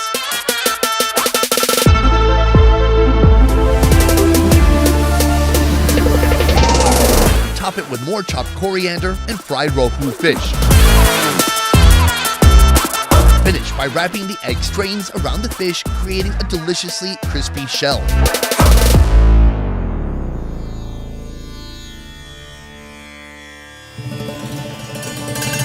The golden crispy shell encapsulates the tender, succulent fish within. It's a seductive dance of textures, a true masterpiece of deep-fried temptation.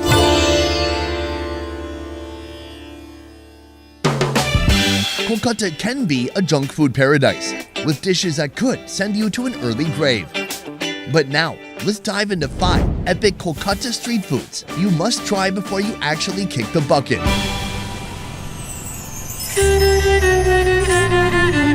We start our epic street food journey with India's most controversial protein, beef.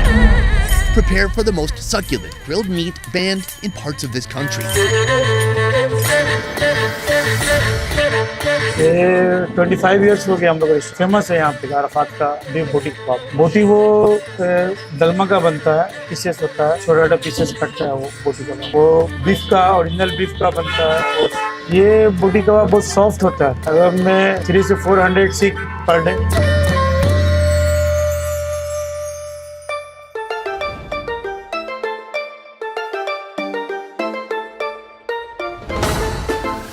If you hear the word kebab, India may not be the first country that comes to mind, but this dish has deep roots in local culture dating back to the Mughlai Empire. Nowadays, you can find it on every street corner.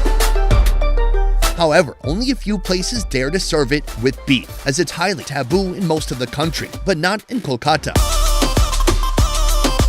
To prepare, start by cutting the forbidden meal into large chunks. Then add papaya paste, an ingredient that's also quite unique. Follow up with ginger garlic paste, red chili powder, salt, cumin powder, garam masala, beef masala, and mustard oil. After marinating for 4 hours, skewer it up and get ready to grill.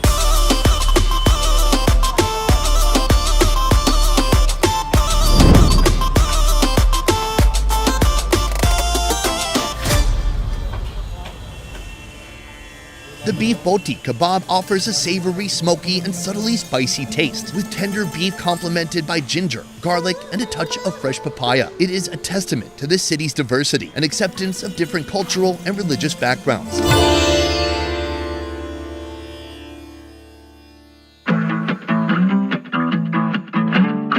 Another pillar of Kolkata's cuisine is undoubtedly the biryani. Giant pots are filled with spiced meats, boiled potatoes, and heavenly rice, all cooked to perfection.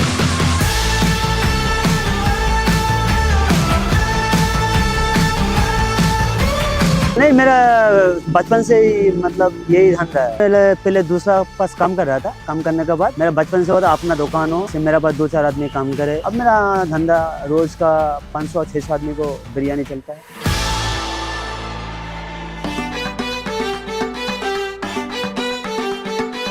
Biryani is a soulful dish from northern India, where fragrant rice is combined with richly spiced meats or veggies, creating an unforgettable one-pot feast. Begin by washing and scoring the chicken thighs. Add turmeric, red chili powder, curd, and salt. While it absorbs those flavors, prepare oil in a pan. Add ginger garlic paste and red chili. Add the chicken and let it cook for 30 minutes.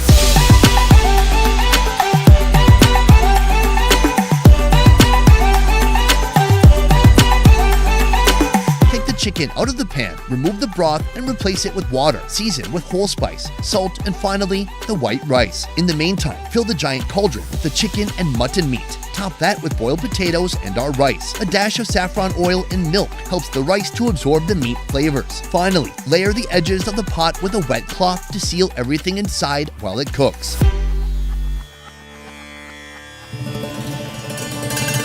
Despite taking hours to prepare, locals love biryani for its aromatic spices, its succulent meats that just fall apart, and its fluffy rice soaked in all those flavors.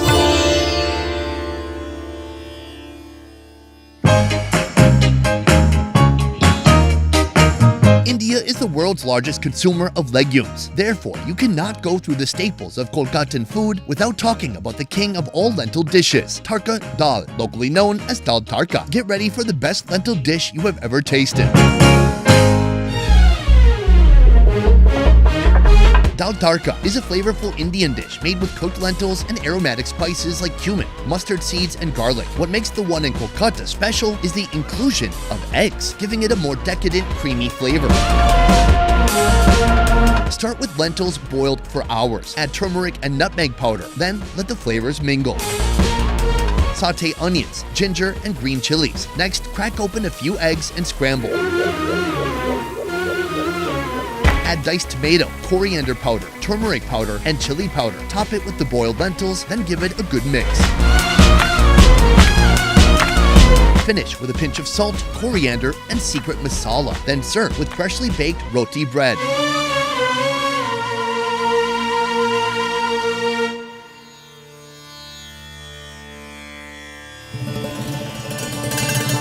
Warm paratha wrapped around a medley of spices, eggs, and lentils. Dal tarka is a love letter to all legumes.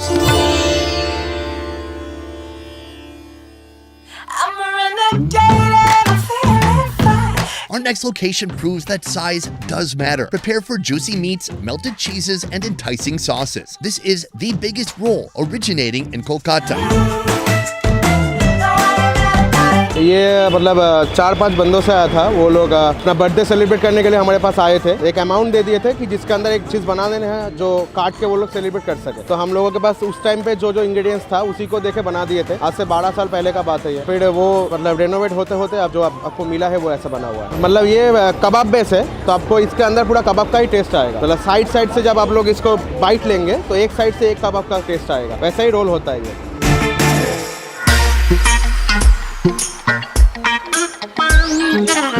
The Kati roll is a street food dish that originated in Kolkata. It consists of kebabs wrapped in fried paratha. The special thing about this place is that they make it 4 times the size of a regular roll.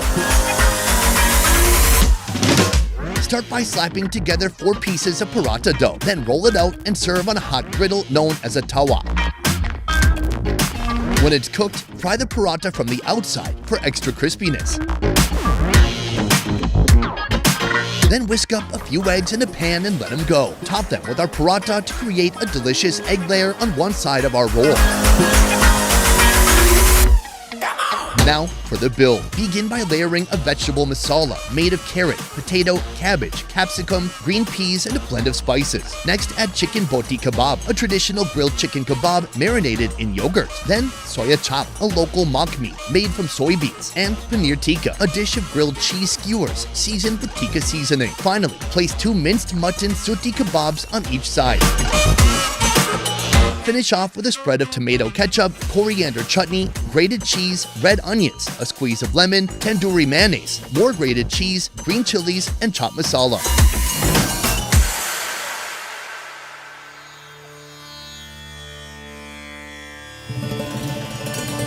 The first bite bursts with tenderness, crunchy vegetables, and warmth from the grilled bread. The addition of zesty sauces adds an exciting liveliness to the dish, making each massive roll a delicious adventure.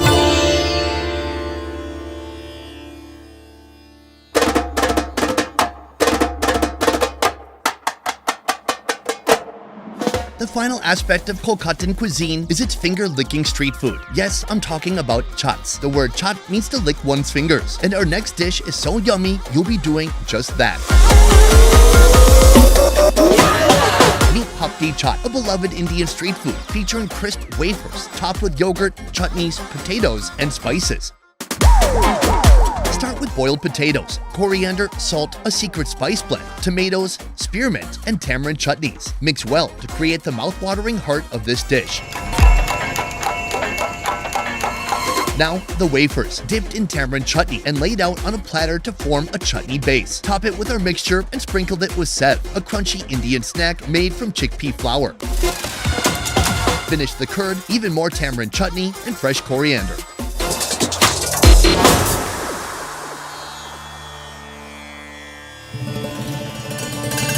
This dish is the epitome of Kolkata street food culture, a combination of affordable ingredients, inventiveness, and different texture elements, creating a culinary masterpiece that ignites your taste buds.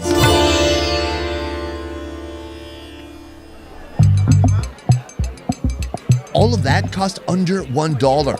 So let's see if we can keep it up and survive all day in Kolkata with only $5 in our wallet. India offers some of the most affordable street foods in the world, and in Kolkata, you can find some of the cheapest street foods in India.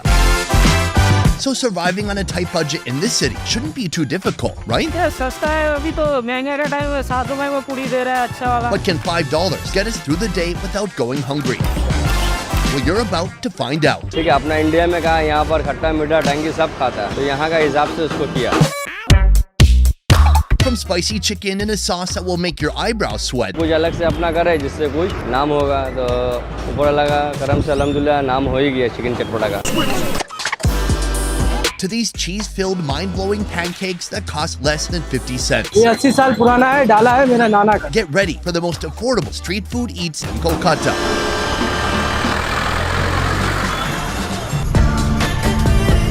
We start with the most affordable breakfast you can find anywhere. A delicious potato stew served with freshly fried bread, all for under 30 cents. मैं यहाँ पे around 20 years से खा रहा हूँ. यहाँ पूरी बहुत टेस्टी है. पहला बात विदाउट ऑनियन गार्लिक है, प्लस पॉइंट है, उससे कम तेल बनता है, टेस्टी रहता है एंड वैल्यू फॉर मनी. ये दुकान पूरा 25 साल हो गया. ये सस्ता है अभी तो महंगा का टाइम है 7 रुपए में पूरी दे रहा है अच्छा वाला. सिंघाड़ा भी 7 रुपए, दूसरा जगह में तो रेट ज़्यादा है इसका. 10 रुपये प्लेट है, 7 रुपये पीस है.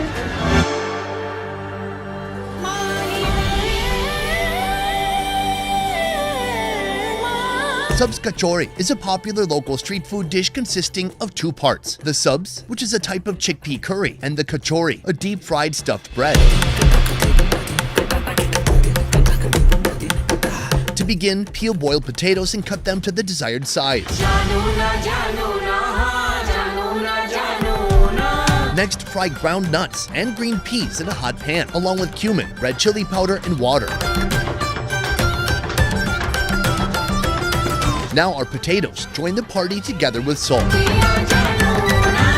Let everything dance together for at least 15 minutes.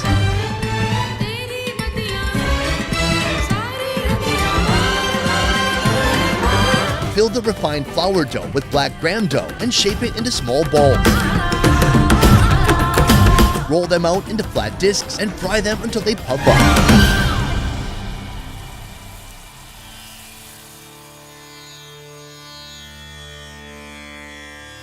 As you take your first bite, the kachori's crispy and golden exterior greets you with the aroma of freshly fried dough. The potato curry is rich, hearty, and delicately spiced, allowing the flavors of cumin, coriander, and turmeric to blend on your palate.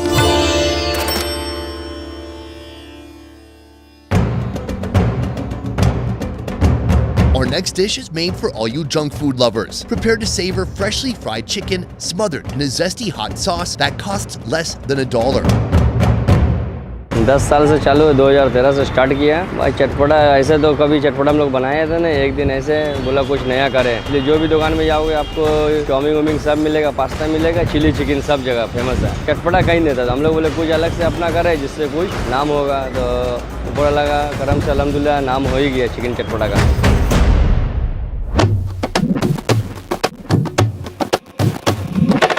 Start with the gravy. In a large wok, fry onions, green peppers, and tomatoes, a scoop of ginger garlic paste, red chili powder, and an entire bottle of chili sauce. Then a blend of spices, including garam masala, sugar, jaljeera, black pepper, and chicken masala. Finish with curd and let it simmer.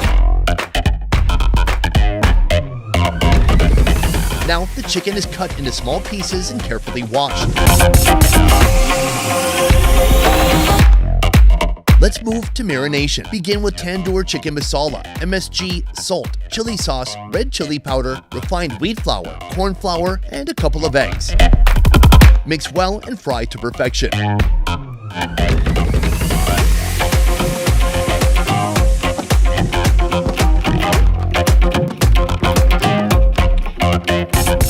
Finally, marry the chicken in the spicy sauce and serve with scallions and red onions.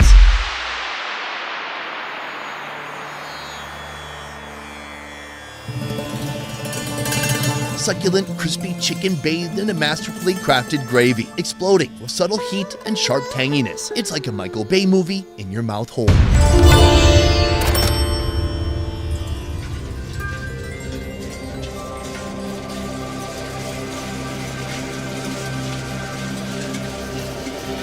As the sun sets in Kolkata, the narrow back alleys come alive with the scent of affordable fried food. One such hidden gem is this 5-star potato curry that costs less than 50 cents. Meet Khadi Kachori, a flavor-packed dish from northern India. It consists of two main elements, a milky potato stew and crispy fried kachoris.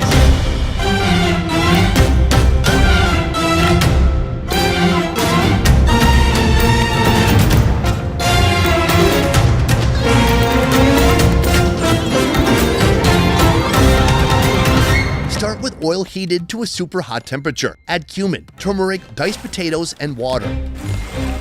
Finish with buttermilk and tamarind water that gives it its signature zest and richness. Now, the second half of this dish, the kachori. Here, they make them unlike anywhere else. Start with chickpea flour dough and fill it with a mixture of green gram beans and secret spices. Shape into discs and fry. The finished kachori gets torn apart on the plate. Top it with roti yami sev, a crispy Indian snack noodle made from chickpea flour and complete with a few scoops of khadi.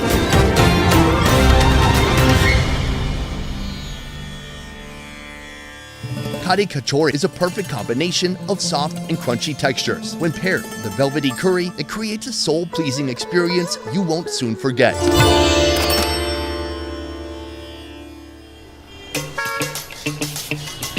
Up next, a cheesy pancake that will melt your heart, fill your stomach, and it won't cost you an arm and a leg. This is moong dal chilla, a nutritious Indian pancake made from split mung lentils. It's known for its crispy exterior and warm plush center, usually filled with vegetables and cheeses.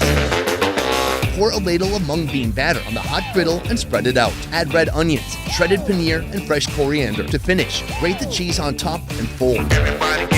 Serve with red and green chutney.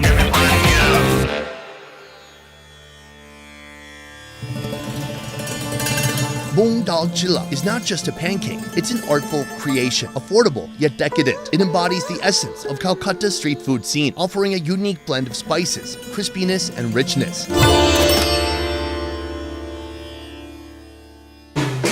At last, a street-side stall that's been serving Calcutta's most affordable late-night chow for over 80 years.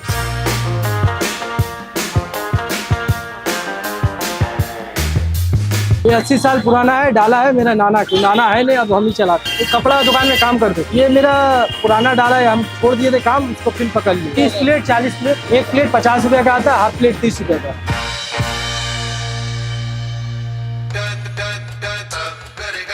Introducing Gugni Chaat, a dish that originated in Kolkata and is overloaded with carbs. It includes yellow peas, potato patties, and crushed samosas. To prepare, start by dicing onions and tomatoes on a hot tawa. Next, add a homemade spice blend and water. Squeeze in some lemon, then add a white pea stew that's been cooked with cumin, mustard seeds, turmeric, and red chili powder. Season with salt and tamarind chutney. Top that with potato patties, which are like the Indian cousins of hash browns. Finally complete with crushed samosas.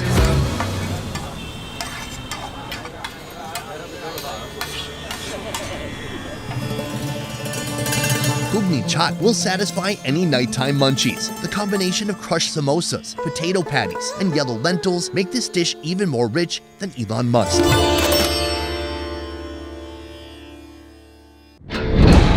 Today, we're kicking things up a notch with not one, not two, but 4 insane food challenges in Mumbai.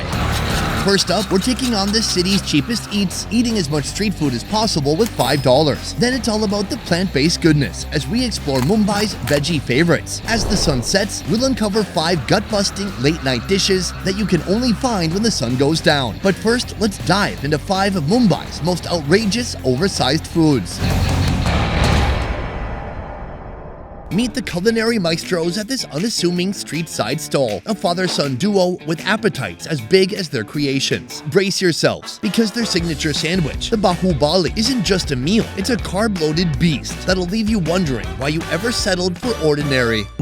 To build this monstrous creation, snag 4 slices of plain white bread and ruthlessly remove the edges. We've got work to do and we can't let crust stand in our way. Butter up the first slice and spread on a bed of green chutney. Proceed with pickled baby corn, ginger garlic paste, and a sprinkling of chaat masala. Add red onions, green bell pepper slices, and a shower of cheese confetti. Now drizzle mayo like there's no tomorrow, and like heart attacks aren't a thing. That was the first tier. Now on to the second. Pineapple slices, pickled jalapenos, and black olives join the party. Grate more cheese and let the mayo rain down. For the next slice, one side gets a smearing of mango jam, while the other side gets anointed with Szechuan chutney. Crown it with fresh tomato slices, a sprinkle of chaat masala, finely chopped fresh cabbage, and of course, an extra dose of mayo.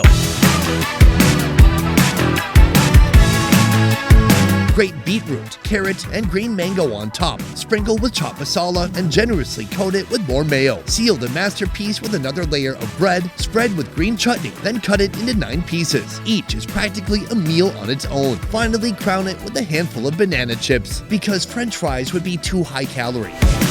Time to let the sandwich madness begin.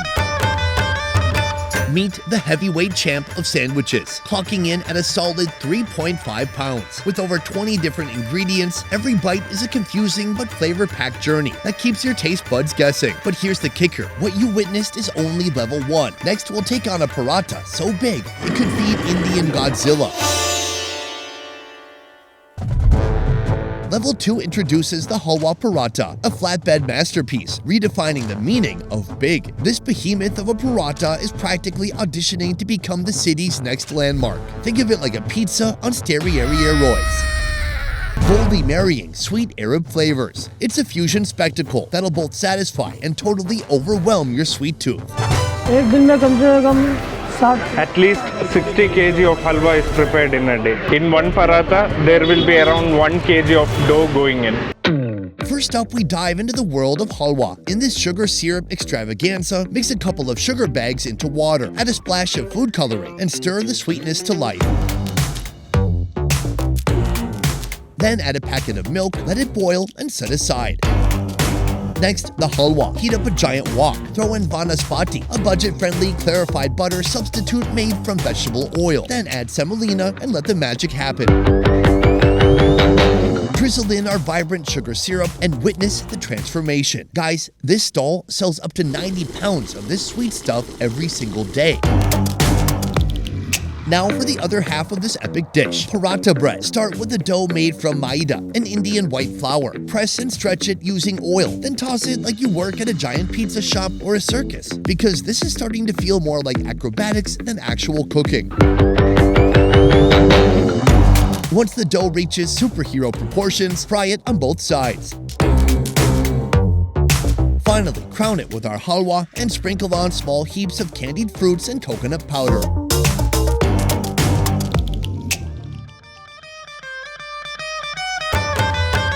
The halwa paratha. It's a Titan-sized treat for our adventurous foodies, offering an intriguing blend of sweet and savory. The crispy perfection of flatbread joins forces with the soft and sticky halwa, creating a duo that doesn't just satisfy cravings, it stages a full-blown flavor heist in your mouth hole.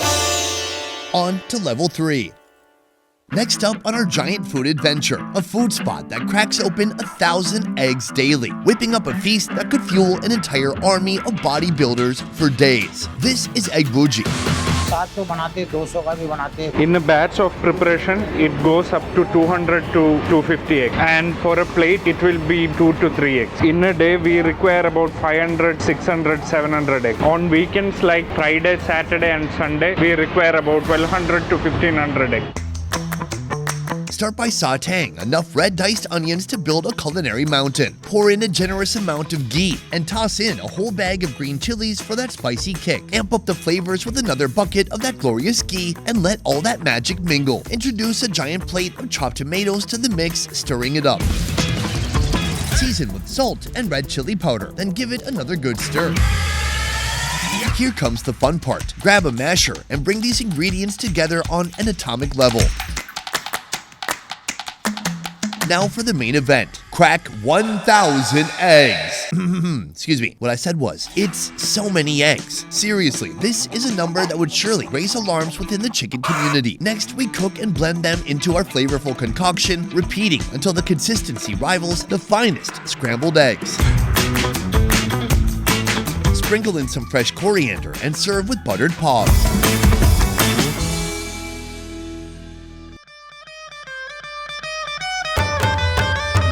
Diving into egg bhuji is like swimming in a sea of velvety scrambled eggs, aromatic spices, and fragrant onions and tomatoes. As if that weren't enough, the buttered pav crowns the experience with an extra layer of comforting flavors. And the cherry on top, it's all yours for less than $2, leaving both your stomach and wallet in a state of pure satisfaction.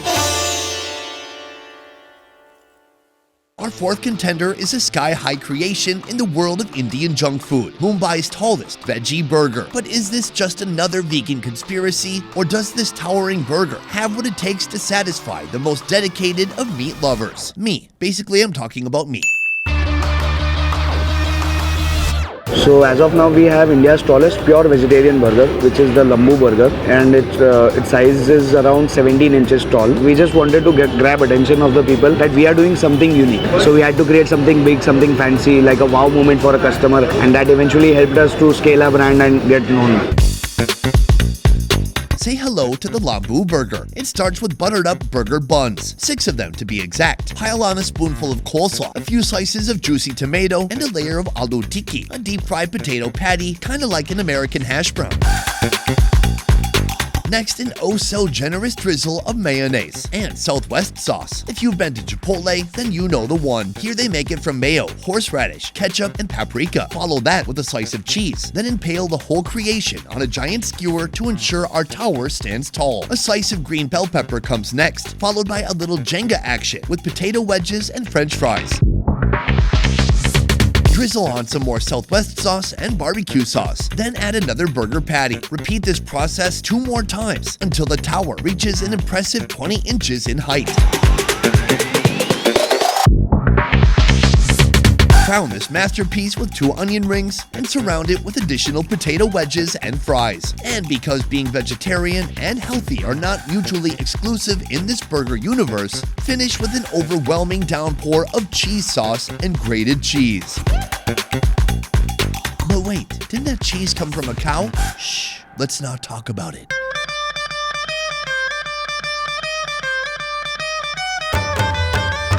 This burger tower could satisfy an Arabian prince. The layers of crispy potato wedges, fried aloo tikki, mixed with a concoction of tangy and spicy sauces, plus melted cheeses. It all results in complete and total mouthful satisfaction. That's right, I said mouthful. For our grand finale in our epic food journey, the Feed the Whole Town platter. It could feed more people than there were at your last family reunion. You know, before they kicked you out of the family group chat for becoming vegan. Yeah, that family. Meet the Dara Singh Thali, a food challenge created by this restaurant. It was just to give tribute to our iconic wrestler, Mr. late Dara Singh. Featuring 43 Indian delights. 4 to 5 people can consume that easily. Finish it by yourself in under 1 hour and your entire meal is free. And guess what? You'll get a complimentary dinner for your family too. No, till now nobody has finished that challenge. Start with the holy trinity of rice wonders: plain white, fragrant murg musalam rice, entwined with a whole chicken and aromatic chicken biryani. Now let's dive into the main courses: chicken amritsari, lamb curry, butter chicken, chef's special fish curry, prawn curry, egg mutton keema, dal makhani, and Punjabi kari pakora. Next, a battalion of accompaniments: lasuni chutney, pudina chutney, lacha onion, stick salad, murg achar, and plain curd. Finally, a few drinks to wash it all down: black currant mojito, haribari shikanjal, lassi, and chas. Enter the meaty realm of walnut sheikh kebabs, mutton sheikh kebab, fish kaliwada, and Punjabi succulent grilled chicken skewers. Now for the breads: lacha roti, aloo paratha, cornbread roti, churchur naan, and papai. Finally, the desserts: jalebi, rabri, crispy malpua, gulab jamun, halwa, and good old ice cream. Welcome to this grand food fiesta. It's like trying to fit all of India onto a single plate. A symphony of flavors, a riot of colors, and enough variety to make you totally confused about where to start. The taste of each and every dish is different. From rices and breads to sweets and spicy curries to savory and sweet drinks, meats and, well, yeah, you get the point. After indulging in 5 monstrous street foods that set my wallet ablaze, it's time to cool things down with another challenge. That is $5 for the entire day. Our journey starts with our first food, Sev Kamani. Tucked away in India's largest jewelry market, we discover our own hidden treasure. This Gujarati masterpiece brings a burst of flavors at very low prices. For a plate packed with the perfect blend of split chickpeas and chilies, it'll only set you back 30 cents. To make Sev Kamani, start by pouring sunflower oil into a pan. Once it's sizzling hot, toss in green chilies, turning them from deadly weapons into delightful, harmless sides. Now to the leftover oil. Add mustard seeds and everyone's favorite asafoetida powder. This seasoning, also known as devil's dung, has an aroma that's strong enough to scare away evil spirits. But fear not, it'll soon transform into a flavor resembling leeks or onions. Next, introduce the Kamani mixture, a magical blend of split chickpea flour and turmeric for that Instagram-worthy color. Follow that with a generous amount of salt and water and mix it well. Add a small glass of lemon juice for that zesty kick, then serve with Sev, chopped onions, coriander, and those fried chilies.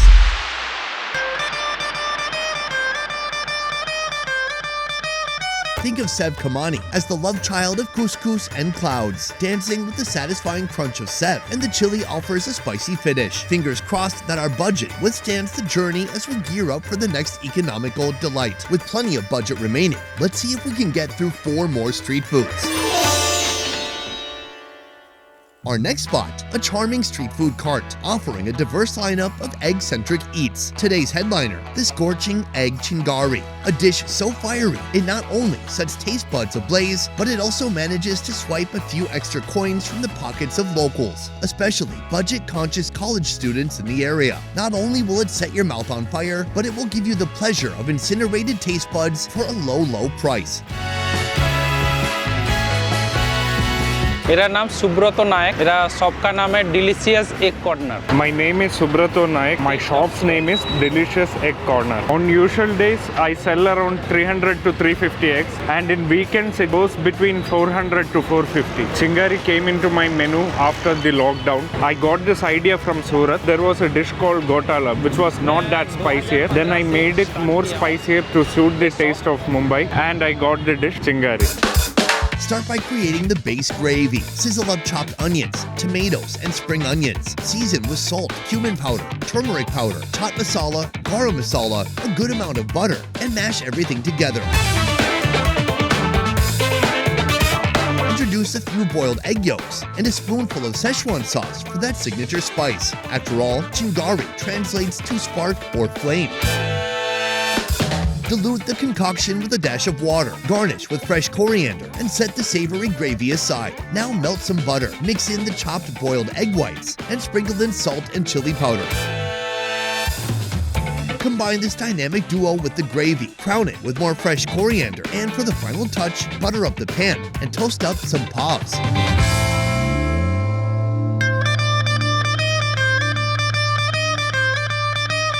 This dish is proof that you can cook up the most amazing flavors with simple, cheap ingredients. Feel the subtle burn from the spices, complemented by the kick of Szechuan sauce. Experience the comforting wave of boiled egg yolks and the chunky delight of egg whites, all served alongside perfectly toasted buttery pavs. And all this for $1.93. So far, we've already invested about $3 in this street food, but the feast is far from over. Now our next stop might incite a marital disagreement. That is, if you choose it, for a budget-friendly anniversary dinner for you and your wife. And don't ask me how I know that, but it does earn its spot as number 3 on our list, because what this 4-generation-old bakery specializes in is still pretty dang delicious. मेरा नाम देवाराम चौधरी है. The price of dahi patties is ₹60. We have customers from olden times and even new customers come in, and even people who work over here come here. So to make it affordable for them, we have kept the prices low. Around 1,000 to 1,500 plates are sold over here.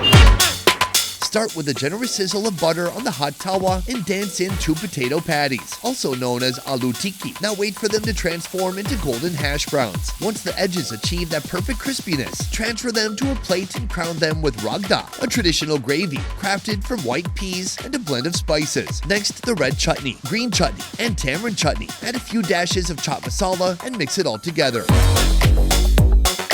Now enter the yogurt cascade, adding a creamy touch. Finally, a dusting of jeera powder, a rain of chopped onions, and the grand finale, a generous downpour of sev, those delightful chickpea flour noodles. Then crushed puris, the Indian biscuit, chopped fresh coriander, and carrots. Top it all off with roasted split chickpeas, also known as chana dal.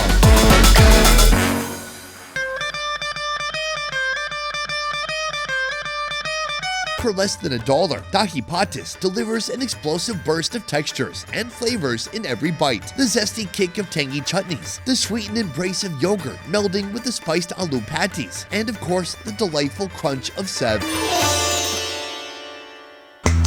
In our 4th round, we've got a chef whose hands move faster than helicopter blades, crafting a mouth-watering street snack that's heavy on the stomach but light on the pocketbook, coming in at only 50 cents. Say hello to Helicopter Bell. Start by loading up with a pot of puffed rice, sev, crushed puris, spiced chana dal, and roasted ground nuts. Squeeze some lemon over the concoction and begin layering the ingredients. Mashed potatoes, chopped red onions, black salt, more crushed puris, more sev, and fresh coriander. Then a trio of chutneys take the stage. Garlic and chili chutney for a spicy kick, coriander and mint chutneys for freshness, and tamarind and date chutneys for some sweetness. Now watch as the chef's hands morph into helicopter propellers, swirling everything around in a tornado-like flight, all to ensure a perfect blend.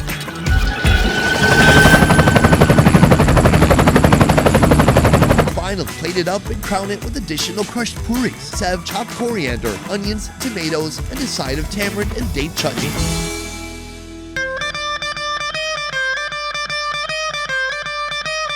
True to its name, Helicopter Bell is a flavor tornado, encompassing sweet, spicy, and minty notes, along with fresh fruit and hints of vegetable. The texture, it's just dynamic, offering various levels and styles of crunchiness in every single bite.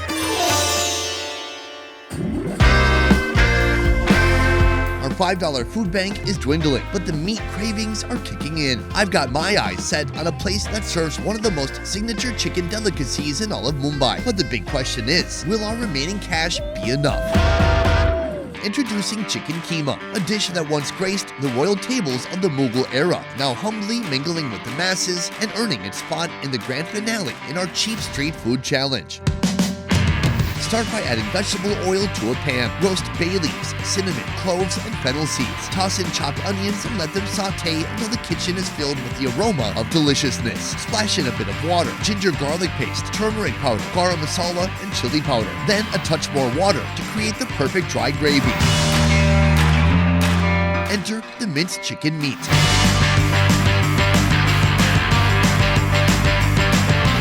Finish it off with a sprinkle of chopped coriander and a few lemon slices.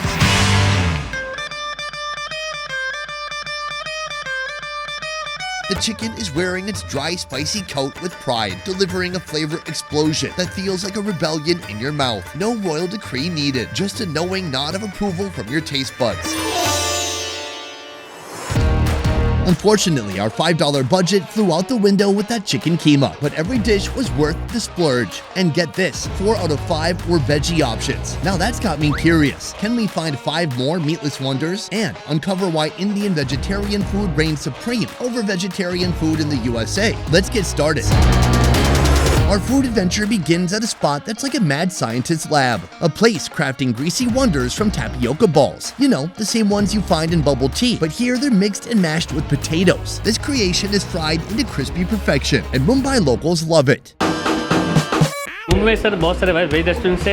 Mumbai, you will find plenty of other vegetarian restaurants. Now, there is a trend that people prefer veg food more than non-veg food since it is healthier, so there is a slight increase in customers over the years. Say hello to Sabunada Vada. Vada is the all-encompassing term for Indian snacks, covering everything from fritters to cutlets and dumplings. To make this dish, begin by loading up a plate of tapioca pearls, which ordinarily are pretty bland on their own, but these little bulbous dudes are the unsung heroes of texture. Toss in potatoes, peanuts, and a dash of tapioca flour, all for that coveted bounce factor. Spice things up with chopped green chilies, salt, and a hint of sugar for that flavor burst. Blend this magical mix, shape it into tiny balls, and let them take a dip in a hot oil jacuzzi. Once the shell achieves the pinnacle of crispiness, pair it with a creamy curd dip.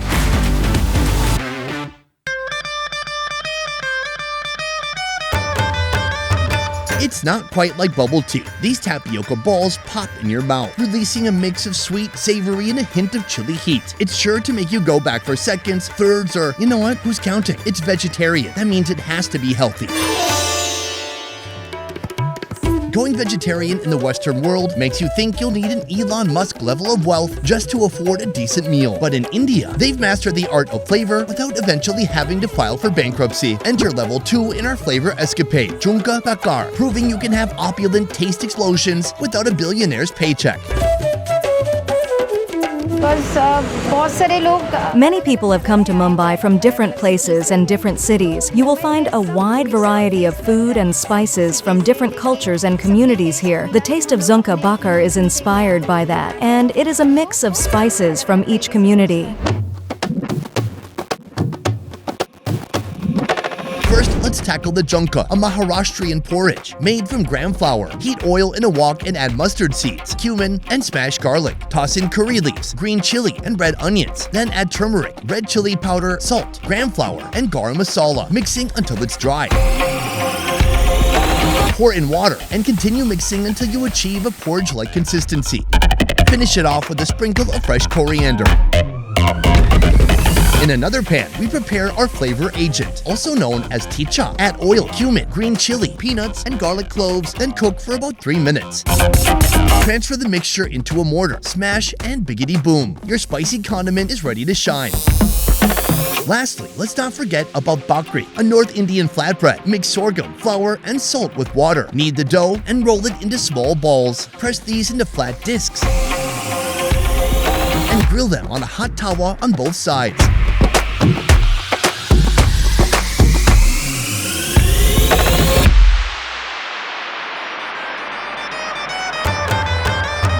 A round of applause for the Junka Bakar. This dish went from humble peasant origins in rural areas to stealing the spotlight at weddings and Hindu festivals. It's kind of like the Cinderella story of vegetarian food. To devour it the proper way, think of it like crafting your own edible masterpiece. Grab that bakar bread, fashion it into mini tacos or wraps, generously stuff it with the hearty chickpea porridge, and, of course, don't forget to sprinkle in just the right amount of tiep to season it. Hold on to your salad forks, because we're about to tackle the world of super rice, a dish so nutritious it makes your attempts at a balanced diet look like a failed science experiment. Let's just say it's packed with more fiber and more energy-rich carbs than your average menu item, and it gets bonus points for having fewer calories. This, my friends, is poha. Our poha is into the Maharashtrian type. It's onion and garnished with the coconut on that. It is our grandma recipe. The spices and everything is authentic, so the taste is totally different from any other misal. I think it's a light breakfast. To make it, start by giving flattened rice a good wash and soak to unleash its nutritional superpowers that soak up like a flavor sponge. In a wok, kick off the flavor fiesta with mustard seeds, cumin seeds, curry leaves, red onions, and diced tomatoes. Then introduce green peas, boiled potatoes, and peanuts to the party. Time for the seasoning magic. Turmeric powder, salt, and a zesty squeeze of lime. Sprinkle in the flattened rice, give it a good mix, and crown it with fresh chopped coriander and grated coconuts for the final touch.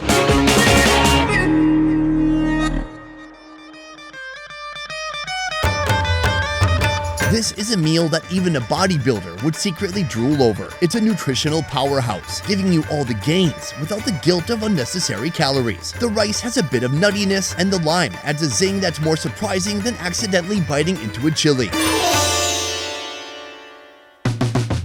We're almost at our final level of flavor on our veggie tour. But before that, how about a tea break? Our next dish is the perfect pairing with some hot chai. But here's the thing, it's not a dessert or a sugary treat. Instead, it's a coriander-packed creation that has tea lovers in India in a chokehold. So say farewell to the usual sugary suspects and get ready for a savory twist. Meet Koti Mibir Wadi in a pan, add a splash of oil. Then cue in the spice ensemble: mustard seeds, cumin, red chili powder, turmeric powder, ginger garlic paste, and a hearty dose of chopped coriander leaves. Toss in a few scoops of gram flour, stirring until it morphs into a delectable paste. Spread this concoction evenly on the tray, allowing it to cool. Once it reaches the perfect temperature, cut it into uniform squares and take it on a deep fry plunge until a satisfyingly crispy crust emerges.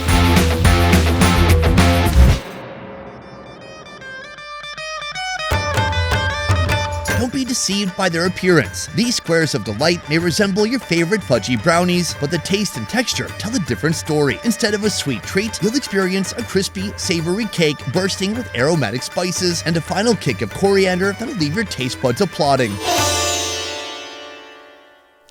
For our grand finale, we're unveiling the secrets surrounding Mumbai's most sought-after veggie treat. This humble cracker, no, I'm not talking about myself, has the whole city queuing up like a theme park ride, and we're diving in to uncover why it's so dang addictive.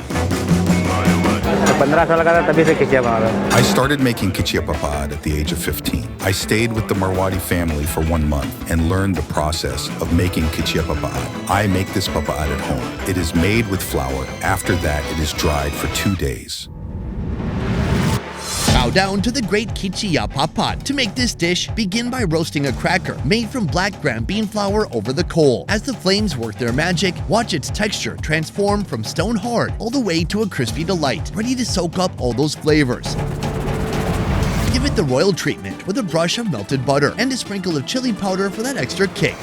Now prepare for the grand topping ceremony. Chopped cucumbers, tomatoes, red onions, and a dash of chaat masala. Follow that with red chutney, green chutney, and sev.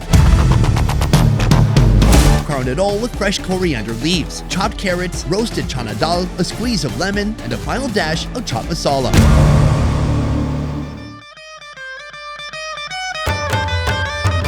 This dish is proof that you don't need fancy ingredients to turn a simple snack into a food sensation, at least not in Mumbai. Here it's all about the balance of flavors and textures. The center of the cracker soaks up the delicious butter and chutneys, while the outside stays nice and crispy. The sev and chana dal provide another type of crunch, while the veggies add a hint of freshness.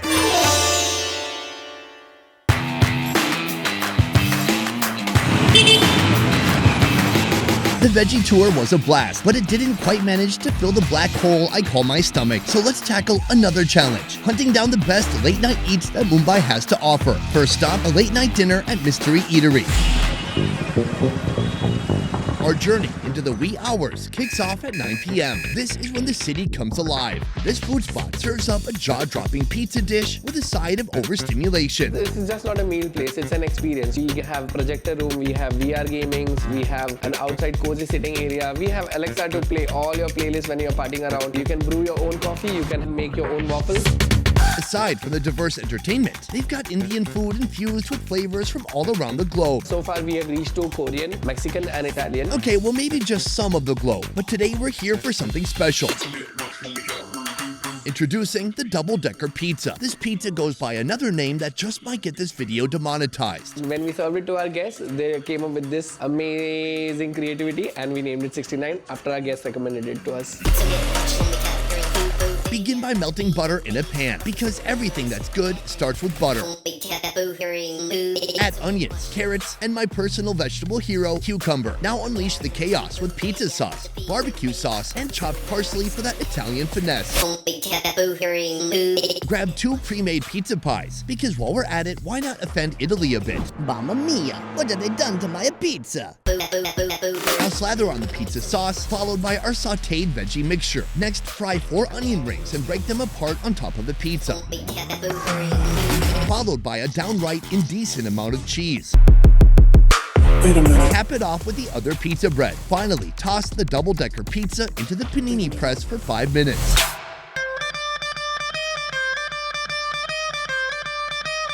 Italians might raise an eyebrow at this pizza creation, but here in Mumbai, locals are absolutely wild about it. It takes a classic recipe from distant lands and reimagines it, showcasing the whimsy of the city's bad food scientists who prioritize flavor over conformity. The time is now 11 p.m. and we're venturing to a food spot where the unconventional meets generosity.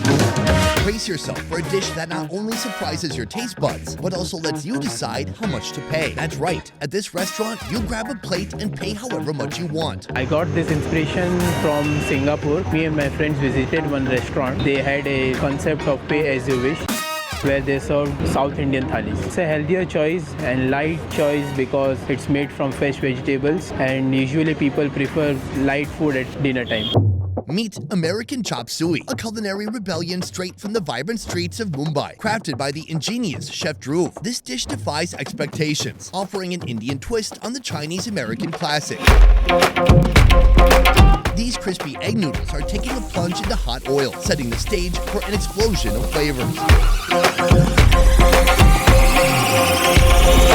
Deep-fried cauliflower, button mushrooms, baby corn, onions, tomatoes, green bell peppers, and spring onions.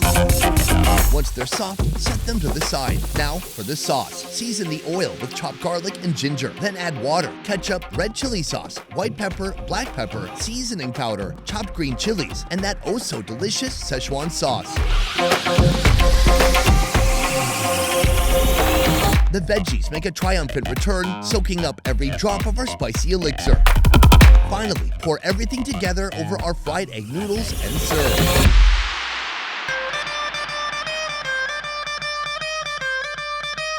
Behold a delicious alternative to those bedside melatonin capsules, ensuring a sweet yet satisfying food coma. The oily fried egg noodles act as a crunchy sponge for the sweet and spicy sauce, while the fried vegetables offer a comforting bite. Much like other noodle dishes, devouring it swiftly is recommended, but rest assured it's totally savor-worthy.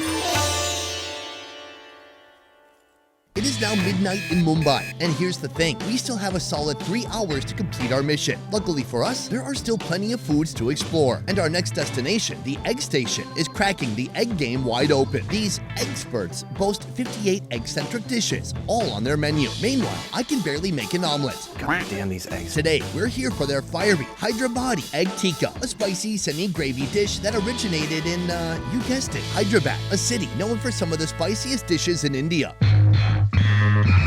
Start by adding chopped red onions, tomatoes, and scallions to a flat top. Top it with green masala paste, salt, chili, and a few scoops of ghee. Combine everything using Karachi spatulas before mashing it with a hand masher.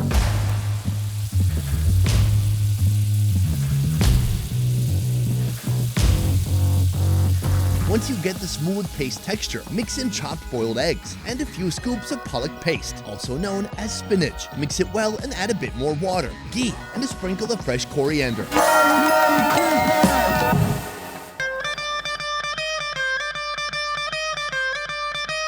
These spicy eggs are the perfect midnight awakening, boiled to perfection. They're resurrected with a potent blend of intense peppers and the invigorating touch of spinach paste.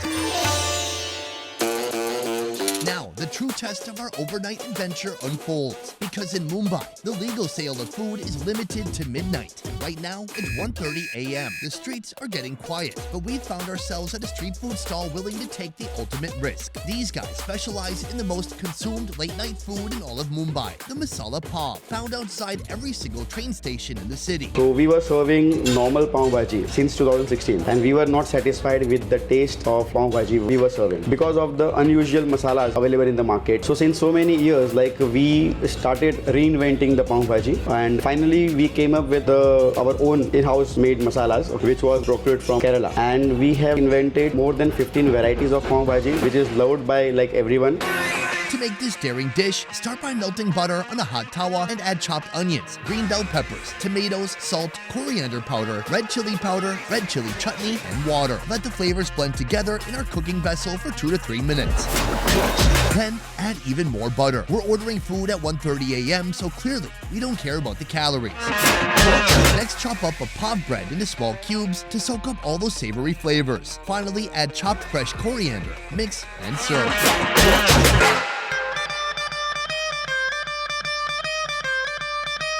Masala pav is like an Indian twist on savory French toast, bursting with powerful spices. The pav doesn't just soak up sauces, it transforms into a soft, flavorful delight with every bite.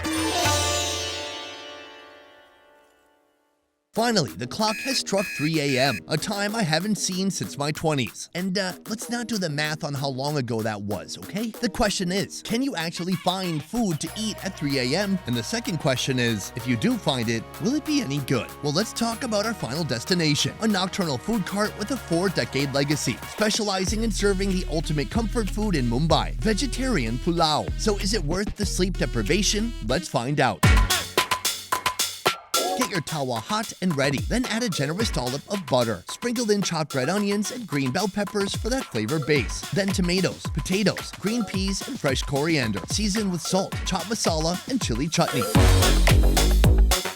Let the flavors dance together before an encore of more butter to elevate the base. Now enter the star of the show, the cooked rice, complete with more fresh coriander, salt, and a squeeze of lemon. Give it a final mix, then serve with butter and fresh coriander on top.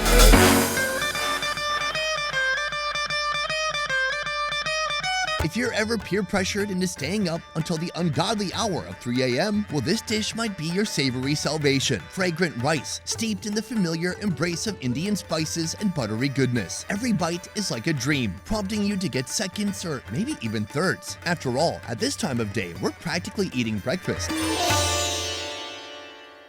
Welcome to the bustling streets of Mumbai, where food is an art form and a way of life. Here you'll discover the cheapest, the most iconic, and the deadliest junk foods, all coexisting in a culinary wonderland. Get ready for a journey through flavors that define the heart and soul of this vibrant city.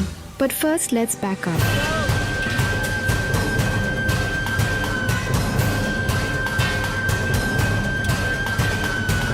Mumbai is known as the food capital of India. 12.5 million people call it home. Therefore, the need for cheap and affordable food is a daily necessity. We just love the food. But fortunately, every corner of this city has something unique to offer. From treats that will give you instant heart attack, I would recommend eat it once in your lifetime, to skilled chefs that perform food shows to lure in hungry patrons.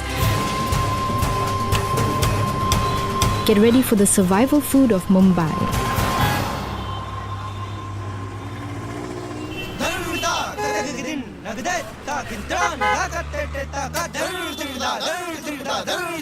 Our experience begins with one of the cheapest breakfast options out there. This mouth-watering dish combines the rich taste of chickpeas or chole with the soft disc-shaped loaf of leavened bread known as kulcha. What makes this dish special is the captivating performance that sellers across Mumbai put on to entice hungry crowds.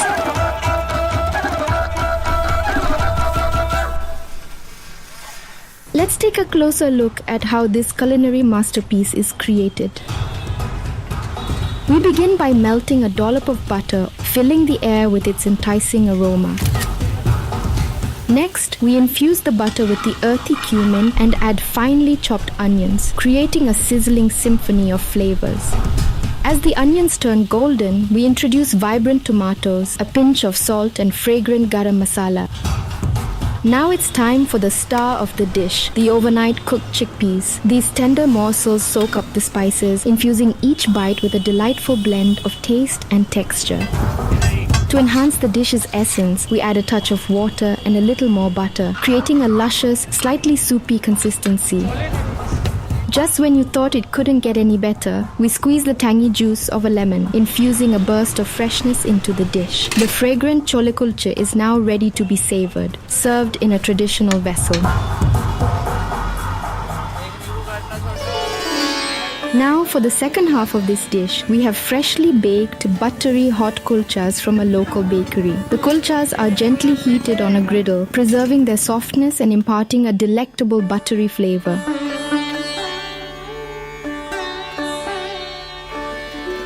Let the bread be your vessel, scooping up the tantalizing chickpea curry as your taste buds dive into a sea of flavors with each delightful bite.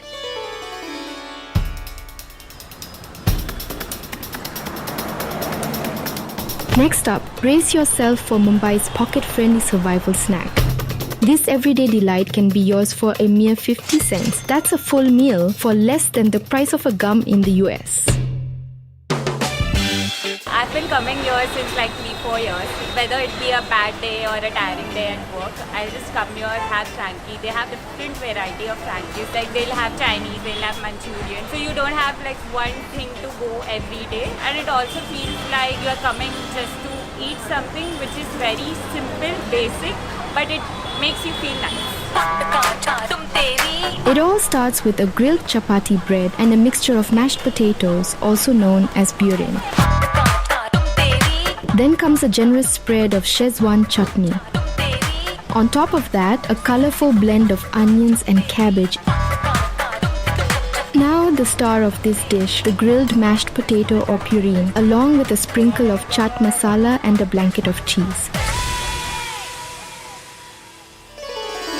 Whether you crave the fiery kick of Szechuan sauce, the creamy delight of melted cheese, or the chewy mouthfeel of the toasted chapati, prepare to be captivated by the bold flavors, the combination of textures, all wrapped in the simple package. Swastik Frankie has crafted a masterpiece that goes beyond street food. It's an experience that leaves a lasting impression on your taste buds.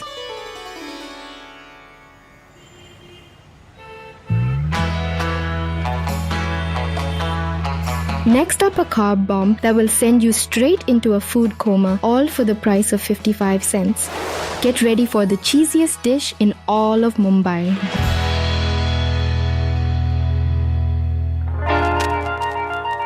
Imagine a fluffy bun filled with a mouth-watering fried ball of mashed potatoes mixed with spices. Well, this is vada pav. Start with the mixture of potatoes, turmeric, red chili powder, garlic cloves, and green chilies. Shape it into balls and make a dent in the middle for the creamy cheese. Seal it up, dip it in the batter, and fry until crispy.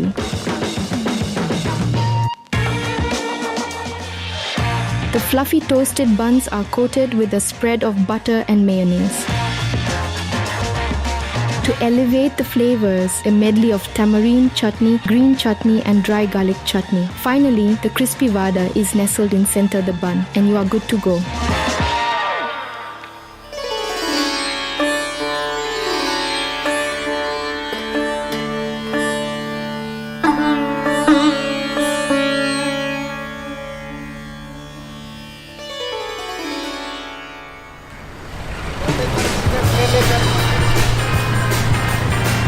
Now it's time for a dish that is packed with spices to the brim. I am talking about misal pav, a dish once recognized as the tastiest vegetarian dish in the world, yet costs less than a breadstick. Here is how you make it. You need a pot filled with oil. Infuse it with cumin, onions, and curry leaves. Add garam masala, coconut powder mash, and moth bean sprouts. Add a cup of water and bring it to a boil.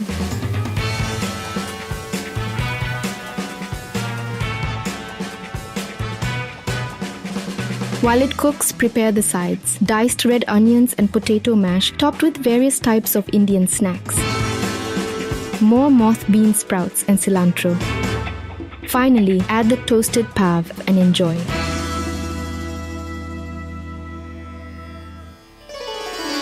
To enjoy, forget cutlery. Just grab a soft piece of bread, rip it in half, and dig deep down inside this bowl of flavor.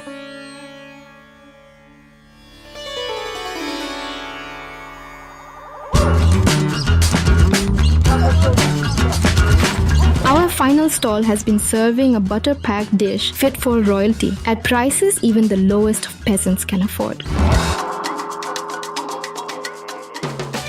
So this is Jai Bhavani Pav Bhaji, situated in Villaparle West. I like coming here because they serve really good Pav Bhaji, which mostly contains black pepper, and it's very spicy. So people who doesn't like spice may avoid it, but I would recommend eat it once in your lifetime, and then the next day you can give a bombastic performance on the loop. I was in college days that I explored that this place has black pav bhaji, and we just love the food and the taste. The best part is this guy puts butter so generously. You know, we enjoy a buttery pav bhaji with butter all over on the pav, on the bhaji. You must try out here. The pav bhaji cooking process begins with a generous amount of butter melting on a medium flame, creating a rich and enticing aroma. Next, the peppery black masala, tangy tomato puree, and creamy mashed potatoes join in, forming a flavorful and satisfying base for the dish. As everything simmers together, a mountain of vibrant coriander leaves add a touch of freshness to the mix.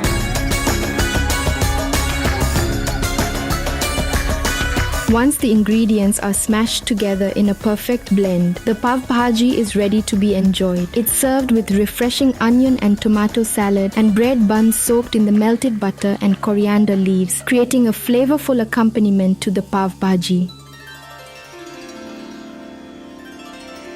To relish pav bhaji, simply tear apart a buttered pav, dip it into the flavorful mashed vegetable bhaji, and let the explosion of tangy and spicy flavors take your taste buds on a joyride.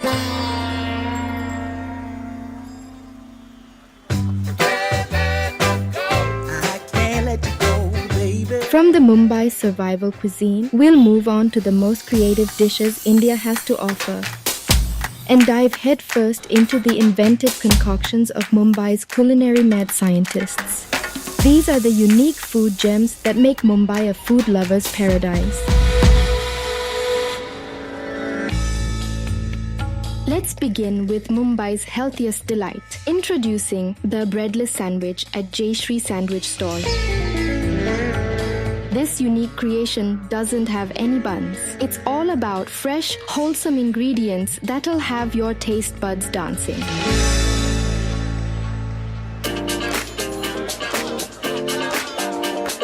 मैं यहाँ घाटकोपर में खाऊ गली में सिर्फ यहाँ sandwich खाने के लिए 1997 से आ रही हूँ। मैं भी यहाँ पे मेरे बचपन से आती हूँ बिकॉज मॉम का ये गो टू प्लेस है एंड सैंडविच का बात आए तो फिर ऑलवेज फ्रॉम देम। यहाँ पे क्यों आते हैं because taste is like out of the box, the chutneys and everything that they use is very different.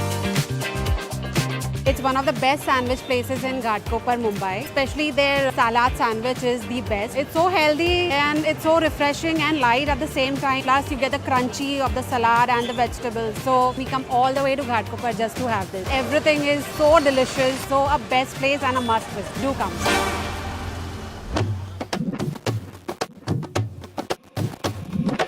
To prepare the dish, begin by cutting boiled potatoes and layering them to create a starchy base. Next, spread a generous amount of butter and fragrant coriander chutney over the potatoes. Then add a layer of thin cucumber slices sprinkled with chaat masala for a burst of flavor. To enhance the dish with more color and fresh flavors, include beetroot, onions, and tomatoes.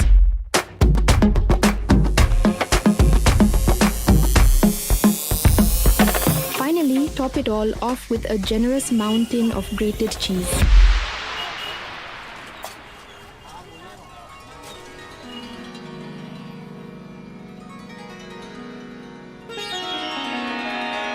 What emerges is the lightest sandwich. It bursts with the freshest flavors while embracing healthiness in every bite. A truly guilt-free indulgence.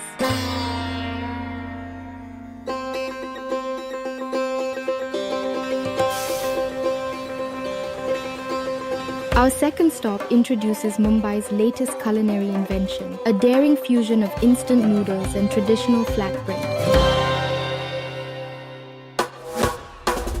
Welcome to Auntie's Paratha. This vendor is infamous for her unique takes on paratha breads. Paratha is a traditional flatbread that is usually filled with vegetables, potatoes, and cheese. But what sets this lady apart is her unique new take on this dish that include instant noodles.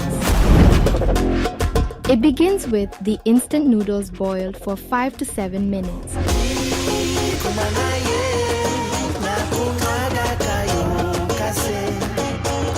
Remove, let it cool, and move them in the mixing bowl. Add green peppers, coriander, scallions, red onions, red chili powder, then sev, a popular Indian snack food consisting of small pieces of crunchy noodles made from chickpea flour, and finish with grated cheese on top.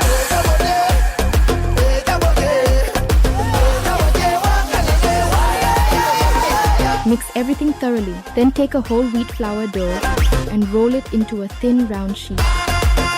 Add the filling and seal it up.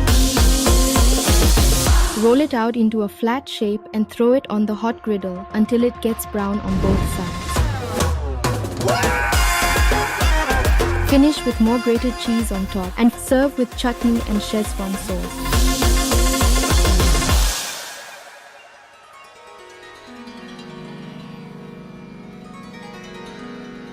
The final result, a tantalizing union of noodles and paratha, a revolutionary fusion of textures and flavors that reimagine street food.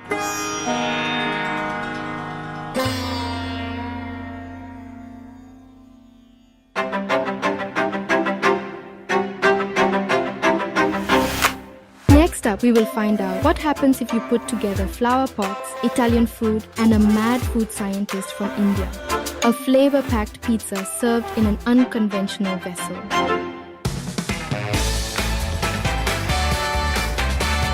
Kulhad pizza का test है बड़ा amazing. Kandivali east का ये one of the best street food. यहाँ से मेरा रोज college का आना जाना है। नॉर्मल पिज्जा का प्राइस मुझे पड़ता है 250-300 और ये सिर्फ 100 रुपए। 100 रुपए में और क्या मिलेगा तुमको? To begin, carefully wash the clay pot locally known as kulhad. Once clean, heat the kulhad in the oven. We want to grow a pizza, not salmonella. Next, let's prepare the veggies: red onion, green pepper, and yellow corn. Add some mayo and a little bit of ketchup to the veggies in the mixing bowl.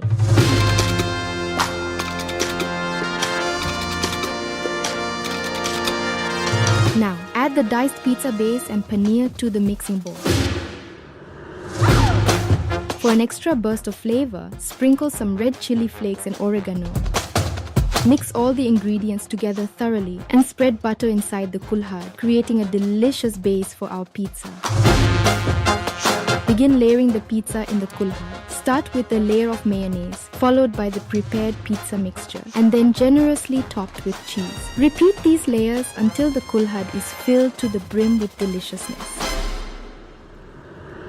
As a final touch, add another dash of mayo and top it all off with even more cheese because, let's admit it, you can never have too much cheese. Preheat the oven and bake the pizza-filled kulhad for about 10 minutes until the cheese is melted and golden.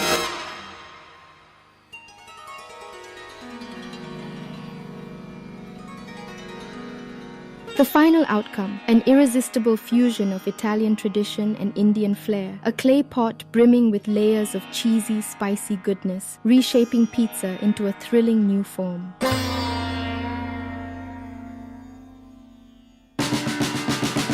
Next up, we have one of the most unique combinations of flavors and textures, a street food miracle made by fusing samosas with instant noodles. Samosas are one of the most popular Indian street food snacks. These deep-fried triangles stuffed with cheese, meat, or vegetables are beloved for their crunchy shell. Here they are combined with instant noodles to create a unique fusion of textures and flavors. Start with hot oil, add cumin, minced tomatoes, onions, and green chili. Then for the flavor, add coriander chutney, red chutney, garam masala, chili powder, and water. Now it's time for the noodles, boiled until soft. Followed by samosas, crushed to small pieces.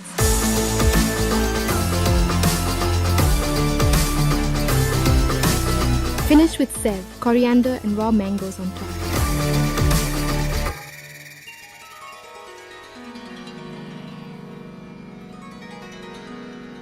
The final result, a savory, noodly but crunchy sensation, taking flavor to new heights.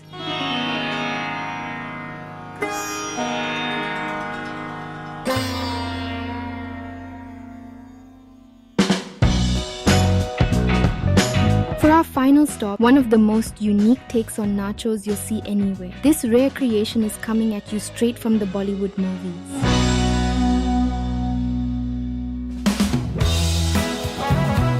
अपने stall का नाम है नत्थू पाव भाजी centre. ये stall है 1970। ये dish मैंने 2 नवंबर को लॉन्च किया 2022 को। ये एक मेरा कस्टमर है, वो पाव नहीं खाता है, तो उसके लिए मैंने खाई डाल के ट्राई किया। तो पहले मैंने उसमें चीज़ और मेयोनीज नहीं डाला, बाद में मैंने धीरे धीरे आइडिया इन्वेंट करते गया, तो वो सक्सेसफुल एक अच्छा डिश बन के तैयार हो गया। कुछ अलग लेवल का टेस्ट है, नेक्स्ट लेवल का टेस्ट है, वो आप खाएंगे तो समझिएगा आपको। Start by melting butter and adding some homemade masala, followed by diced paprika and onions. Season with pav bhaji masala and garlic paste. Then introduce red chutney, tomato puree, mayonnaise, and a generous amount of grated cheese. Mix the ingredients thoroughly before adding chopped coriander leaves and more mayo. Now the star of the show, the kari, a light Indian biscuit commonly enjoyed with tea. Top that with more cheese and mayo. Serve with an additional topping of cheese, coriander leaves and mayo, and garnish with potato chips. The final result, a towering pile of nachos packed with layers of flavors in each bite.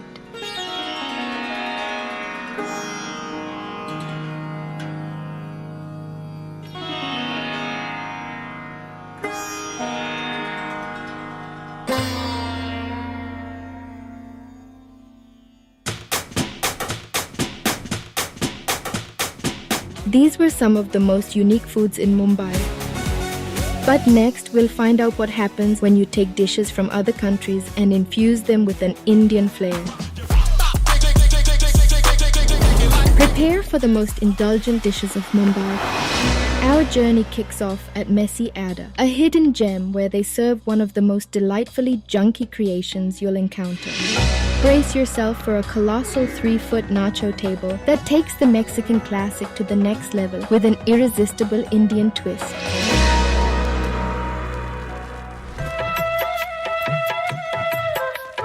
It starts with the table, wiped clean and covered in tin foil to create the greatest nacho plate ever. Time to layer the ingredients. Nachos for the base covered with the mix of red onion, tomatoes and green bell pepper. Then black olives, jalapenos and rajma or kidney beans. Now the Indian gravy, made from vegetables, cheese and secret masala. Follow with Mexican salsa and iceberg lettuce.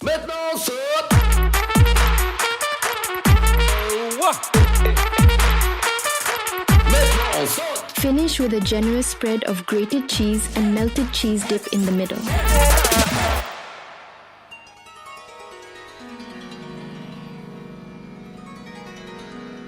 The final result is an indulgent fusion delight. Crispy nachos, veggies, and cheese blend Indian spices with vibrant Mexican elements, delivering a harmonious dance of textures and captivating flavors.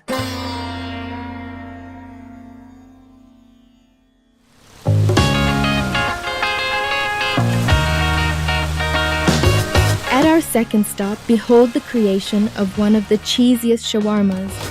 Experience how this Middle Eastern classic is adapted to satisfy local cravings for comforting flavors. में हमारे Gujarati Marwari public ज़्यादा है, तो इसलिए हमने यहाँ पे paneer shawarma चालू किया, क्योंकि वो लोग नॉनवेज नहीं खाते। और दिन का हमारा 100 से 120 रोटी जाता है, वीकेंड में 150 से 200 रोटी जाता है।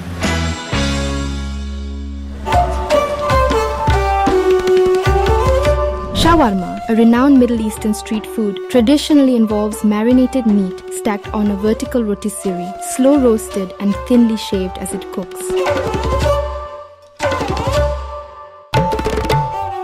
In this twist, meat is substituted with paneer, a traditional Indian cheese marinated in a blend of garam masala, chili and curd, skewered and grilled for 15 to 20 minutes. Once cooked, it's shaved, resembling succulent meat. Then layered with mayo, tandoor sauce, and chopped into smaller pieces. Now the bread, a local roti. Toast on both sides, then layer with mayo, Szechuan sauce, cabbage, paneer mix. More mayo and more Szechuan sauce. Finally, roll and enjoy.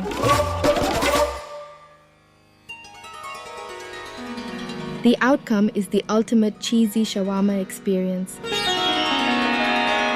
Reminiscent of savory paneer curry wrapped in a bread, it's enhanced with tangy Szechuan sauce and accompanied by the comforting flavor of toasted roti.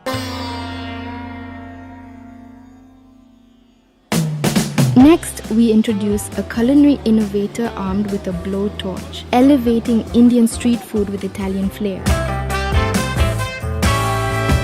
Get ready for a blazingly flavorful experience.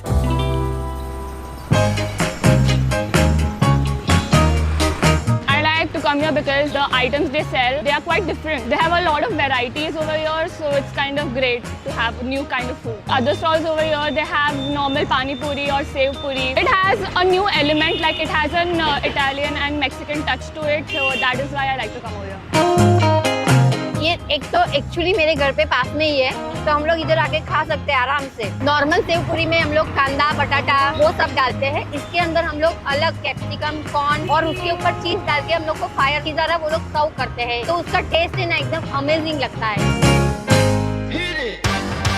That's what I'm talking about. Wait. Okay, now from the beginning. Hit it, boy. We kick things off with crispy purees, a fried, round, and oh-so-delicious Indian biscuit. Think of them as our canvas. Now it's time for the real stars to shine. Diced capsicum, sweet corn, onions, black olives, and jalapenos, all joining forces in a flavor-packed dance. Next up, our paneer slices hop on board, getting cozy with a homemade chili sauce that's like a flavor party. Hold on to your taste buds because a drizzle of tangy tomato sauce is up next, bringing that extra zing we all love. Now let's turn up the heat, quite literally. Our blowtorch takes center stage, working its magic to infuse those Indian flavors into every nook and cranny.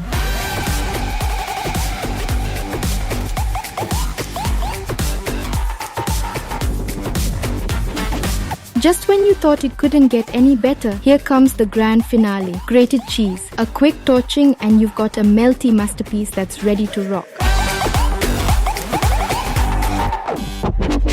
But wait, there's more. Chipotle sauce, chili flakes and oregano join the party, adding that Italian twist we all crave. And there you have it, a symphony of flavors, a fusion of fun, all right here on your plate. Enjoy.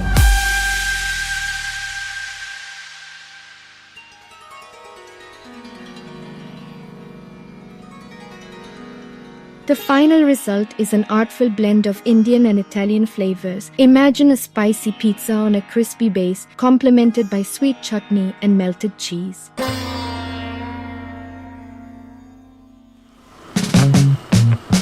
Next up, dive into the extraordinary world of Indian-Chinese fusion with our sizzling fire noodle bell. Indulge in a symphony of crispy noodles, fried vegetable balls, and savory sauces that redefine the Mumbai's junk food culture.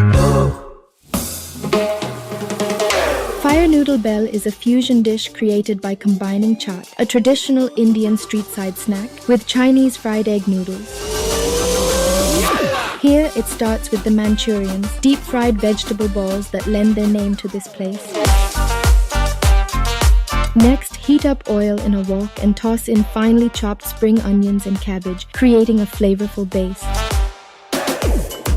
Add the Manchurians and their homemade fried egg noodles, bringing delightful crispy textures that perfectly complement the dish's robust flavors. Now for the flavor, blend a combination of tomato sauce, chili sauce, and soy sauce to create a harmonious symphony of tanginess and spice. Toss well, allowing the seasonings to coat all the ingredients and develop that wok hei flavor. Finally, plate and drizzle with their secret Chinese gravy on top.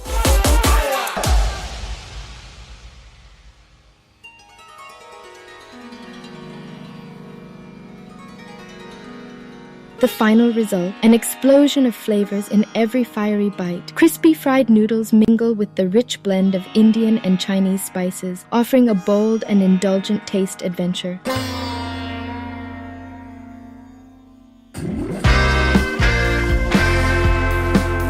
For our grand finale, we have one of the sweetest Persian desserts elevated with the rich Indian ice cream. Just 3 spoons of this will give you instant diabetes, but it's totally worth it. Meet Faluda, a chilled dessert beverage of Persian origin, consisting of vermicelli noodles, flavored syrups, milk, and various toppings.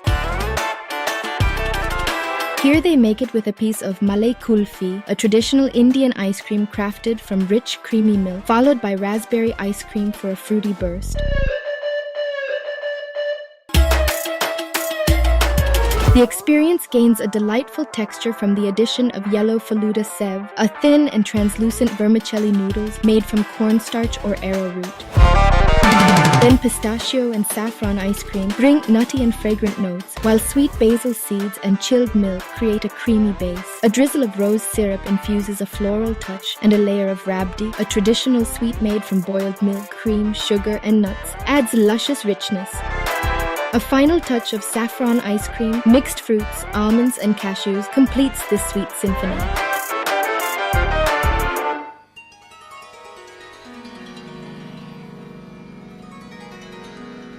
The final result? A cool yet sweet delight in every bite. Overflowing with kulfi goodness, it's a sweet lover's paradise. Eat quick before the ice cream melts into a luscious, juicy fusion.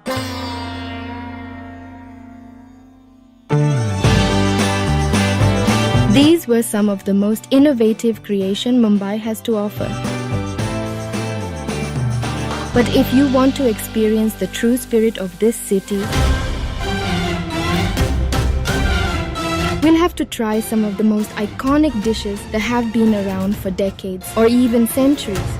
Get ready for the most traditional street food of Mumbai.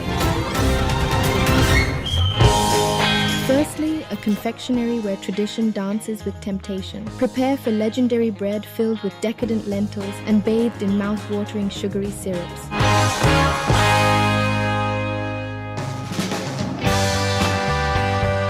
Want to keep the traditional alive in a modern world. Nowadays the people know about pizza and burger. The traditional food, nobody knows about it. So we bring back that tradition back to our children and for the elderly people also. Everything we make it live. So that means hot and fresh. When people order it here, within 3-4 minutes, the purumbol is ready with all the varieties. That's where the people come.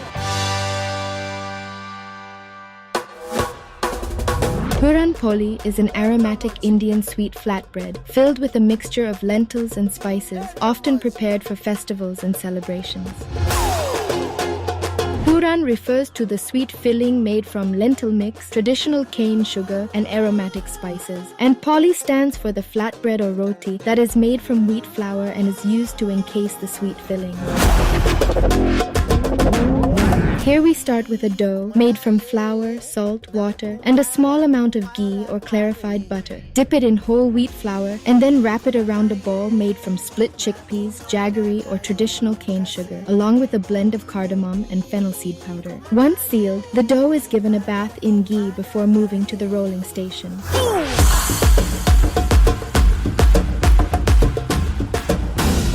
After that, it goes directly onto the pan where it's cooked at 3 different temperatures to achieve its perfect taste.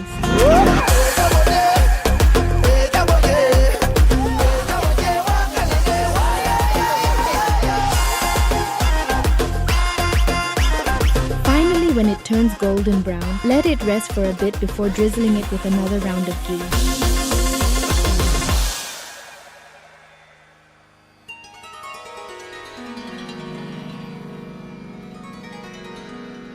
The outcome is a timeless delight, a blend of soft, sweet lentil filling wrapped in warm, hearty bread. Enhanced by rich ghee, it creates a fabulous mix of flavors that truly shine.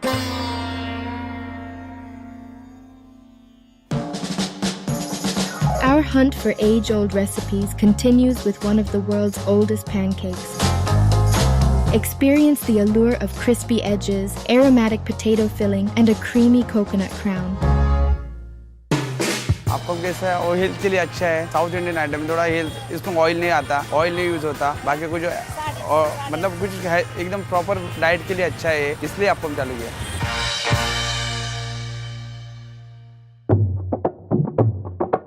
Meet appam, a cherished South Indian fluffy pancake with a rich history dating back to the 1st century.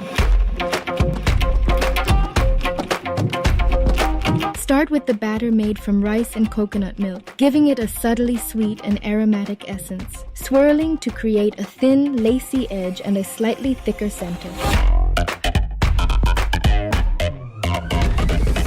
Then cover to ensure even cooking, resulting in crisp edges and a fluffy center. For flavor, add a blend of potato masala enriched with cumin and turmeric.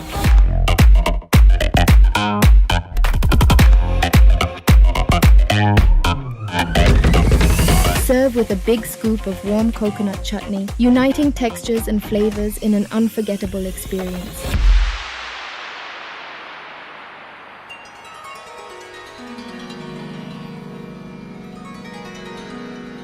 The final result is a delicacy with a plush center, crispy edges, and a gentle sourness, beautifully intertwined with the comforting essence of potatoes and the alluring notes of coconut.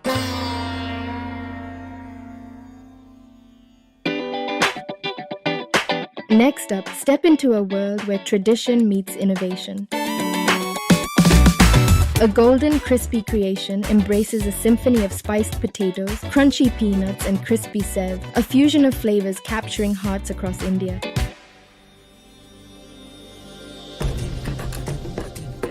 Dabeli is a flavorful Indian street food made of spicy potato filling, served in a bun and garnished with chutneys, sev, and nuts. Here they upgraded this classic by swapping out the buns for scrumptious, crispy cones.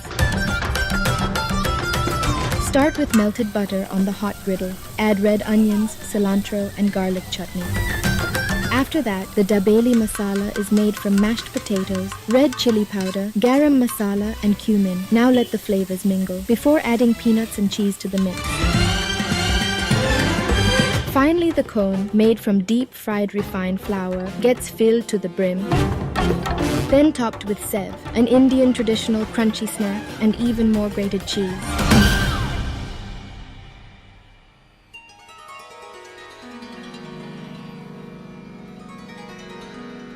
The crispy cone cradles a hearty potato base with rich spices, crafting a fusion of spicy, savory, and tangy notes. A delightful, innovative presentation of textures and flavors.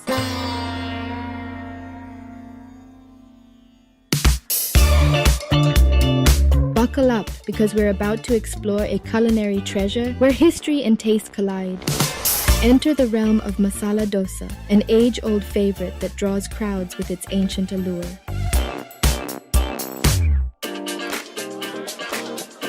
हमने बहुत जगह पे dosa try किया है, लेकिन यहाँ का test है वो अमेजिंग, सुपर है। उसमें ऑनियन होता है, आलू होता है, कैप्सिकम होता है, कोरिएंडर होता है, और उसमें जो स्पाइसेस मिक्स करते हैं वो सुपर रहता है। टेस्ट पे स्पाइसी है, सॉफ्ट है, बहुत अच्छा है। मैं यहाँ पे 20 से 22 साल से आता हूँ भाई, because of the taste, amazing test.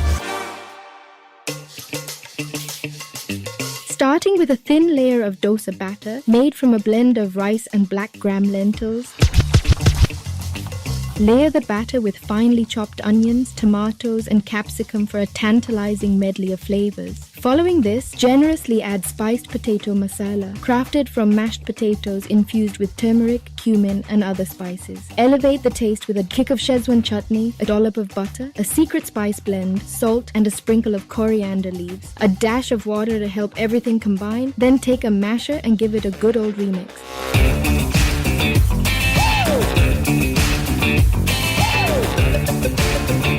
Lastly, fold the dosa and serve alongside the delightful coconut and tomato chutneys.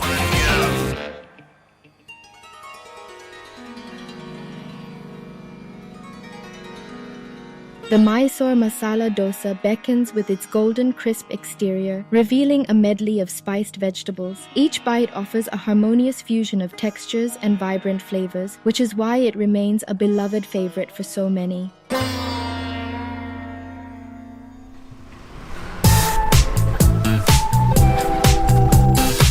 Our final final destination redefines breakfast bliss with a twist. Discover egg-stuffed paratha, where a classic Indian bread meets morning magic. Join us for the perfect meal to kickstart your day. Paratha is a flaky Indian flatbread made from wheat dough, often stuffed with fillings like potatoes, cheese, or, like in this morning twist, a delicious egg. Begin with a blend of water and flour and knead until the dough is formed. Now the filling is made from mashed potatoes seasoned with cumin, coriander, and chili powder. Form into small balls of perfection. Those get wrapped with our dough, then gently rolled on the board. After that, it's carefully placed on a hot griddle.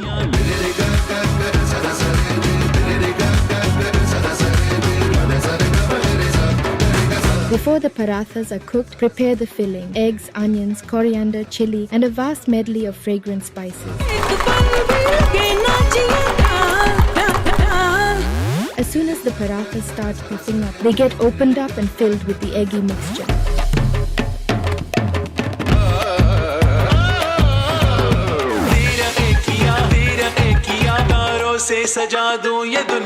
Once everything is cooked, top it with the final touch of ghee. And serve with chickpeas curry and Szechuan chutney.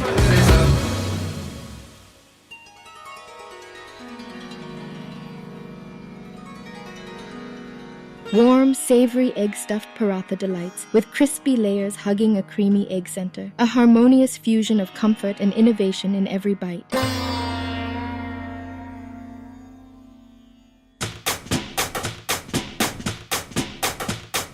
And so, our journey through Mumbai's most traditional foods comes to an end. From these 5 exceptional dishes, which iconic delight resonated most with your senses? Was it the appam's timeless charm, the delectable sweetness of puran poli, the innovativeness of dabeli cone, the vibrant colors of Mysore masala dosa, or the egg paratha's warm embrace? Each of these gems offered a unique window into Mumbai's rich culinary heritage, where every bite carries the essence of generations past and the rich tapestry of flavors that have endured over time. For more indulgent feasts for your senses, be sure to subscribe to Best Ever Food India.